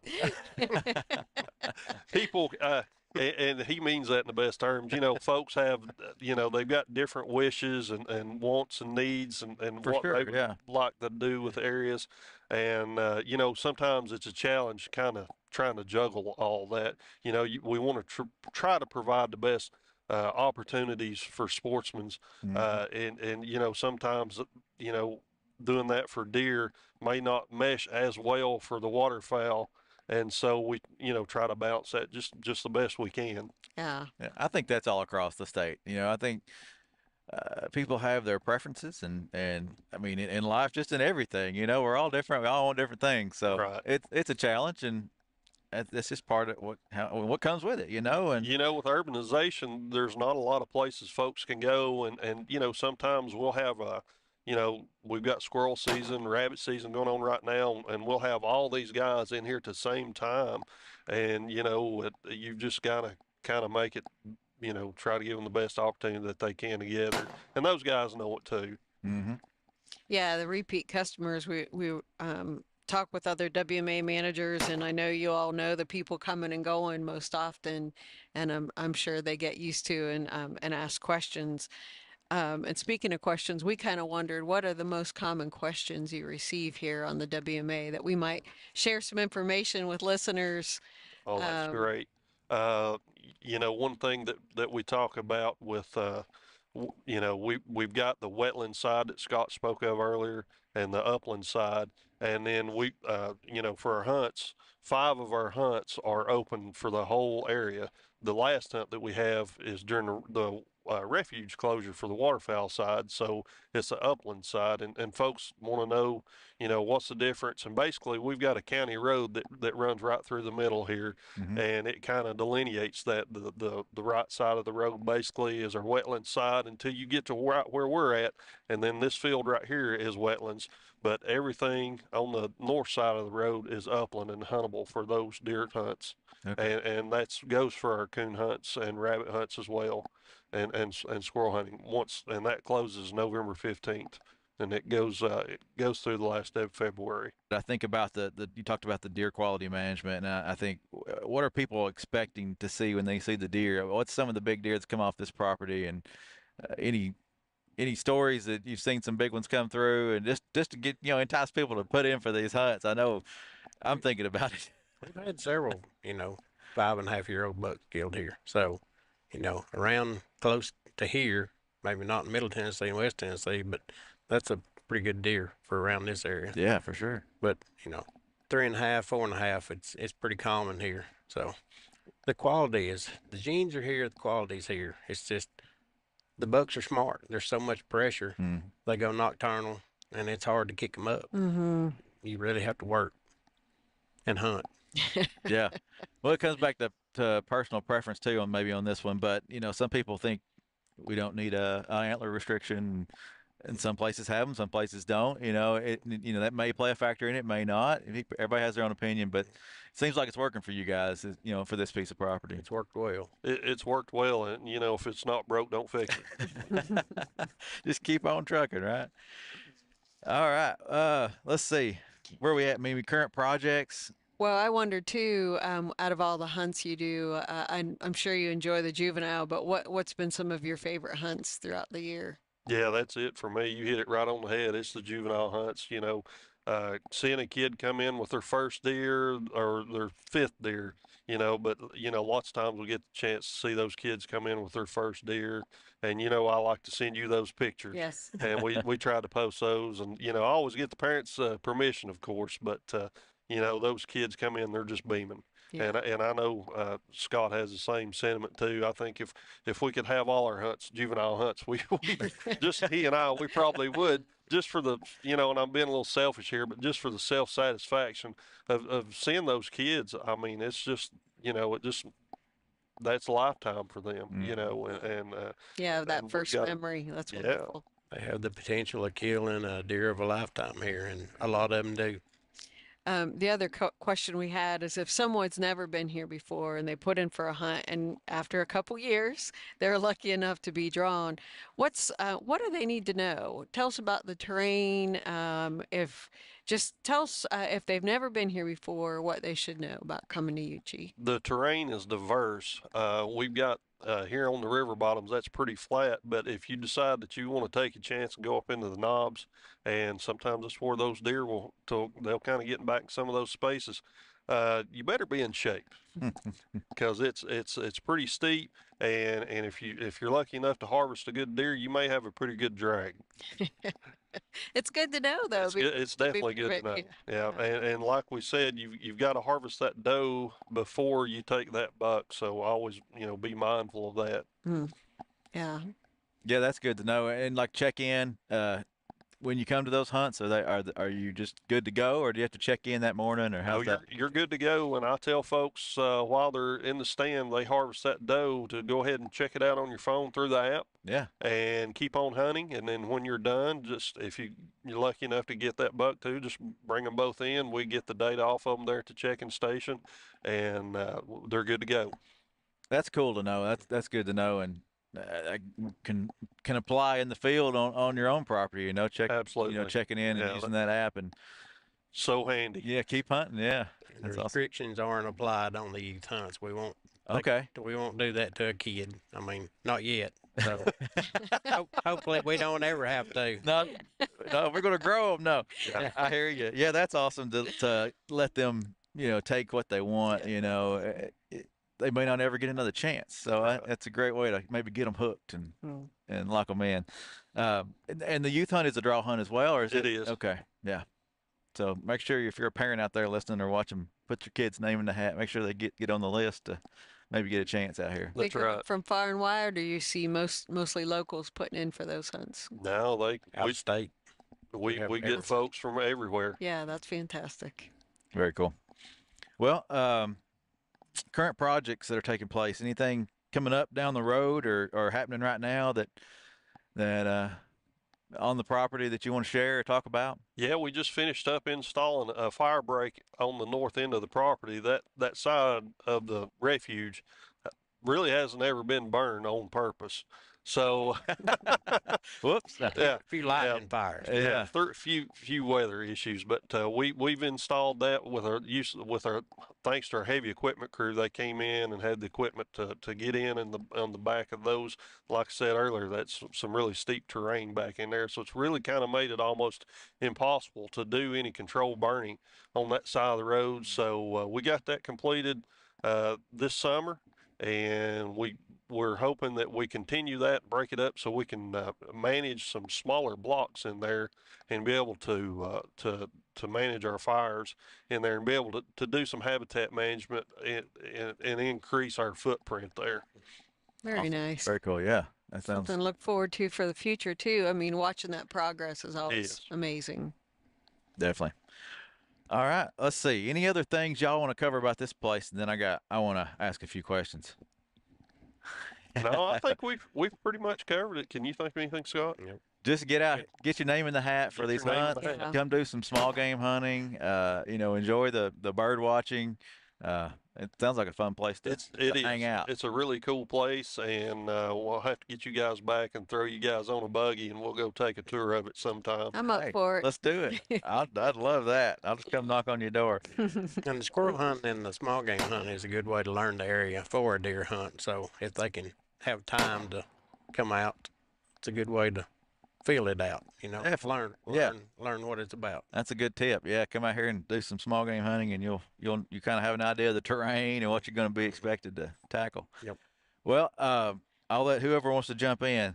What's an outdoor hunting story you want to share with folks that, in your lifetime, something that stands out that just hits the mark, whether it's a mentor hunt that you've done or whether it's something you've hunted yourself? Or I know people love to hear those stories. 2 minutes. 2 minutes. It's the thing about, I'll just go ahead and tell one on myself. Growing up as a waterfowl hunter, and if you've never been wet, either you're not really a waterfowl hunter or you're lying. And we were gathering up decoys one time off the front of the boat on the Hiwassee River. And it was a little deeper than I thought it was, and I filled those waders up. Luckily, it wasn't over my head, so that was a cold ride back to the boat ramp. I will say that. I bet so. When you're young, you can do that stuff and recover from it pretty quick. I don't know that I could do that and be as happy about it as I was that day. Of course, my buddies, they had a little better time out of it than I did. Oh, I bet so. I bet you heard about it for a while. Oh, yes. And Scott, I know you have beautiful daughters, and I know you've had them out there. They enjoy it. I also know you're a crane hunter. Well, we try. They're getting more and more smart every year around here, so we do our best. Yeah, I guess you could probably see a few sandhills flying by. You'll see a few. As they're headed towards the refuge, yeah. Yep. Very cool. A few snow geese yesterday. So wow, yeah. Everything's traveling right now. Yeah, definitely. Good time of year. Yeah, so come out here to Uchee. Check it out.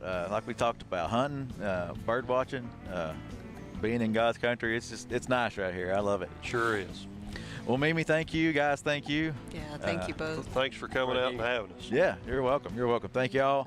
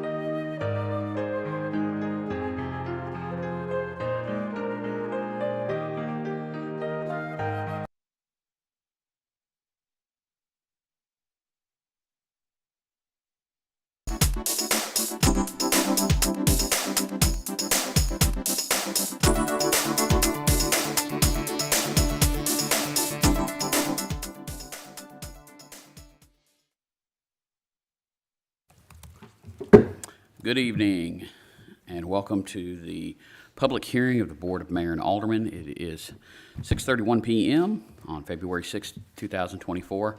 Call this public hearing to order. First item is ordinance 2024-01, an ordinance to amend the City of LaVergne zoning ordinance by changing the official zoning map for tax map 18P, Group C, parcels 5 and 5.01, consisting of approximately 0.83 acres located at 512 and 516 Old Nashville Highway, from an R3 high-density residential zoning district to a C3 neighborhood service commercial zoning district. This received a favorable recommendation from the Planning Commission on November 28th, 2023. I'll open the podium up. If anyone wants to come up and speak, now would be the time. And if you would please state your name and address for the record. Rafiq Alisha, and 512, 516 Old Nashville Highway, LaVergne, Tennessee. So, yeah, I've been trying to get this rezoned, and I'm talking actually to the guy behind us, so I can add this parcel also to the property, and hopefully I can get it rezoned and build something in there to put more businesses in the city. So I don't know if you have any questions. I'm here to answer it. It's a public forum, so you get to talk to us, but it's not a dialogue. Okay, well, I don't know. I don't have any business plan in mind right now, but I do have other shopping center down the road, and I'm trying to bring more businesses into the city. So, that's it. Now, when this comes up for a vote later, we can call him up and ask him questions then, correct? Yes, via suspension of rules, yes. Okay, But this is his time to talk. I got you. That's it? All right. That's it. I don't know. Thank you, sir. Thank you. Would anyone else like to come and speak? Now is the time. Podium is open. Seeing no one else, we'll move on to item number 2. Ordinance 2024-02, an ordinance to amend Article 4, Section 4.010 of the LaVergne zoning ordinance regarding off-street parking recommendations. This received a favorable recommendation from the Planning Commission on November 28th, 2023. And again, the podium is open. If anyone would like to come and speak on this item, now is the time. Seeing no one, I will close out the public hearing, and we will resume at 7 p.m.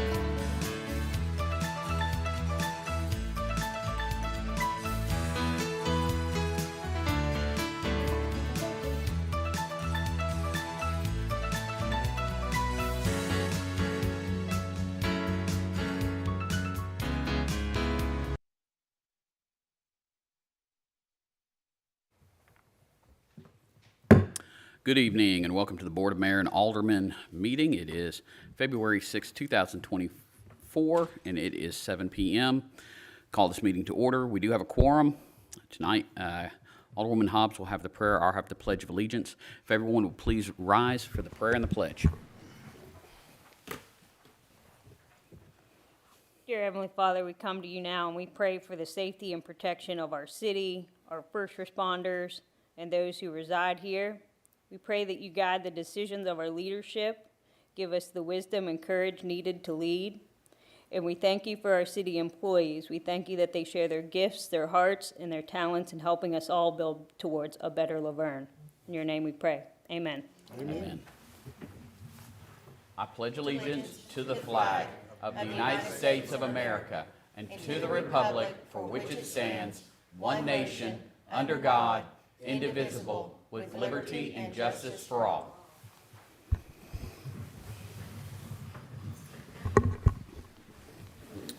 First item we have tonight is to approve the minutes from the January 2nd, 2024 workshop and the January 4th, 2024 regular meeting. I make a motion to approve the minutes. A motion to approve the minutes from Alderwoman Haas. Is there a second? Second. Second from Alderwoman Hobbs. All in favor? Aye. Opposed? No. Motion passes. No one signed up for public comment, period. We're going to move on to the departmental reports. Police Department. Chief Mays. Good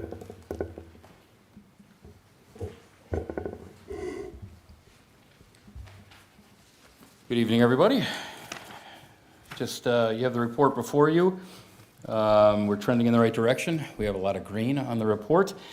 Shoplifting is up significantly, but a lot of that is dependent upon, we have a very aggressive and good loss prevention officer working out of Walmart, and that is contributing to our rise in calls in that area, and I believe that's also impacting the increase in the number of arrests that you'll see on the page following that. Other than that, crashes are down. We're looking good, fairly well across the board, and I'm just again reiterating to my people that I am encouraging a lot of proactive activity out there. Citizen contacts are the priority. We're not on a citation mission here. We're just trying to make sure that we're making contacts, slowing people down, and keeping people safe. Any questions? Thank you, sir. All right, thank you. Moving on to the Fire Department. Chief Beasley.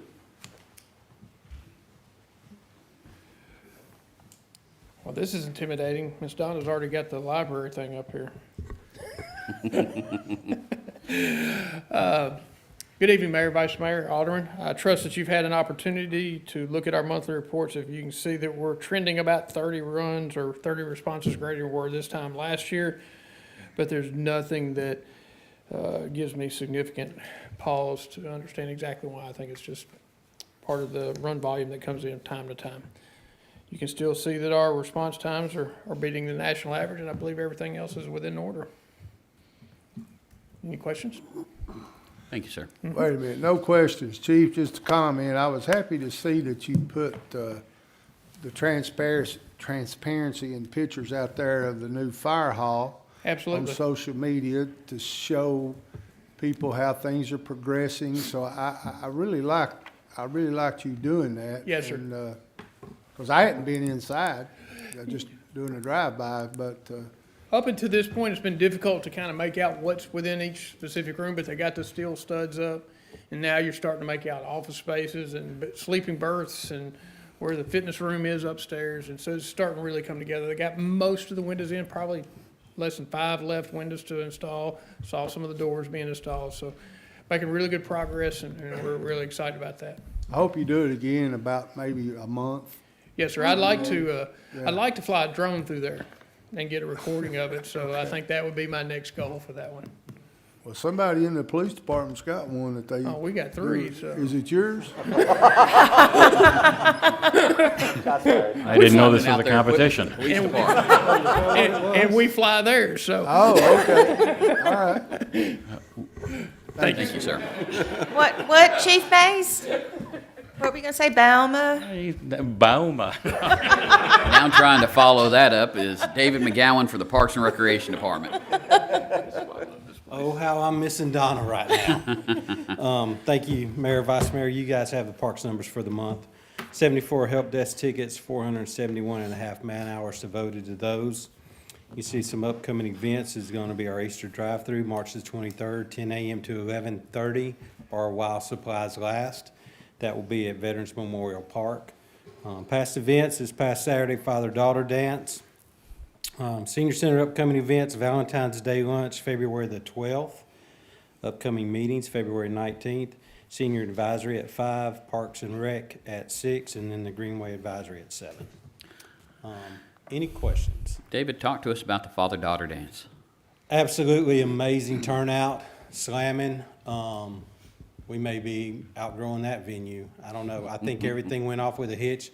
I know we stood up here last year and said that we were not going to run out of food if we had to eat cupcakes for a month, and we took some back to the shop, but we budgeted for 750 cupcakes and probably that many cookies or more. So we definitely did not run out, but we had very little left.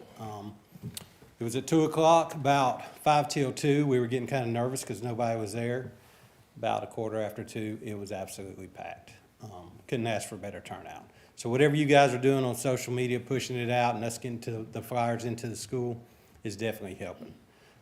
4 o'clock when the DJ quit, we had to start kicking them out because they were, 3:30 they were still showing up. It was an amazing turnout. I know the floor was packed whenever they had the Cupid Shuffle and the wobble going, so it was it was very interesting. I can't say enough about what Kathy and Sabrina were able to pull off.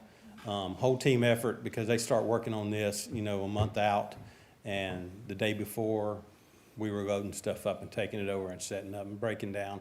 Whole team effort. I'd like to mention everybody, but if I start that, I'm gonna forget somebody, so I'm not gonna do that. Amazing turnout. Thank you guys for all y'all's help and coming out and supporting us. Great. From what we saw at COVID several years ago, and we knew last year that we were heading back in the right direction. Yeah, it was amazing. We were all pleased. Good, good. Any other questions? Thank you, David. Thank you. Moving on to the library, Andrew Patton, you'd give us the report. Sure. Feel like this is a setup. Don't really know why. Where's Miss Donna? Miss Donna's out, so. So it's my job tonight. Yes, sir. Great. Mayor, Vice Mayor, Alderman. You've got the library numbers in front of you. As you can see, our attendance is holding strong. We had 68. If that's the water department laughing or water treatment, just hang on, you're next. We had great circulation numbers. Our computer use on the brand new computers are being used well. We have a number of amazing programs coming up, all of which HR will be at, making notes now.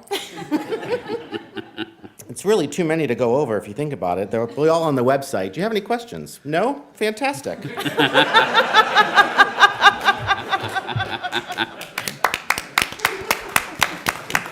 Thank you, Andrew. Moving on to the finance department. It's Tanya Williams. Can you follow that one up, Miss Tanya? Well, I usually have a little more time to prepare because it takes Miss Donna a little bit longer to go through that than You're welcome. just flew through it. Good evening, Mayor, Vice Mayor, Alderman. You have your financial report for December in front of you. Property tax, we did collect $3.5 million in January, so you will see that in the next month's report. Our sales tax was $1.1 million above our budget and $406,000 above prior year. And then you have the numbers for the rest of the departments, as well as our bank balances and our comparisons to prior year. Any questions? Thank you, ma'am. Thank you. Moving on to the water treatment department. Dwayne? Good luck, Dwayne. We got our pick here. Good evening, Mayor, Vice Mayor, Alderman. I trust that you've all read the report. Do you have any questions? Being I haven't read the report, thank you, ma'am. What page would you like to start on? So the customer service numbers, y'all, I can see y'all have addressed those. Those look primarily PRV related. Yes, sir. But if they need to call for concerns about their water, where are they going to call? And call plan number 615-793-6536. And then we're still working through as far as the, it's the VDF and getting The that. VFD. The VFD. Yeah, and we're still we're trying to get some more bids to come in, but it looks like from what we've seen, that's going to hopefully end up being a project that we're going to have to probably bid out based upon the pricing that we're seeing. Any other questions? Thank you, Dwayne. Thanks, everybody.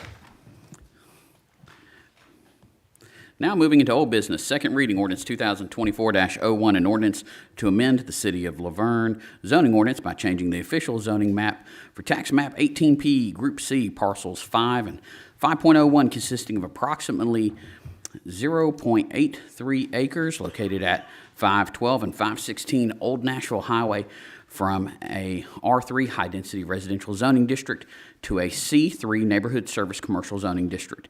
This received a favorable recommendation from the Planning Commission on November 28, 2023. We did have a public hearing on that earlier this evening.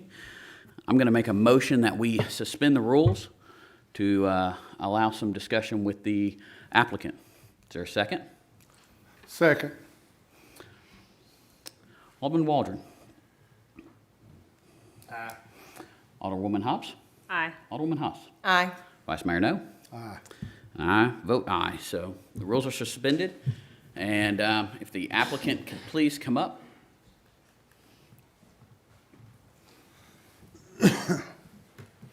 And if you could, please again state your name and address for the record. Rafiq Alisha, and here on behalf of 512, 516 Old Nashville Highway. Yes, here to answer all your questions. So, last month, there was some talk about some ideas about what you wanted to do with this property. Okay. One of them was, I think, a bakery. Is there anything else that your ideology is thinking about putting in there? Well, it really honestly depends on the space that I'm, going to be building. So, and the square footage, of each individual business. But I really haven't had like a specific business on, on mine, because I'm not gonna be the one opening up the businesses. I'm just an investor who's actually building the shopping center. So it really depends on what kind of business, what I see good for the city, what's not, what we're missing in the city. We're missing a lot of, businesses here in the city. So if I can bring them in, that would be more, beneficial. So you're just wanting to build a building with different space and put things in it, Yes. correct? And in C3, neighborhood service business, Bruce, you can't put tobacco store in that? I would have to look that up. I don't remember specifically. Bo, do you know? Bo, I'm do not you planning know? on doing this anyway, so. Oh, he's already on his way up here. Yeah, so I don't. Bo knows. Okay, I'm sorry. No, you're fine. So the C3 is pedestrian scale, things that people nearby could walk to. So that would include any kind of bakery or retail, any restaurants are allowed, retail's allowed, but not a Murfreesboro Road, not that C2 corridor commercial. So you couldn't have like I'm going to use Valvoline oil change or Meineke or those type things would not be allowed in C3. A check cashing or a, would be allowed there, right? So there's special rules with those that they have to be separated at least a quarter mile. So if that request were to come in, then the city would have to look at what existing, check cashing or payday loan establishments existed at that time. A check cashing couldn't go over there because the proximity to residential, that was part of the ordinance that was passed several administrations back, that there's a distance requirement from residential. Residential's too close to that. And what about the tobacco, Bo? I think that's still considered a C2 use, not a use that goes into C3. Okay. Thank you. I was thinking C3 was check cashing, tobacco, deal like that gonna run the, come into C3. Unless it's been changed here in the last year or two. There haven't been any changes in the last year or two, but those more intensive uses that you would want to see on Waldron or Murfreesboro are not going to be allowed in the C3. Is there an overlay type Not building yet. thing Not yet. Not yet. There is in the proposed zoning. in the new proposed zoning that would be an overlay? Yes, sir. And if it happens to pass tonight and then that zoning is later, it would fall back and that would be part of the overlay? So the overlay kicks in at site plan. So this handles, regardless of what happens tonight, it depends on when he submits a site plan as to whether he falls under the current zoning ordinance or the future one once we adopt it. Okay. And the future one contains the new overlay districts for Old Nashville Highway and South Waldron Road. Okay. Sir, do you own any other commercial properties? And if so, where are they? So there's a couple other properties on the same road. I have 396 Old Nashville Highway and 400 Old Nashville Highway. I do have other commercial properties, but they're not in the city. But I'm not planning on doing any like gas stations or tobacco or any of that anyway, because I have that in other places, and I don't think the city needs it anyway. You know, there's other businesses that are not in the city of LaVergne, big restaurants. There's tons of other businesses that are not in the city except, tobacco. So I don't know. I don't even have that in my mind, as far as tobacco goes. I don't even have it in my mind, so. Do you still own Two Pickles as well? I do. Okay, the restaurant. Yeah. And you spoke earlier at the public hearing that you were trying to buy the property behind that. How is that going? I'm still, trying to get in touch with the person. I spoke with the real estate agent, to be in the middle, and we haven't heard back yet from him, but I How don't know. big is that lot? That one behind? The one behind? It's, I think it's an acre, and it's zoned R3 also, as our, just like our current zoning. Most of that road is R3, high-density residential. Cheney, yes. Cheney part is R3. Any other questions for the applicant? So, it's been on Facebook and stuff. Would you be open to the possibility of one of the areas being like, available for rental space for events or situations? Would that fit in that neighborhood thing? Event center, Bo, I'm not sure if that's in think the I would new have one it enough may, space because for the that. new one's more open with the zoning, but the current zoning, I don't believe so. It's not listed in C3, and possibly because those tend to attract a larger crowd with more traffic, so it's not going to be suitable to the C3. That would go more in a C2 district. I was just thinking, the small one that's just now been going out of business, that, LaVergne does need another small, a small venue or something for. There's one being proposed for Murfreesboro Road, though, Oh, by is there? Walmart. Oh, okay. All right, thank you. So if this were to pass, I guess this would be another bold question. If this were to pass, what kind of in and outs is going to be? Or is that just going to have to wait until the site plan and? I was going to say, the mayor, going back to what he covered, it would come up specifically at site plan stage. So even if this were to pass tonight, it's still a long way off as far as the site planning and things. They have to do multiple things. You're looking at combining the lots from two lots to one lot. So you've got that, you've got platting, you've got site plan. So you've got multiple checks that it's got to go through with the planning commission. and if, and I use if, very specifically, if he does get the other property on Cheney behind it, before that can be added in to that property and be merged in, it would have to come back before this board for rezoning as well, since it's high-density residential. So, any other questions? Yeah, I do. This property is really right at my back door, and I've wrestled with this for about a month. It comes down to, I say it, oranges and apples. It's already zoned for apartments. It's already zoned apartments. So what you want to do is zone it, we might as well say light commercial.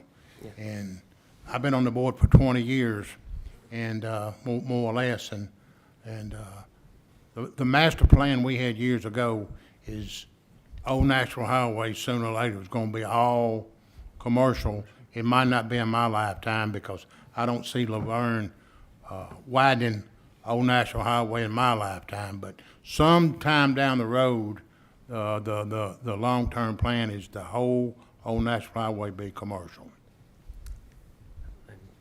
I mean, this is what, everybody has been talking about, is in that road would be widened, I don't know when exactly, but I do know that I will be leaving a space for the road whenever they widen the road, so this is part of your requirements, so I'm aware of that part. And we're gonna follow all the, guidelines to be sure, that we're doing the right thing, so I'm not gonna do anything crazy anyway, so. Okay, any other questions? Thank you both. So we'll go back into regular session, and at this point, we need a motion to approve or deny second reading on this rezoning. I'll make the motion to approve it. Have a motion to approve it I'll from Alderman second for Waldron. discussion. Second for discussion by Vice Mayor No. So last month, I was totally against this because of the obvious reasons of it being a busy corner and so on and so forth, but I've driven by there a dozen times and I've wrestled with this.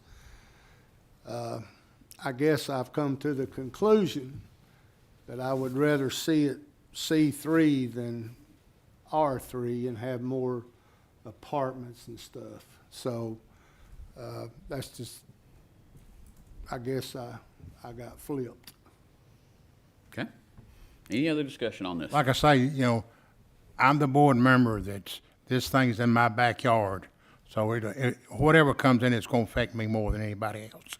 And comparing oranges and apples, that's the way I made my decision. Thank you. Okay. Alderman Waldron. Aye. Alderwoman Hobbs. Aye. Alderwoman Haas. Aye. Vice Mayor No. Aye. I vote aye. Motion passes. Moving on to second reading ordinance 2024-02, an ordinance to amend Article 4, Section 4.010 of the LaVergne zoning ordinance regarding off-street parking requirements. This received a favorable recommendation from the Planning Commission on November 28, 2023, and we did have a public hearing on that this evening. Need a motion to approve or deny? I make a motion to approve. I have a motion to approve from Alderwoman Haas. Is there a second? Second. Second from Alderwoman Hobbs. Alderman Waldron. Aye. Alderwoman Hobbs. Aye. Alderwoman Haas. Aye. Vice Mayor No.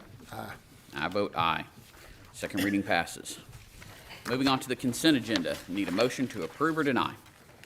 Motion to approve. Have a motion to approve from Vice Mayor No. Our second. All in favor? Aye. Opposed? Motion passes. Moving on to new business.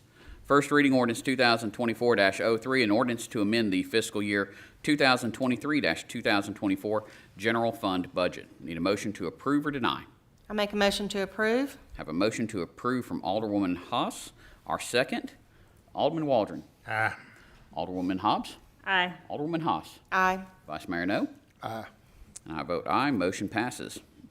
Resolution 2024-03, a resolution to acquire easements for the Upper Cheney Woods Interceptor Sewer Line project by eminent domain. Need a motion to approve or deny? Motion to approve. Have a motion to approve from Vice Mayor No. Our second. Alderman Waldron?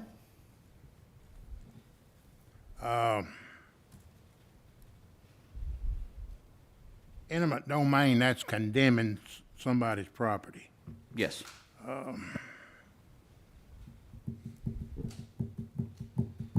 Aye. Alderwoman Hobbs? Aye. Alderwoman Haas? Aye.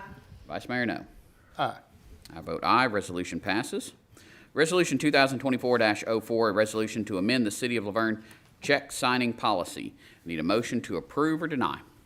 Motion to approve? Have a motion to approve from Alderwoman Haas. Is there a second? Second. Second from Vice Mayor No. Alderman Waldron? Aye. Alderwoman Hobbs? Aye. Alderwoman Haas? Aye. Vice Mayor No. Aye. And I vote aye. Resolution passes. Number 10, motion to approve addendum number 2 to professional services for the Brookside Park revision. I'll make a motion to approve. Is there a second? Second. Second from Alderwoman Haas. Alderman Waldron? Aye. Alderwoman Hobbs? Aye. Alderwoman Haas? Aye. Vice Mayor No. Aye. And I vote aye. Motion passes. Moving on to appoint or remove board and committee members. First, we've got the beer board. We have one applicant and one opening. I'll appoint Jamie Knight to that position. All in favor? Aye. Aye. Opposed? Aye. Motion passes. We've got the Board of Zoning Appeals. We've got 2 terms that have expired and 2 applicants who wish to remain on that board. I'll appoint Graham Coates and Craig Pollock back to those positions. All in favor? Aye. Opposed? That motion passes. Next, we've got the Construction Board of Adjustment and Appeals. We've got 2 terms that have expired, and both applicants wish to remain on the board. I'll make a motion to appoint David Waldron and John Rutledge back to those positions. Is there a second? Second. Second from Alderwoman Hobbs. All in favor? Aye. Opposed?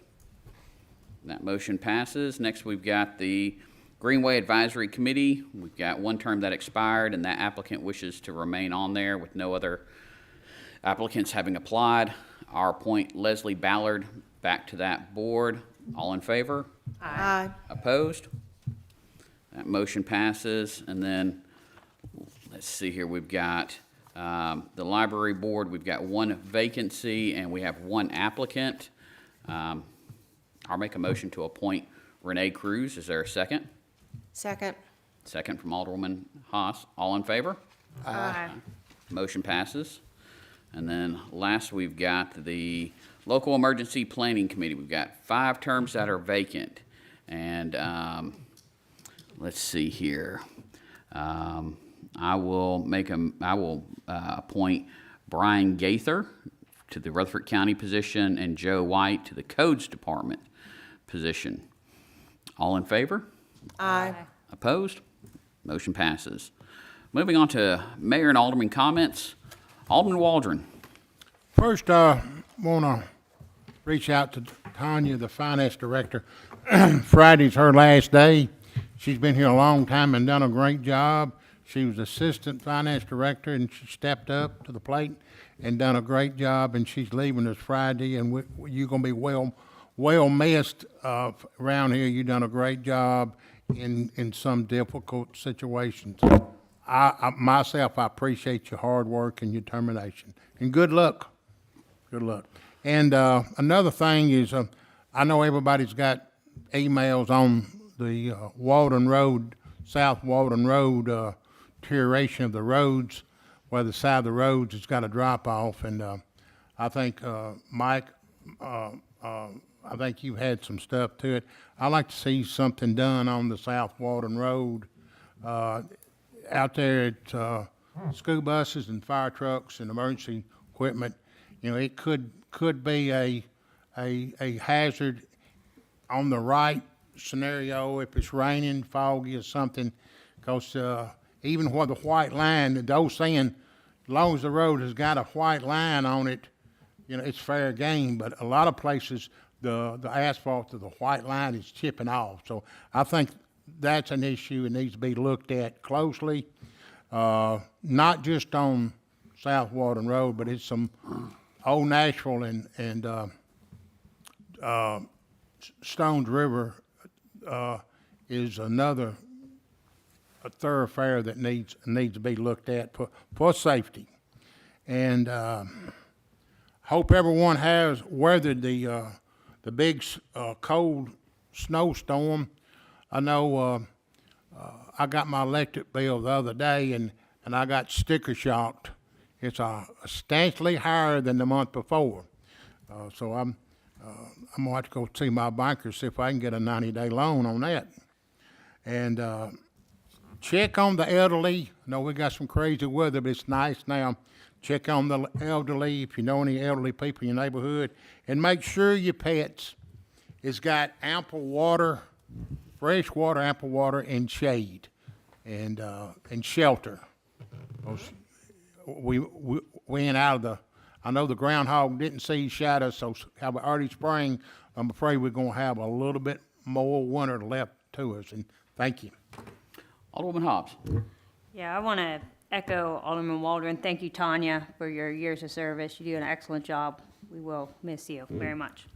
Public Works Department, I wanted to also chime in on the South Waldron. Thank you for getting those reflectors up so quickly.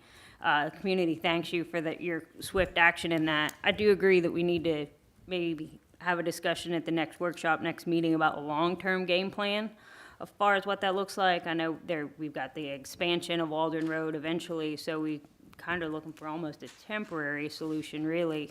But there'd been 2 major accidents over there in the month of December, one requiring the life flight of a child. So, there are safety concerns there. I think the reflectors were the best short-term solution we could think of right now.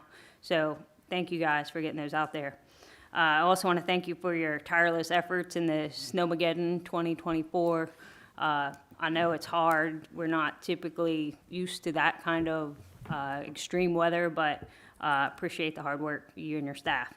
I wanted to say thank you to the Parks and Recs team for the daddy-daughter dance. We got to go and see the crowd. It was wonderful. My husband, daughter really enjoyed themselves. Beautifully decorated. I can't think of anything that could have went better. It was amazing. Thank you. Also want to add the LaVergne Rescue Unit is having their Country Ham Breakfast fundraiser this Saturday from 6 to 10. Love to see you out there. Thank you. Alderman Haas. Just to copy Alderman Waldron and Alderman Hobbs. Tanya, thank you for everything that you've done. We'll miss you. And I think Miss Phyllis is coming back in an interim. So we'll be in good hands, but we'll miss you. The South Waldron Road, once again, just to kind of copy the others, I drive by there on the way out to Rock Springs and back on a weekly basis for the basketball games, and maybe there isn't a temporary fix that can be done to, create a safer drive back and forth.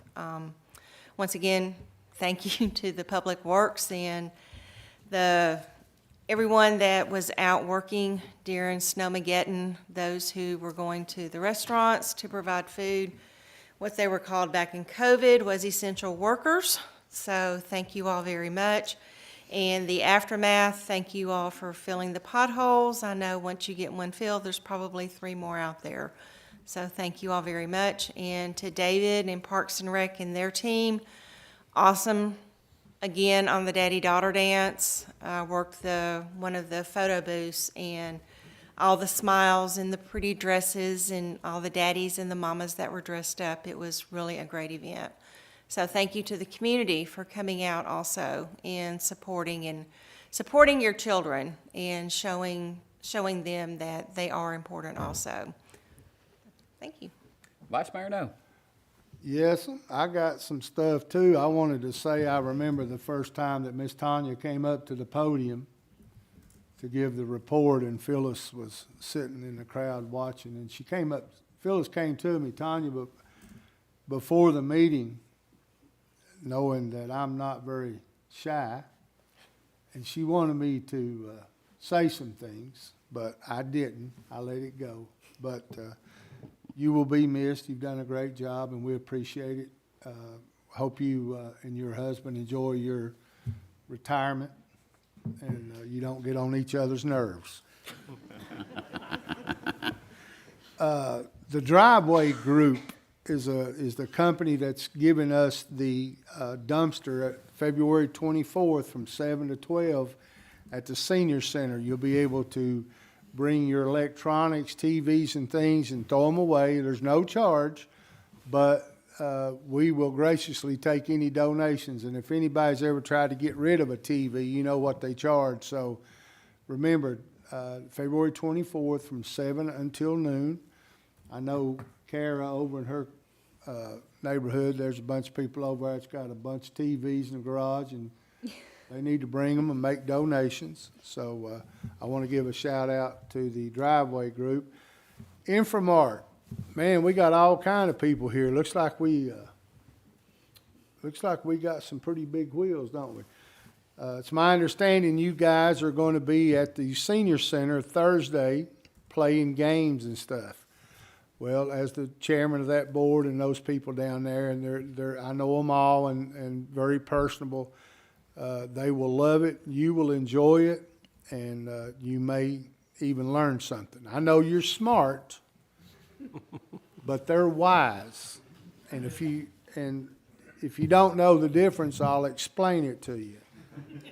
Being smart is knowing that a tomato is actually classified as a fruit. Being wise is knowing that you don't put a tomato in fruit salad. So you'll learn that stuff. There's been enough said about Walden Road. Everybody knows the situation. I'm sure that Kyle and Mike and everybody's going to take care of that. The situation is at hand, so they'll take care of it. That's all I got, Mr. Mayor. Well, first I do want to thank Tanya. She has helped to completely realign that department and make it more streamlined and functional. And she's been with us over the last few years as we keep seeing sales tax revenue increase and the size of government with police and fire keep growing. And so she's kept a steady hand on that ship to make sure that we're in a good place financially. So thank you. We appreciate all the work that you have done. We will miss you, and we hope you have fun in retirement traveling. So thank you for that. Do want to introduce, and I did not even warn him beforehand, but our new codes director, Mr. Joe White, is here. And codes is definitely getting a lot of phone calls nowadays because they're working on quite a bit of enforcement. But he is our new codes director, both for both enforcing codes, but all new building throughout the city. So Joe is very experienced, and we're glad to have him. Do want to thank David and his team for the father-daughter dance. It was a lot of fun. I saw a lot of dads sweating during those line dances. It was a lot of fun, and Bobby has done some amazing work with those balloons in there. A lot of people getting photos with them, and hopefully we can bring in some of his new artwork that he's been doing for the city next month. Let him showcase that. That will be going up at the park, so that's one of the things to look forward to. Want to remind everyone we've got the census still going on. People are going door to door. The fire department is out. Other departments are out. Right now we have over 6,800 homes that have already participated. If you have not participated, please hop online, fill it out online, or send in a card. We want to work with you, and we want to see the city have an accurate count so that we can properly represent it when we're out marketing the city, as well as make sure the state's got the right numbers for the state shared revenue. So I want to thank Doug and Mike. Doug's been handling a lot of potholes. I know he loves it when I say the word potholes. He starts shaking a little bit, as he is now. But since what Alderwoman Hobbs is calling Snowmageddon, his crew has filled over 500 potholes in our city. We are not a very big city, and that is a lot of potholes. So thank you, Doug. Thank you, Mike, and thank you to your team. And just hitting with Michael's team, I know, Kara, you worked with Michael on the vertical reflectors that are out on Walden Road, but there's also, and they just came in, I believe today or yesterday, but there are going to be some reflectors that actually go where the yellow line should be. That way, whenever your lights hit it, it can bring your attention back to the road. And those will be going up in that area as well. So with the trees having come down with the beginning of Arbor Ridge's development, you see how steep that hill is and how, that ditch is. So we definitely want everyone to be safe, and we're working on different methods. And then one last thing, because I know I've had a lot of people asking me about it, is we've talked before about Aldi's coming into the city, and we've got a whole lineup of items that are coming in with Uptown LaVergne, which is the name of the development. But Aldi's did go through Planning Commission just last month, or technically, last month. So that will hopefully be proceeding through along with the rest of Uptown LaVergne, and we'll see some new businesses come in that can give our residents more options with their shopping. So something to look forward to. Want to say a big thank you to Gary, to Bo, and to Tom Broker, who's not here. He's the head of our economic development team, but everyone's been working multiple conference calls and emails on working out any issues that have popped up. So thank all of you for your help with that. With that, I call this meeting adjourned.